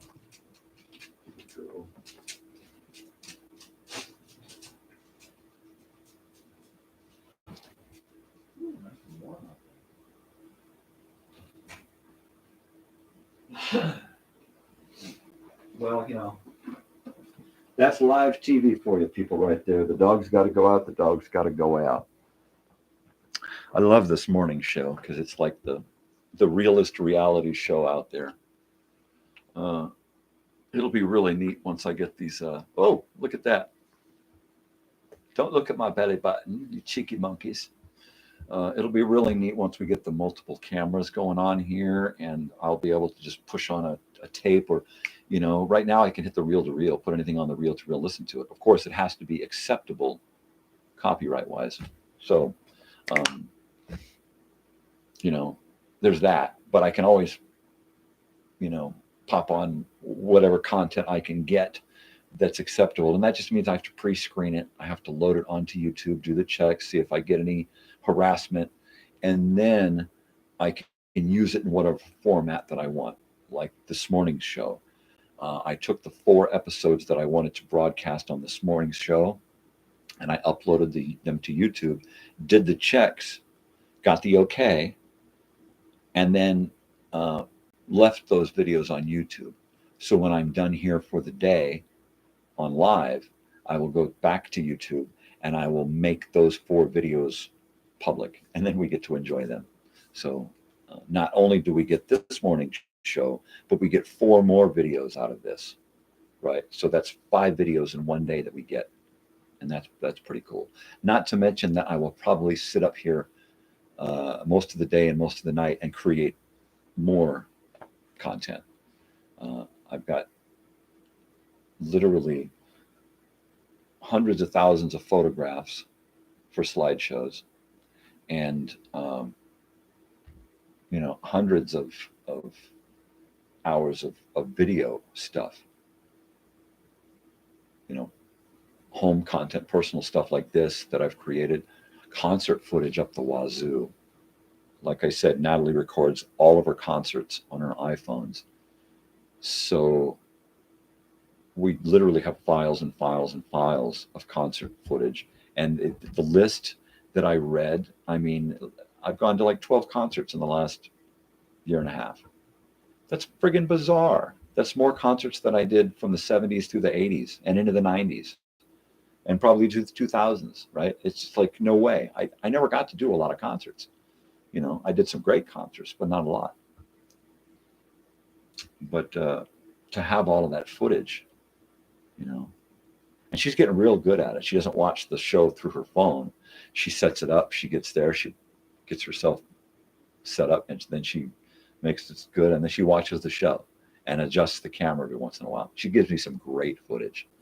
I really zoom in on some of the stuff to present a closer picture.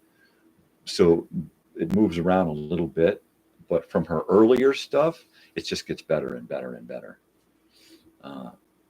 And then we've got stabilizing programs now, so we can use those when recording. So I need to use those more. Yeah, I've got, what did I do? I just did that short on YouTube from Harry Styles' birthday show.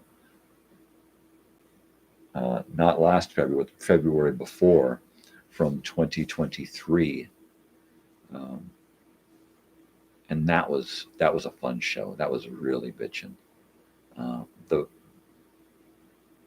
The show that we saw before that, like a couple of months before that, was at the Forum, and he had to cancel a couple of shows before that during his 15-night residency there. So when we saw him, he had just come back from having a few nights off, and he had the flu. He was really sick, so he wasn't singing really out there.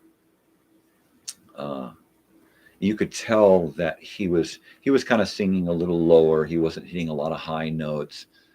He let his backup do a lot of work and stuff. It was a fantastic show.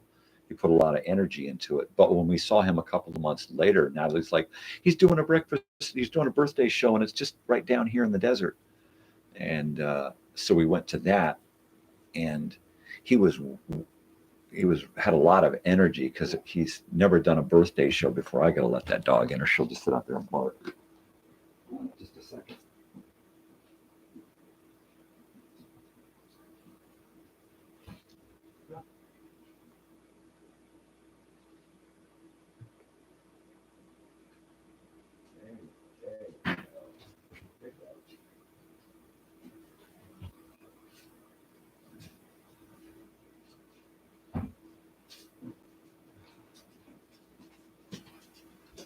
So anyway, he put a lot of energy into this 2023 show, his birthday show. I guess maybe because it was his birthday. He'd never done a birthday show before. It was really a lot of fun, really high energy. He brought in some horns. He had a horn on each corner of the stage, and he had them out there for a few songs, and it just really added to it. He wore a fantastic pink and yellow and white sequin suit that was just hearts all over because it's Love on Tour, and it was just a magnificent outfit. And at one point during one of the songs, and I'm pretty sure it's the song that I uploaded this last video, it was his sound effect, his auto tune and all that stuff failed, so it was just him straight mic singing. And that was like one of my favorite parts of the show. I mean, because it was like he was in his birthday suit on his birthday, right? He was naked, he was bare, and it was really, really cool. It was really neat. But overall, the show was fantastic. It was I was so excited about the show that I actually took elements from a few of his songs, right, and created an outfit.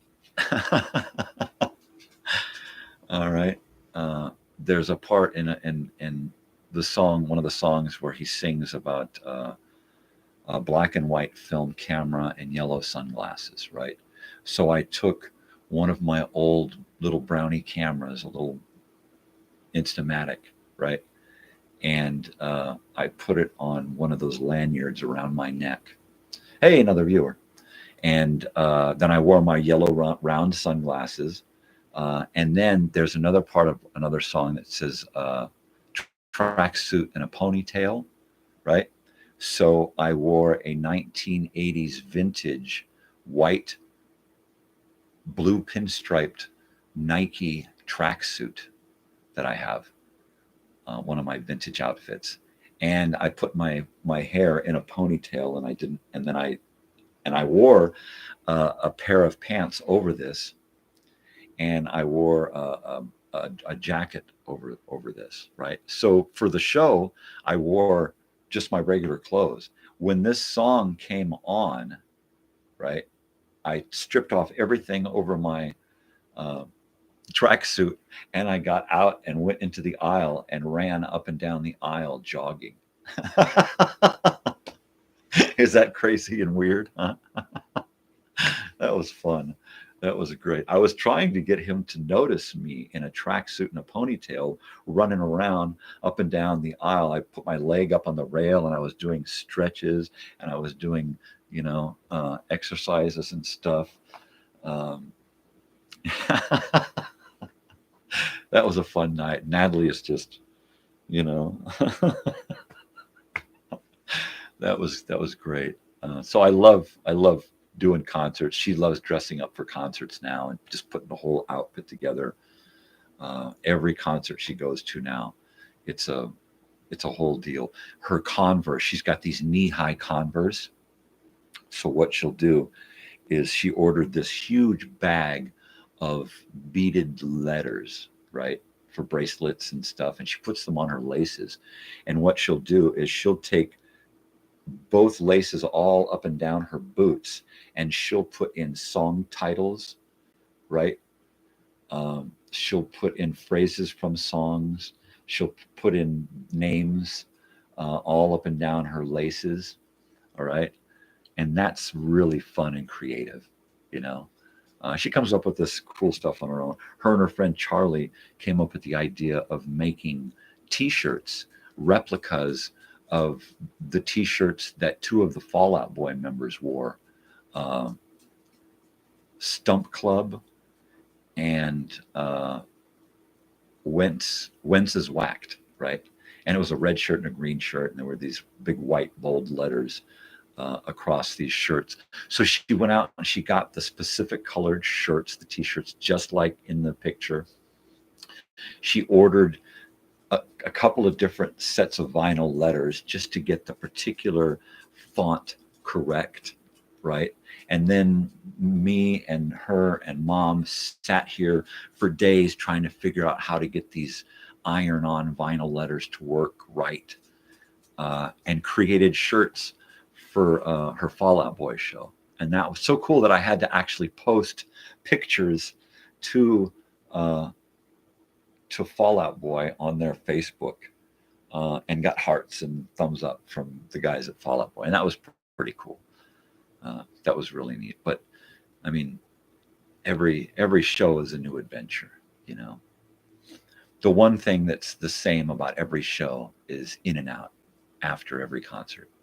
You know, 12:30, we're on our way home from wherever here in Southern California seeing a show, and it's a ritual now.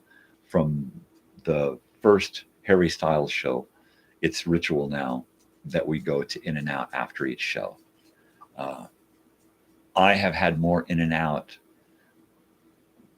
with my daughter in the last few years than I had in 2 whole decades of my life, right? It's crazy. Of course, it's, you know, it's the better food. I've had to start changing the way I eat it. I used to eat double animal style cut in half for years. That's the way I had my In-N-Out burgers. Now I'm changing it up. Give me one plain. Give me one with cheese and sauce. Yeah, throw a little onions on it this time. So I'll, you know, just keep trying to mix it up. You can actually get burned out on really good food. I mean, In-N-Out is Southern California fare. I mean, it's like the best thing you get in Southern California in a drive-through. And you know, she's got her favorite ones. The one, of course, that is her favorite is the one right off of Azusa Avenue area, Baldwin Park. It's across the freeway from the old one that my father used to go to. And it's across the freeway on the other side of the freeway where the University of In-N-Out is. There's this restaurant, and then the university, a big building where they train their people.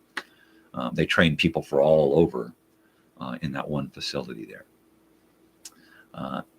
But that's her favorite. She says that's the one that's got the best taste, you know, in the middle of the night. And we'll be there and just be, you know, how's it? Yeah, she's like, it's okay this time. Not as good as that one time, you know, or she's like, yeah, this is better than it's ever been. You know, she's like the In-N-Out connoisseur. I got to let Sam in. He wants to go back to bed.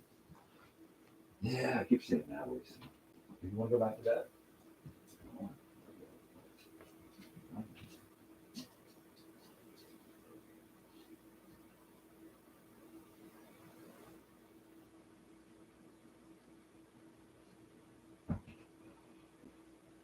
I mean, not only do I have to take him back in there and let him in, but I gotta lift the blanket, stuff him up back into the blanket. I mean, the guy is just a big baby, really. Oh, speaking of big baby. Yeah. So yeah, concerts. In and out. Just so much going on. It's crazy. It's crazy. I mean, we're just talking about the next show that we're going to, and I don't remember. I mean, it happens so quick and so often. It used to be like we'll plan a show, and it's like it's months out. We got all this time to wait and anticipate, and it's easy to remember that it's coming up because it's like one big thing on the horizon, right?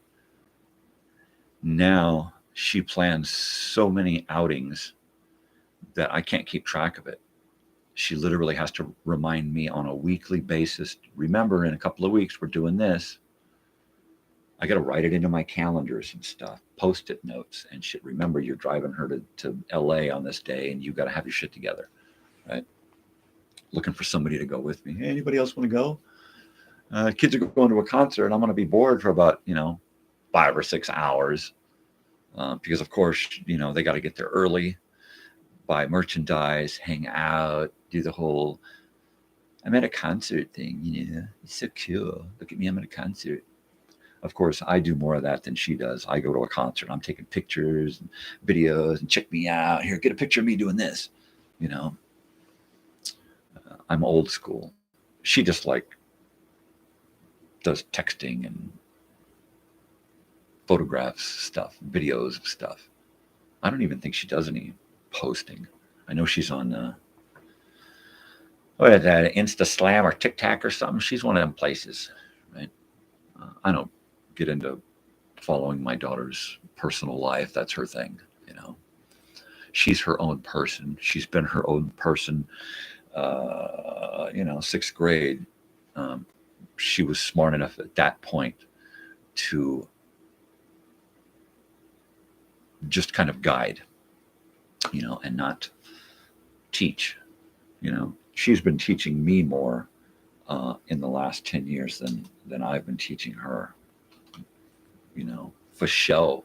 True that, man. Because especially the last few years, she has taught me more about what I can do than about what she can do. And she can do way more than I can do. I mean, she's in friggin' college. She's on her way to university, you know. She's, since the kindergarten, she's been constantly 4.0 or better in everything that she's done, all the way up, right? And I'm supposed to interfere, right? It's like I just kind of stand back and say, you know, go for it. You know, what do you need from me? You know, that's how I parent. I guess I'm kind of a free range parent, because I don't hover. I'm not a helicopter. I don't make sure that I'm involved in every single aspect of her life. I am where she wants me to be. You know, my parents tried to be more friends than parents, right? And that didn't really work out too well for me. So I didn't want that for her. I wanted to be a parent, but I didn't want to be a helicopter parent. I wanted to be a guide, a mentor, you know. Yeah, I can teach lessons, but my lessons are pretty much examples of what not to do. Look, I did these things in my life, so don't do these things. You know, I learned a lot of my lessons by watching other people screw up, and therefore I didn't have to make the same mistakes. I made my own mistakes. I didn't have to make somebody else's mistake. I saw them do it. Why am I going to do it? You know, hey, I'll just go, you know, screw up this way and do something else, do something new, right? So if she can learn from my mistakes and learn from the mistakes that I didn't make, but I learned from, that other people made, well, then, you know, then I'm passing stuff on so that she doesn't have to suffer, you know. Of course, she hit me up once.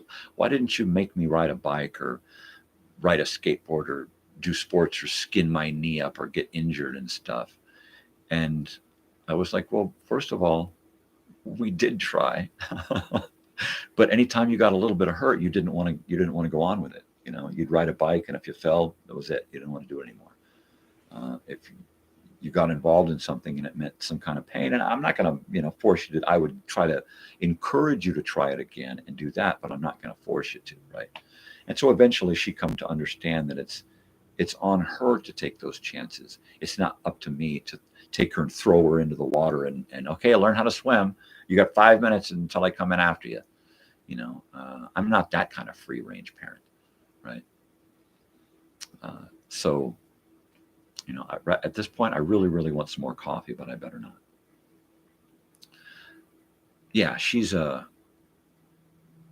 teaching me more now about life, about myself, you know, what I'm capable of, what she's capable of, what's going on out in the world. I mean, I hid from the world. I hid from music. 95, I just stopped listening to music. Turn off the radio, listen to books on tape, listened to old radio shows, listened to talk radio, didn't have a radio in the house, drove around with the radio off. And then it wasn't until about, I don't know, 8 years ago where she started saying, you know, let's listen to some more music. And I started throwing my music at her, and she started really getting into the old classics, Rush, Led Zeppelin, and Billy Joel, and that kind of stuff. And then she started being more open about the music that she likes and started sharing it more and more and more. Which brought me back around to music, because her musical interests go back to about 95 is where her musical interests begin, which is where mine left off. So she's able to cherry pick all the good stuff and say, hey, Dad, check this out, which is how I fell in love with the Killers, right? Or Fall Out Boy, you know, or the 1975. These are groups like are only, you know, like 20 years old or something. But I'm still unfamiliar with them. It's all new to me, you know. And now it's a back and forth. Right now it's a back and forth. I'm introducing her to, you know, she introduced me to Ben Harper, right? Because he opened for Harry Styles in 2022. Had no idea who he was. Had never heard of the Innocent Criminals, because that was during that period, right? Had never heard of him. Didn't know who the hell he was. A week before the show, I bought one of his CDs, his latest CD, fell in love with it. Blues guitar, just great freaking stuff, right? So I go there expecting to hear this new songs from this new album, and I don't hear any of it. He plays a bunch of old stuff, but he brings in family members from Crenshaw, from the music store, from the music students, that kind of stuff, to back him up with his daughter and son, and they put on a family show, which was like even more spectacular, right? So I fell in love with the whole thing over again. And then I got to meet him out of Pappy and Harriet's, you know, and then I get to introduce Natalie to Lucas Nelson and Promise of the Real, and she loves ELO. It's one of her favorite groups from my period. So we have so many connections in music now, you know. And before we had the father-daughter thing, let's watch some video games or a stupid show or something, but now we have that musical connection, and this show connects us really, because everything we talk about is music or school or my YouTube stuff or videos that I'm making, you know, or my own music or my friend's music or open mic. And it's just connected us on so many more levels now, which is pretty freaking awesome. Now that she's an adult and she can enjoy a lot of the same things on the same level, you know, it's just wow. It's pretty awesome. You know, and the fact that I, you know, with the help of my wife, raised such a phenomenal person, you know, that she wants to stay with school. She's studying psychology, you know. I wonder why. But, you know, the fact that she's just fucking on it, you know, so on it all the time. Procrastinates like hell, just like me. Waits till the last minute to do her homework and then just knocks it out. You know, I hate doing it because it's such a bummer. You know, I'll do it ahead of time and then have, it's not the way I work, just like me, you know, but she just knocks it out, you know. I was really good in school, in high school especially. I would get really good grades, but only because I did the work in class and took the tests. I never took any homework home. Couldn't do it. Never had the facilities at home to do it. Never had the wherewithal. By 15, I was out on my own, living with friends. So homework was like, it wasn't going to happen. Every once in a while, I'd have to do a project. But other than that, I never did homework. And I was still able to get C's and B's and stuff, you know. When I went to college out here, the same one that she's going to, I got straight A's, you know. So I'm able to do it. You just have to want to do it. And she wants to do it. She's able to do it. She wants to do it. She loves to do it. She gets bored a lot because it's never challenging enough for the intelligent people, right? And she's definitely that. She's definitely one of them people. So she, you know, she just gets into her own thing, spends a lot of time socializing with friends. I mean, it's so easy when you got it right here. You just, you know, all day long, just tickety-tack-tack, tickety-tack, tickety-tack-tack, you know. Yeah. How did we do it? You know, we'd call and hope that they were still around, you know, or we'd go to a payphone and drop a couple of dimes in and call and hope that somebody was around. Otherwise, you stuck your thumb out or got on a bike or a skateboard and hooked it around the lake. And that's how you networked. That was social networking back then, you know, trying to find somebody to hang out with. So it's a lot different, you know. She doesn't have to, you know, I mean, literally, she was only gone a couple hours the other day, socializing with her friend, because she can just say, you know, work out everything ahead of time and then only have to spend X amount of time out doing, because it's already figured out and planned already, right? Holy hell. Jeez. I mean, the amount of time that it would take just to find one person or to buy a bag of weed or something, you know, it would just take forever. Just in one decade, in the 80s, just in the 80s alone, the amount of time that I wasted waiting to get a bag of weed from somebody, right? I could have gotten a freaking master's degree. Seriously, there was so much time just waiting and waiting and waiting and waiting and waiting. You know, just through that 10 years, I could have gotten some kind of degree. You know, did I? Hell no. Did I want to? Oh yeah. That's why I stayed in school, you know, for, 3 years while I was homeless as a teenager. You know, I stayed in high school. I get kicked out of school and I go right back. Well, you're going to kick me out of here, then I'm going over here. You got kick me out of here, I'm going back over here. You know, there weren't many people like that. You know, I know my sister was like that. She stuck with school. I never made it. I had to eventually, a couple of years after everybody else graduated, I had to go get a GED. But I did, so that I could continue my education, trade school, college, that kind of crap. Because, you know, I knew it was important. You know, I felt like it was important. You know, it was really important to my father. So in seeing that, I knew it was important. Wanting to go to school and asking my father, send me to school, and like, it's out of the question, you know. And of course, he knew the ins and outs. He could have just said, okay, well, you need to do this. You can get it for free, but you need to do this. He knew the ins and outs. He just told me it ain't going to happen, which is a real downer, real bummer. But it was worse when later on, he sent his wife to go get educated. That was a real stab in the heart. But yeah, I try not to dwell on that shit. And I don't hold any animosity or anger or anything toward anybody. I'm not them. I didn't, I couldn't make their decisions. I didn't live their life. I didn't grow up the way they grew up, so therefore the things that happened to me during my childhood, I just, I write it off. That's the way it is. And that's the way it was. So yeah, every once in a while I get to talk about my past and things that bummed me out and screwed me up and screwed me over. But, do I hate those people? Oh, no.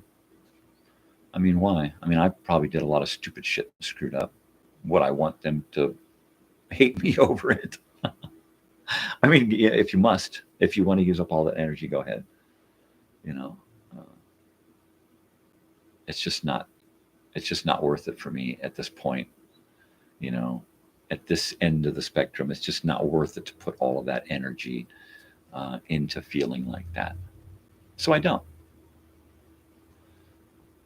And I hope that when we get to that reunion thing, that people can just hold on to that feeling, like I'm above all of that now. I don't need to go back there. And if you're not above that, well, then just look over there. Don't look over here where that person is. That's all you got to do. There's going to be people there, I'm sure, that I'm not going to want to associate with at all. And I'm just going to look over there, and that's the way it's going to be.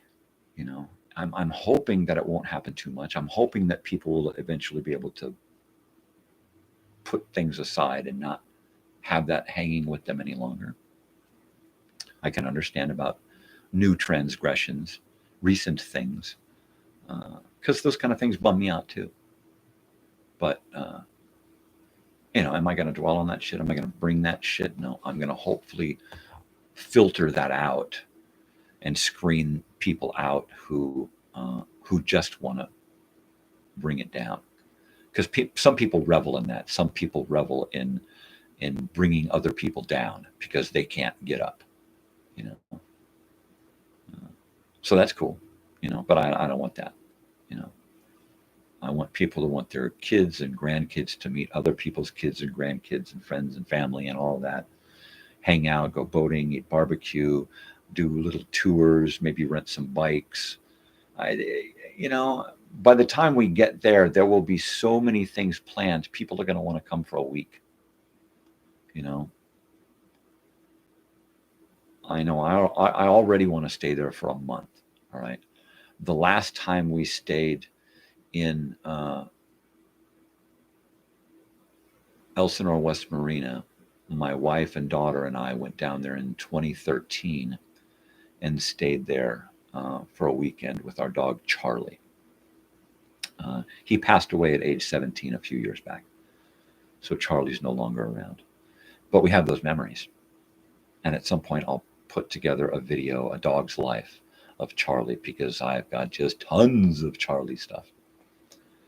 But that was the last time we went there. A friend of mine and I went a few years ago and camped there for a couple of nights and cooked food and went to a baseball game and did a tour and went up into the Ortegas and just did a whole bunch of cool stuff.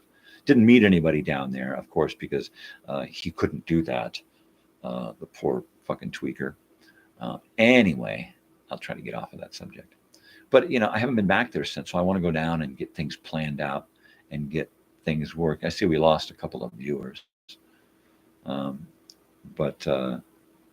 Yeah, you know, I need to get back down there.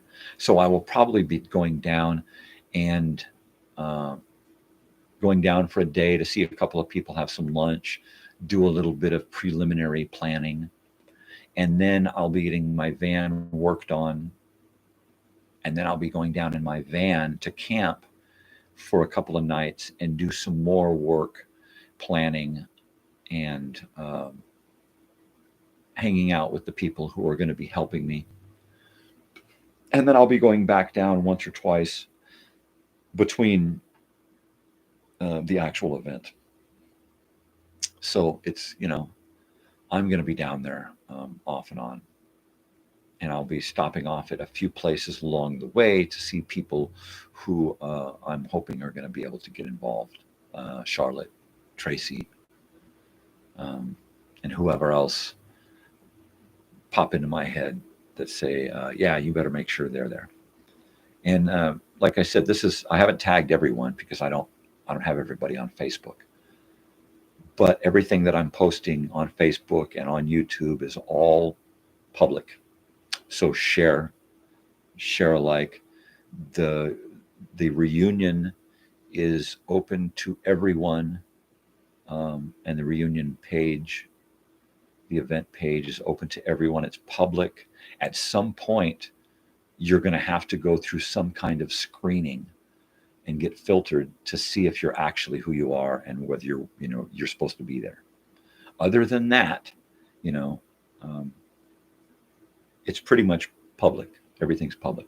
My life is an open book. If you've been watching anything on Facebook or on YouTube, you know just that. My life is an open book. So, yeah, everything's public.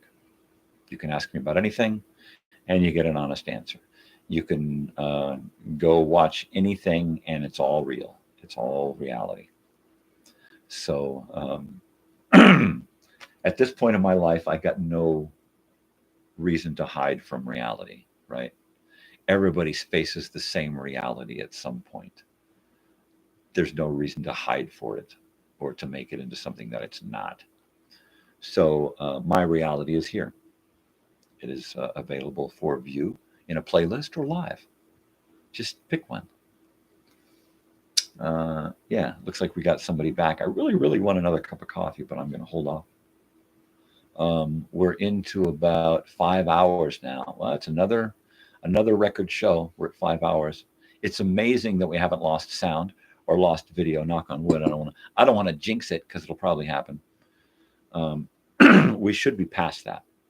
At some point in the near future, we are going to implement the technological upgrade, the boost, and that should cull out all these problems that this channel has been facing. We're getting a new laptop to deal with RAM and processor speed, and we're getting, of course, the Windows 11 instead of the Windows 10 that I'm running on. Pardon me, I'm going to get some water here.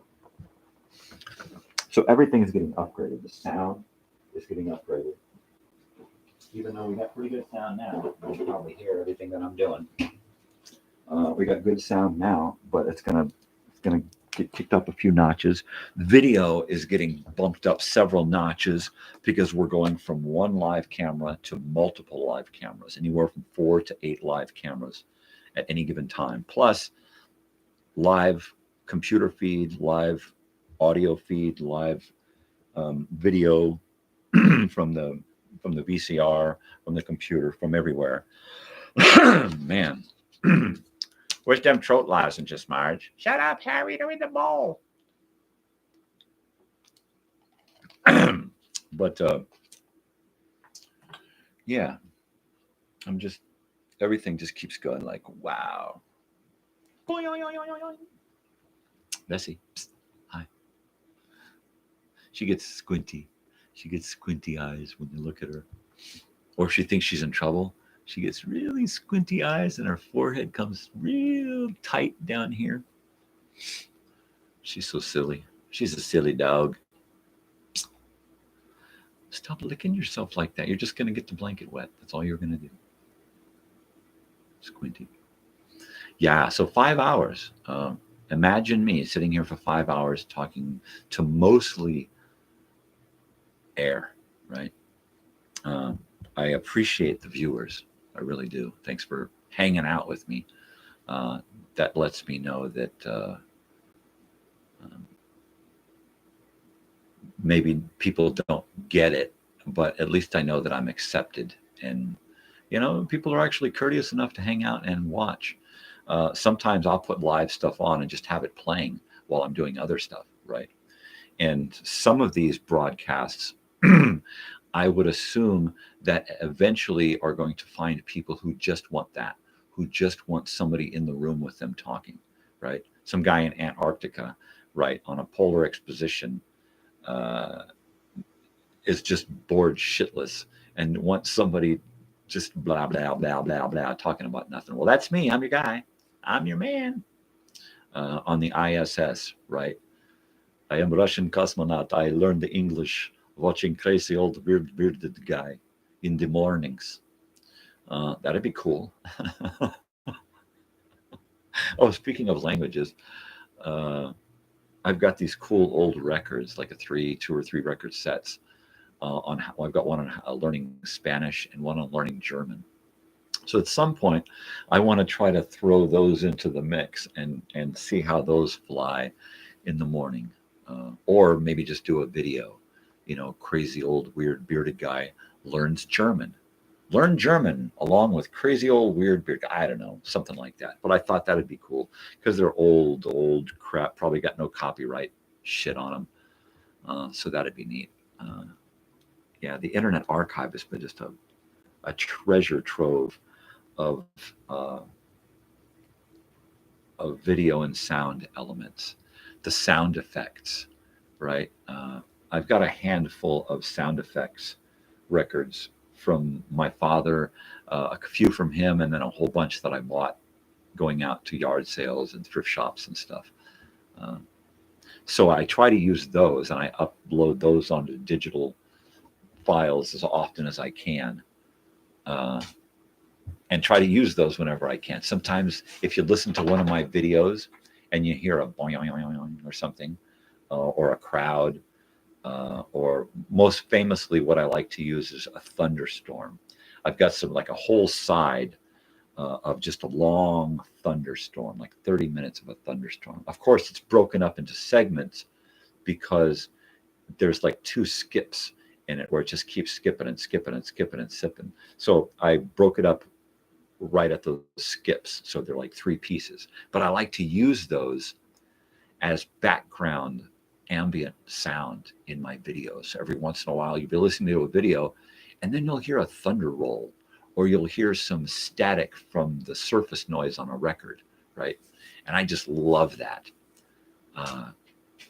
Like if I do one of my own original songs on a video, I will add that in the background, not for the thunder, even though that's neat to kind of rumbling in the background, but because then throughout the whole song, I get that surface noise from the record.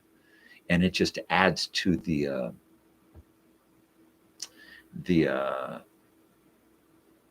it hints to the age of it. It could be, you know, maybe this is older, you know, who knows? And I like that, adding a vintage or retro feel to it. My initial plan with this channel was to create a bunch of stuff with old cameras as an old guy back then. So you wouldn't really know what was going on. Who is this guy? Are these videos from now, or are they from then, or what? So that's why most of the stuff in this room is from the 1980s. Because initially that was my plan. It's evolved into this whole other thing, which includes vintage styled videos. So all of this stuff really helps. And I've got a shed just filled with vintage crap that I've been picking up because it's so friggin' cheap. Nobody wants this stuff. They're throwing it away. I literally, alongside the road, my wife will bring home big speakers and shit, you know. So what's up, Bessie? You want to go back outside again? You're eyeballing this chair here. You want to sit here? You want to sit here? Okay. You want to sit here? Come on. You want to sit here, Bessie? Come on. Come on. You want to sit here? No? You want to go outside? You want to go outside again? Okay. I'm going to let the dog out, and I'm going to take a leak myself. So I'll be right back. Let me know if you hear me.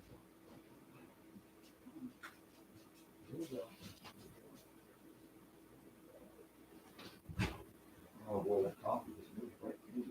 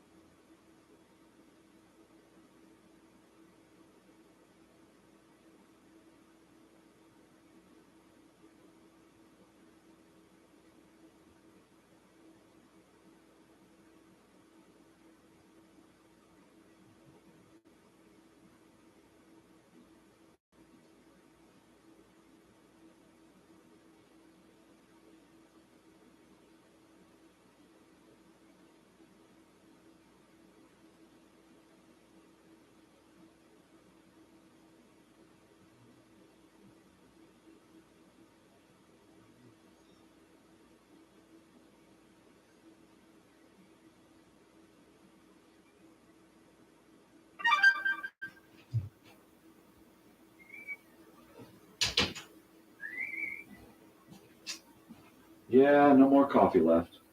Ain't that a bummer? Hey, no more people left. Everybody's gone.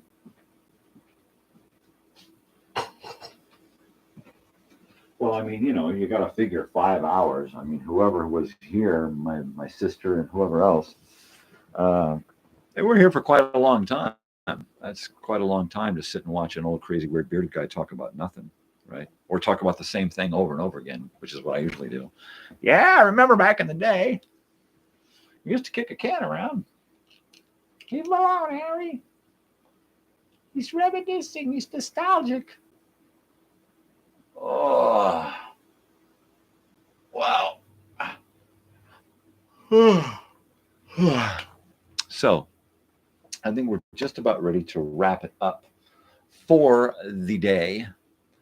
I'm going to get out of this shirt and put it back in the drawer because I want to keep this shirt for a long time. I want my daughter to have this shirt when I'm gone.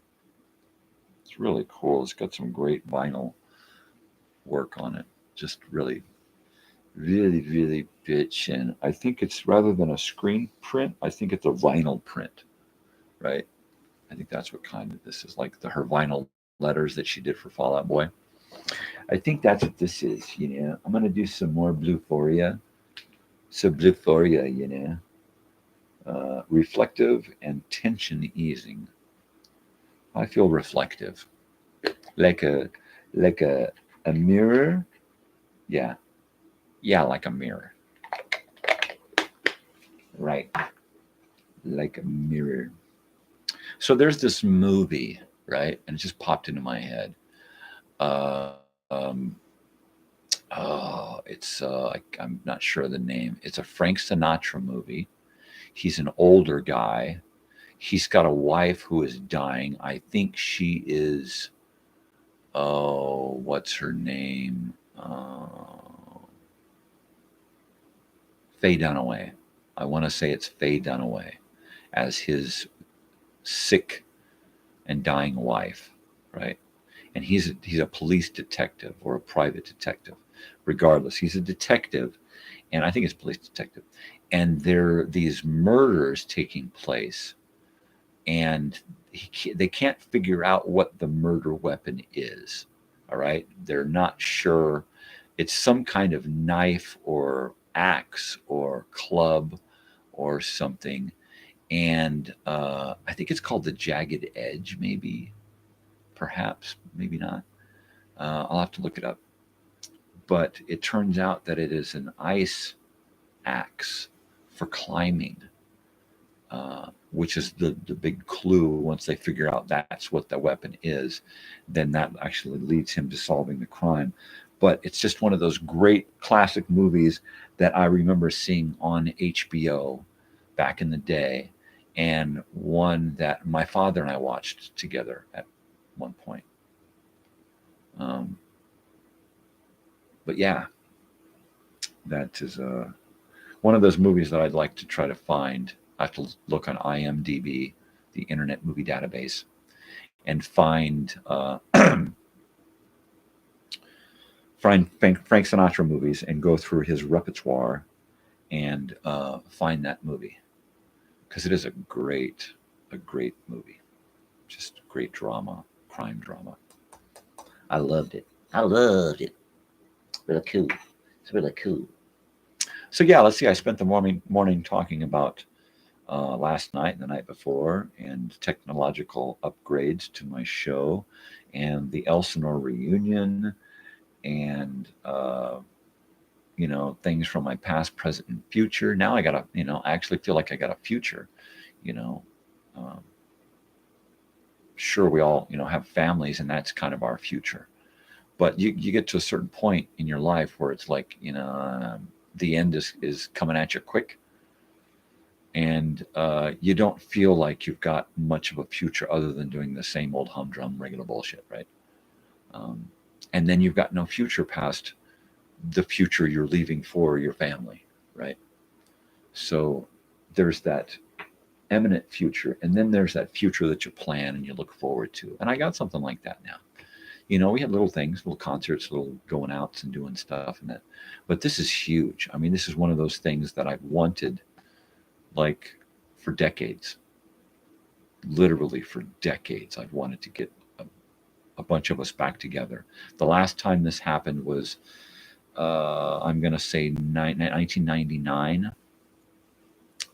And there were like a half dozen of us that met up at Disneyland right? About a half dozen Elsinore Brothers met up at Disneyland. And I got a photo of that. And that big dog once in. But that was the last time that we were really, really all together in one place. There was small meetings here and there where different factions of us got together.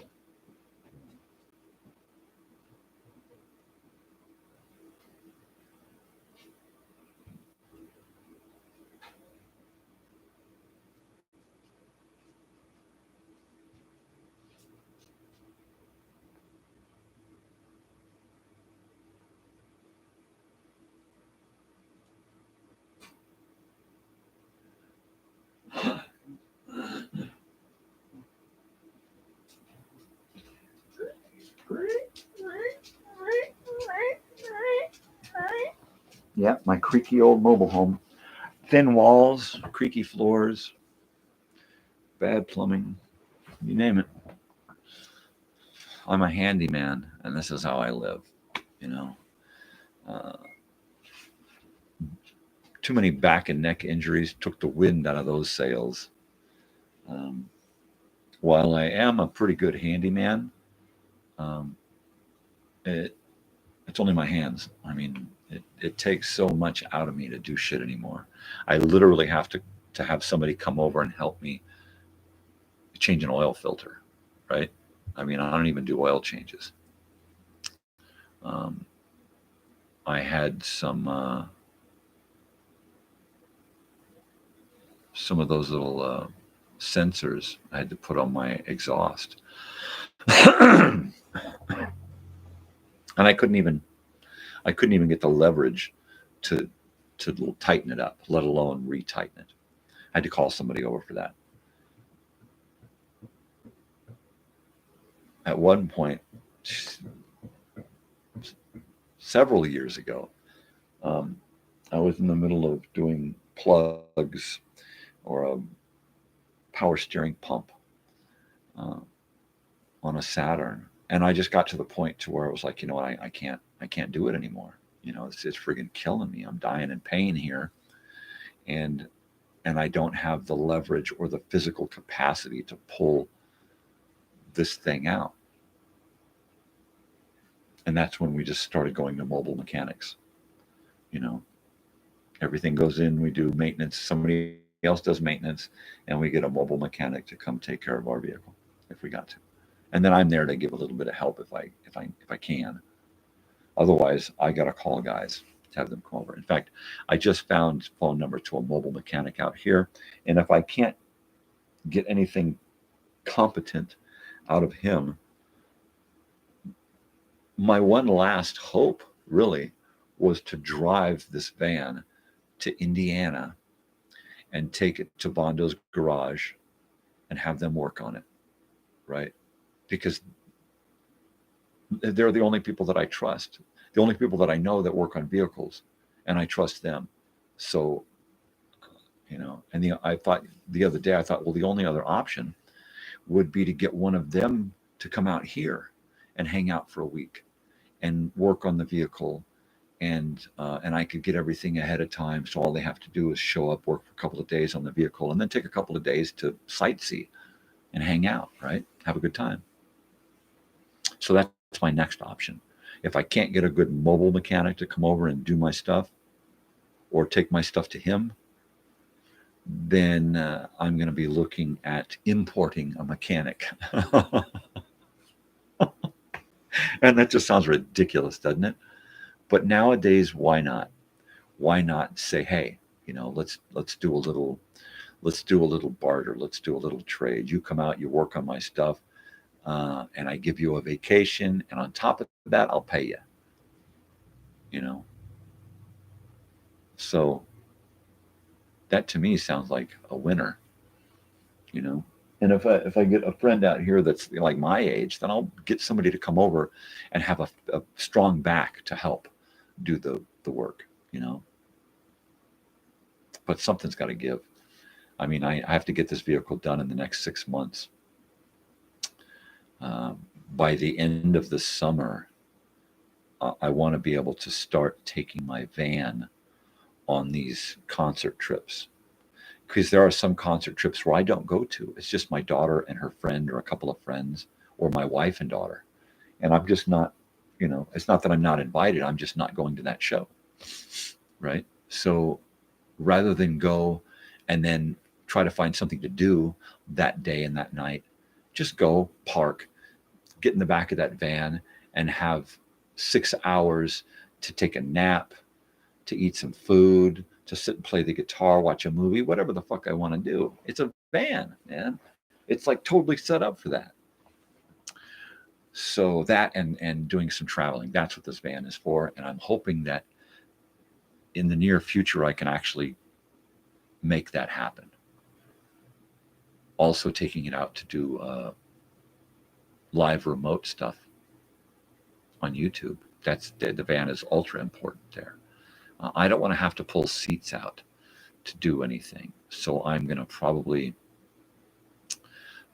figure out a way of doing it by turning the front 2 seats or the middle 2 seats, right? Turning one of those into kind of a work area. And well, you got a phone and a camera on your phone and you can go live. It's not always that easy. It's not always that easy. Yeah, I can do that. I can never guarantee I'm going to get a strong signal.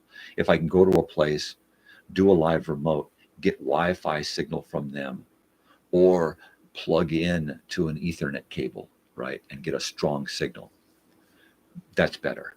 That's what I mean about a live remote, going somewhere and getting a really good signal using the best stuff you've got to pull off a quality live remote thing. So in using the van, I can take more crap with me. I can plug in some cameras. I can plug in a computer. I can set up a wireless hotspot, or set up Wi-Fi or a cable, be able to plug in or use the van power. The possibilities are unlimited. It's just crazy. So, yeah, there you go. It's about time to do some hits and start thinking about how we're going to end this in hour 6. Because this is hour 6. I think we are going to end it about 6 hours. So far, this is the longest show. We haven't had any technical difficulties, and it seems to have come off without a hitch. We did 4 old-time radio shows that will soon be linked to this and uploaded so you can watch them. That's pretty cool. I had off and on as many as 3 guests this morning watching and somewhat participating. My sister chimed in about the Jonathan Winters, of course, from the Mork and Mindy show, among other things. But let's see, 10:30. So yeah, at 11 o'clock, I'm going to be calling it quits here, and I'm going to be jumping into my van, and I'm going to be running over and cleaning a vacation rental. And then normally my wife or I on a Monday or Wednesday would be running home by 11:30 to take our daughter to class. But since she's on spring break, she's sleeping in and we're going off to work. I think, we got to come home and cook some meat, right? We got a roast last night on our way home from sushi. And we are going to chop that up and simmer it for a few hours and make some shredded beef for enchiladas. My wife brought home the enchilada mole from her sister, who brought it home from Oaxaca. So she just needs to get some tomatoes, create the sauce out of the mole, and then we're going to do the shredded beef and some good queso fresco, maybe some green onions, and we're going to make some real authentic Mexican enchiladas tonight. So there you are. There's that. Yeah. Wow. So I got to come home. I got to finish with this. I got to run off, do the cleaning, and then get back here and get some food started. And at some point, I got to turn on those videos. So when I get done here, I'm going to turn on those 4 videos so you can listen to the shows. And then when I get back at some point this evening, I'll post the links to link those videos and the show here together so that you go to one and find the other, vice versa, right? So that'll be cool. And then at some point this evening, I'll be finding out what's going to be happening the rest of the week, i.e. Open mic, live stuff, recording music, shooting video, that kind of stuff. So yeah, there's so much going on all the time. My days are all filled up. In fact, I will probably go help clean this vacation rental, come back, start the meet, and then take a nap, right? And try to garner some energy for tonight, working on some more projects. And then I'm not really getting into heavy video work because I want to do some long projects, some, anywhere from 10 or 15 minutes long to 90 minutes long, which means creating short bursts of segment and then editing them all together in one long processing save deal. Okay. So until I get the new computer with more processor and better program and RAM and that kind of stuff, I'm just doing little short things, little, 60-second to 5-minute deals. Nothing really massive because it takes so long to save it and process it on this old computer. So I'm kind of just keeping notes and biding my time. These little 30-minute old-time radio shows, all right, the X-1s, they take anywhere from 3 to 6 or 7 hours to process and save on this old computer. The ones that I don't have a lot of elements in the video, like the last 3 here, they take about 3 or 4 hours to save. All right, up to about 3 or 4 hours. It's not as bad, but I mean, come on. If I can cut it in half on the new computer, then something that would normally take 6 or 7 hours is only going to take about 3.5 hours, and that's a huge plus. Now, then having 2 or 3 laptops here, all right, as old as they are still going to help me accomplish something else while something else is happening. All right, you get something edited and it's processing, going to take a couple of hours to deal with. You move to another laptop and you work on bringing in elements from the internet, right? Go to the live thing here and do a live. I could do a live and then record it live and then put it into the computer and then edit. It's just so, yeah, I'm getting all worked up again, getting all excited again, right? So yeah, I got to get dressed and get ready to go. I'm going to cancel out here at 11, and then I've got 15 minutes to get ready and get out of here. I don't like to go at checkout time. I don't like to be standing at somebody's door looking, you should have left 2 seconds ago, man. I like to give them 15 minutes. If they're still there when I get there, because I don't leave here until about 15 after. So if they are still there 5 minutes away from here when I arrive, sometimes if I'm in a hurry, if we've got multiple turnovers, I'll go knock on the door and say, hey, you got to go, man. You got to go. You got to get your shit together and get the fuck out of here, Everybody knows the rules. You don't rent these places without knowing when the fucking check-in and check-out time is, you know. So sometimes I got to be a hard ass. Usually I will send my wife to do it because I will carry too much away from it, you know.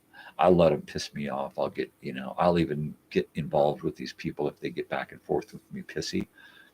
I'll say, you know what, get the fuck out of here. Don't you ever come back to this fucking house. You know, and my people, the people who I work for, the owners of these homes, they'll back me up, you know, because they don't want assholes in their houses. You know, I'm the guy that they call in the middle of the night to light a water heater or to flip a breaker, you know, or to stop a broken pipe. You know, I'm the guy that gets called over because idiots have air rifles and they're shooting up the neighborhood, right? Or have shit cranked up too loud. So if I make a call and say, these people have got to fucking go, hopefully I'm heard, right? Totally. But, you know, I love my job. Hey, my grow lights for my house plants there. Speaking of,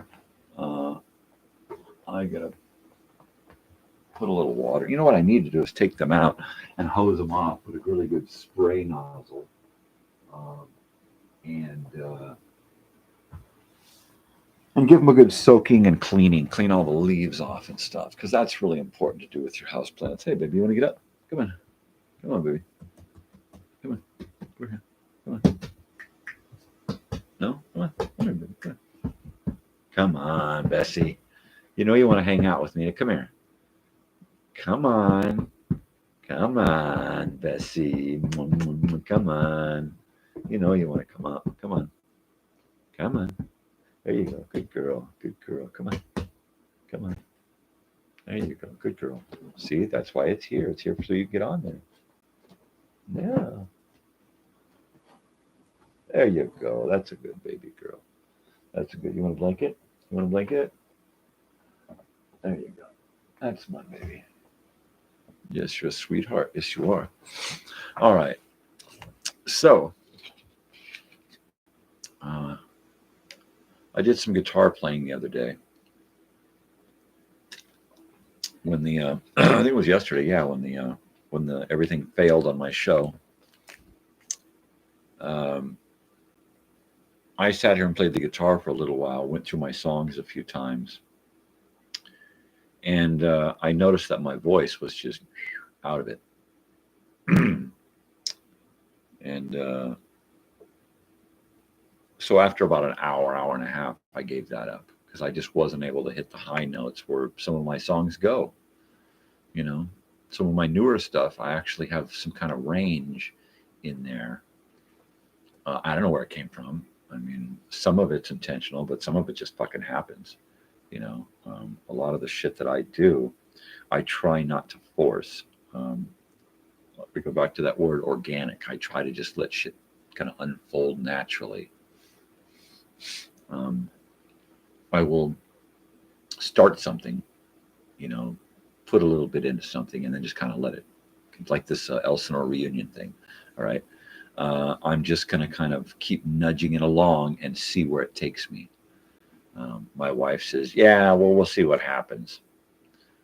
Because she knows me, my depressive nature, that if things don't turn out right, I'm just going to be, fuck it. And I don't want that. I want this to happen. I want this to work, you know. So, yeah. I'm really, really, really jazzed. That's why I need to get other people involved with the logistics of it on Facebook so that co-administrators of the group, I'll have to start like maybe I don't want to start a group. I think I'm just going to leave the event the way it is and post changes to the event. And then at some point down the road, maybe have one of the administrators start a group and start dealing with the whole social media aspect of it, because I feel like my own world here is really getting out of control. You know, for the love of Pete, why did he introduce another element into his life? This whole reunion thing is really probably going to take on a life of its own and kind of be fostered into somebody else's care, so that I can really focus on my channel and the little things that I need to do along the way to further this reunion thing, right? Like at some point I'm going to have to make slideshows and videos, memorial videos and that kind of stuff, and create the whole technological aspect of this. I'm going to have to get the live music and that stuff set up. I'm going to have to, you know, design all of this. So I'm going to want somebody else, a couple of people, to handle a few different other things. You know, get somebody to handle the event plan, the event page, and the people and the inviting. You know, maybe even get somebody into the whole shirt thing, somebody with business savvy and sales savvy who can do the technological end of that as well, and set it up so that, okay, here's how you get a shirt, here's where we get the shirts, here's the designs for the shirts, and I will probably be responsible for the designs of the shirts, if nothing else, the designs. More than likely, I'll be responsible for most of it. If I can get somebody else to take over the shirt thing, selling the shirts, putting that money into an account for the event, you know, and for the future shirts, vintage retro shirts to get the event rolling, and then event shirts, right? Event merchandise to be sold there to offset everything else that's happening right then, paying the musicians, paying for the food, paying for the whatever's left, and paying for the camping. We want to bring the cost of everything down per person by selling shirts and some merchandise later on. So I'm going to want somebody to take in that aspect of it. Somebody to help with, of course, the invitations and the screening. So there's two jobs right there for two different people. The shirts, the sales, the, you know, and that's got to go to somebody who knows business and is trustworthy and responsible and respectful enough to deal with that end of it. Somebody who knows enough people, who know enough people to be able to figure out who's who and screen people out, right? And have a series of checks and balances in place so we can find out about people who aren't supposed to be there way ahead of time and get them, you know. And then of course we're gonna need people to deal with security. We're gonna need people to deal with first aid. We're gonna need people to deal with cooking. You know, people to deal with the disabled and the infirmed. People to help with the children, right? Did I say security? We're going to need some kind of security. I don't want to get, you know, I don't want to get traditional security. I also don't want a gimme shelter situation. I mean, I don't want to have it seem like there's security there. All right. I want it to feel like, you know, maybe we'll get some of the older staff from the high school days and have them get some of their children and or grandchildren to kind of be on staff to help with questions and answers and directing people and checking people in and out from the event, because we're going to have a place at some point that's going to have to be staffed by people checking people in and out, checking out who's coming in. We're going to need wristbands, right? We are going to want to know that if somebody's drinking, they've got a wristband on that says that they're of age. So if we do have to have the law enforcement involved or emergency services or something, that we appear above board, we appear responsible, right? And that's going to be real important. So we're going to need a lot of that type of planning. I don't want to hire an event. I don't want it just to be an event staff situation. We've got strangers in charge of the comings and goings of our private reunion, right? So if we can get kids and grandkids who want to be there and hang out and stuff, but they're like, I want to do something to help, but I don't want to be like right there all the time, right? And we'll have sign-up sheets. These are jobs that need to be done. Who wants to sign up for an hour here and an hour here and an hour there, right? Okay, so for this hour, you're going to be working the front booth, checking people in and out, making sure they're on the list, putting a wristband on them, and taking any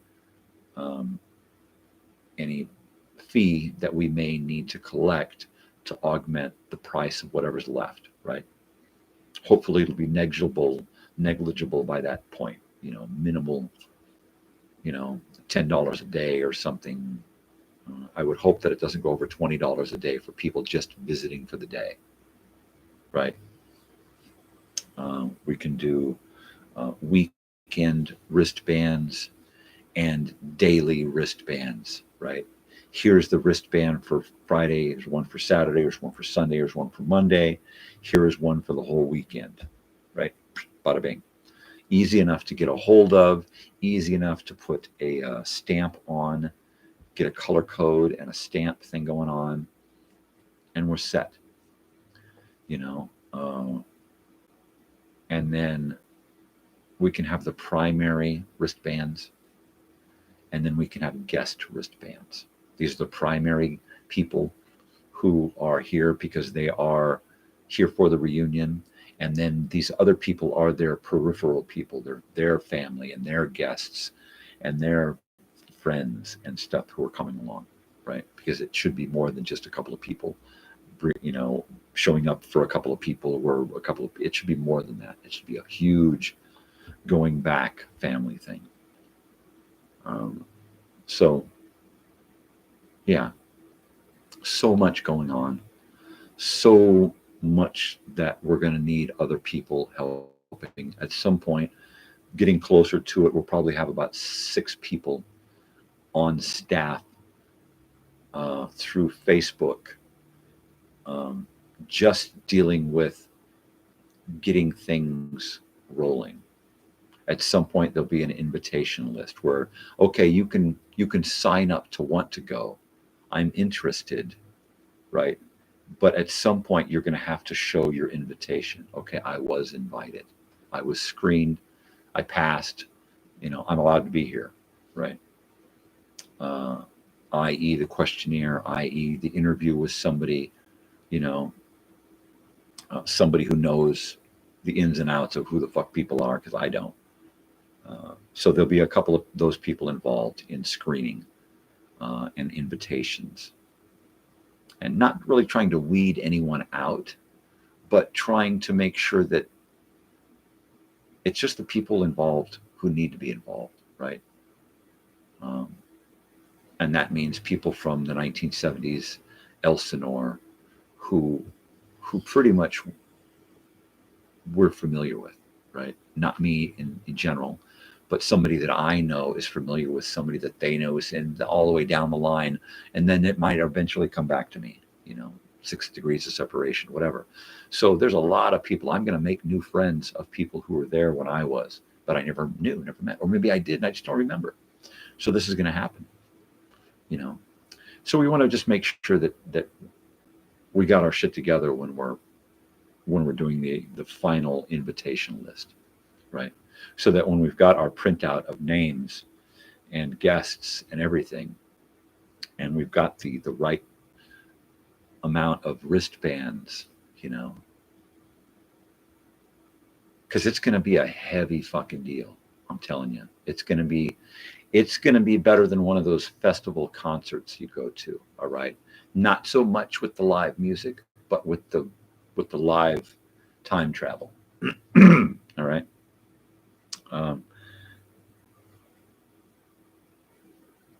Maybe not this particular reunion, but one idea that I thought of was that if people are going to have a canopy along the lawn on both sides, right,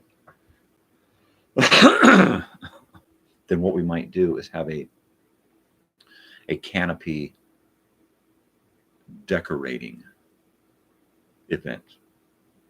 So the people with the best canopy inside the canopy is set up like a bedroom, all right, a room from back in the day, all right. So you can hang stuff on. They got like those canvas sides that you hang around a canopy. So why not hang up some tapestries and posters and stuff? Put a table with a lava lamp, a bean bag, a rug, you know, set it up like a retro room, a vintage room, okay? And we'll have a contest, right? Who's got the best room? We'll do a chili cook-off, right? We'll do a costume party, a costume contest. Yeah, I mean, it's like, you know, I don't want to do like a chug-a-lug contest, right? I don't want to do, you know, who can smoke the most or roll the most. I mean, I don't want to do that kind of shit, right? That's a different kind of event. This is a reunion. You know, if you're gonna smoke your dope, go sit over there with the old dope smokers and smoke your dope, because I'll be over there a lot. If you're gonna drink your booze, we'll do it responsibly. You know, have it in a cup or something so that it doesn't look like you're drinking booze. Don't drink so much that you're passed out before all the fun starts, or you become anti-fun, right? So, yeah, I mean, I don't want it to be a weird, a weird thing. I don't want a bunch of weird people. Well, look who's talking, right? I don't want it to get into a bizarre other thing. You know, it's a reunion for family and friends from 1970s, 80s Elsinore and their family and friends. That's it. We'll have music and fun and boating and hiking and walking and bike riding and a lot of family events, a lot of kid events. We'll have face painting. We'll have little statues for the kids to get together and paint. There's just so many things. Do you hear it? The siren? Yeah, I mean, there's just so many. It's going to get out of control. It's going to be like, well, how can we fit it into, you know, 3 days, 4, you know, that's why I'm thinking more like 4 days. We get a Friday, right? And we get people who want to show up a little bit early, and they're there on a Friday, and we've got Friday events. Maybe Friday is the day that we're going to do our tour. You know, let's do a tour on Friday or on a Monday, or on a, you know, on a day where maybe a Sunday. We'll do a Friday dinner and concert, and then camping and s'mores, and then let's do Saturday morning. We'll have a big breakfast, right? The big pancake breakfast, and then we'll do some kind of traveling around doing something, and then maybe have everybody on their own for lunch, right? And then everybody meets back for dinner and slides and videos and more live music, right? And then more camping overnight, you know, and then the old farts and the young farts will sit together and talk old stories and sit around and drink beer and coffee and, you know, and then maybe Sunday get up and do some kind of early breakfast. We could do morning walks, right? We could do Sunday morning services and maybe get one of the local pastors or somebody to come and hold morning services for those who want to do that, right? And then do a big pancake breakfast again, and then everybody's on their own again for the day, and to meet back, earlier in the evening so we can do another nighttime evening event, right? And then more overnight camping and fun. We've got all day on 3 or 4 days to do boating and hiking and bike riding and car tours around town, photo ops. We can visit places that are still there, places that aren't there. We can visit the cemeteries. We can visit people who aren't here. Yeah, I mean, there's just so many. There's so many things to do. Every time I go down to Lake Elsinore, and it's been this way for decades for me. Every time I go back to Lake Elsinore, I go to the cemetery and I find Michael von der Schmidt's grave, and I hang out for at least the length of a joint. And I sit there and I smoke a joint, right? And I just hang out and I think about Andy, and I think about Jim and Joyce and Shar, and I think about all of the, the things that happened before and after his leaving. And it's nice. It's a nice thing, and and there's a lot of people who come through California to visit and they never have a chance to do these little things, right? And if we can get people to come for 3 or 4 days or a week, right, then that's just more time that I get to say, hey, how about something like this? Would you guys be interested in doing something like this? The more time, the more people, the more better, right? Let's shoot down to Temecula, right? Who wants to go? We're here for a week, right? Let's do a Tuesday wine tasting. Jump in a van, a couple of vans, cruise down to Temecula, and a couple of designated drivers drive groups of people around to the wineries, and we do some wine tasting, right? That sounds bitchin', right? Go out to the train museum in Paris, right? Go to the motocross is leaving. They're building shit out there, so that's being taken away. So that's a bummer. But there's so much stuff out here that's left. A walk up in the Ortegas, to go up in the Ortega candy store, take a drive all the way through the Ortegas to Capistrano, hang out, have lunch, see what's going on there, and come back. That sounds like something to do during the middle of the week if you're in town for the week. And then a half a dozen of us cruise off and do this and that and the other, I plan to write myself a whole week for this, period. If I got to call people and say, don't schedule me for anything, find somebody else, I'm doing that. All right. Whatever I'm doing YouTube wise gets put on hold. And the only thing I do is the live stuff and recording stuff that I'm going to use for later. Right. So it's going to, there's so many things going on. Oh man. So this is hour 6. We're finished with hour 6 right now.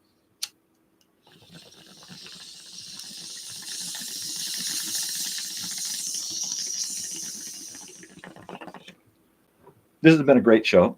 I thank everyone who's joined me and hung out.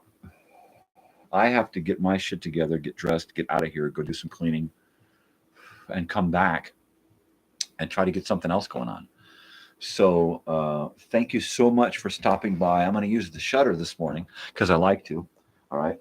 So have a great day. Peace and love. And I will see all of you soon, brothers and sisters. And bye. Bye.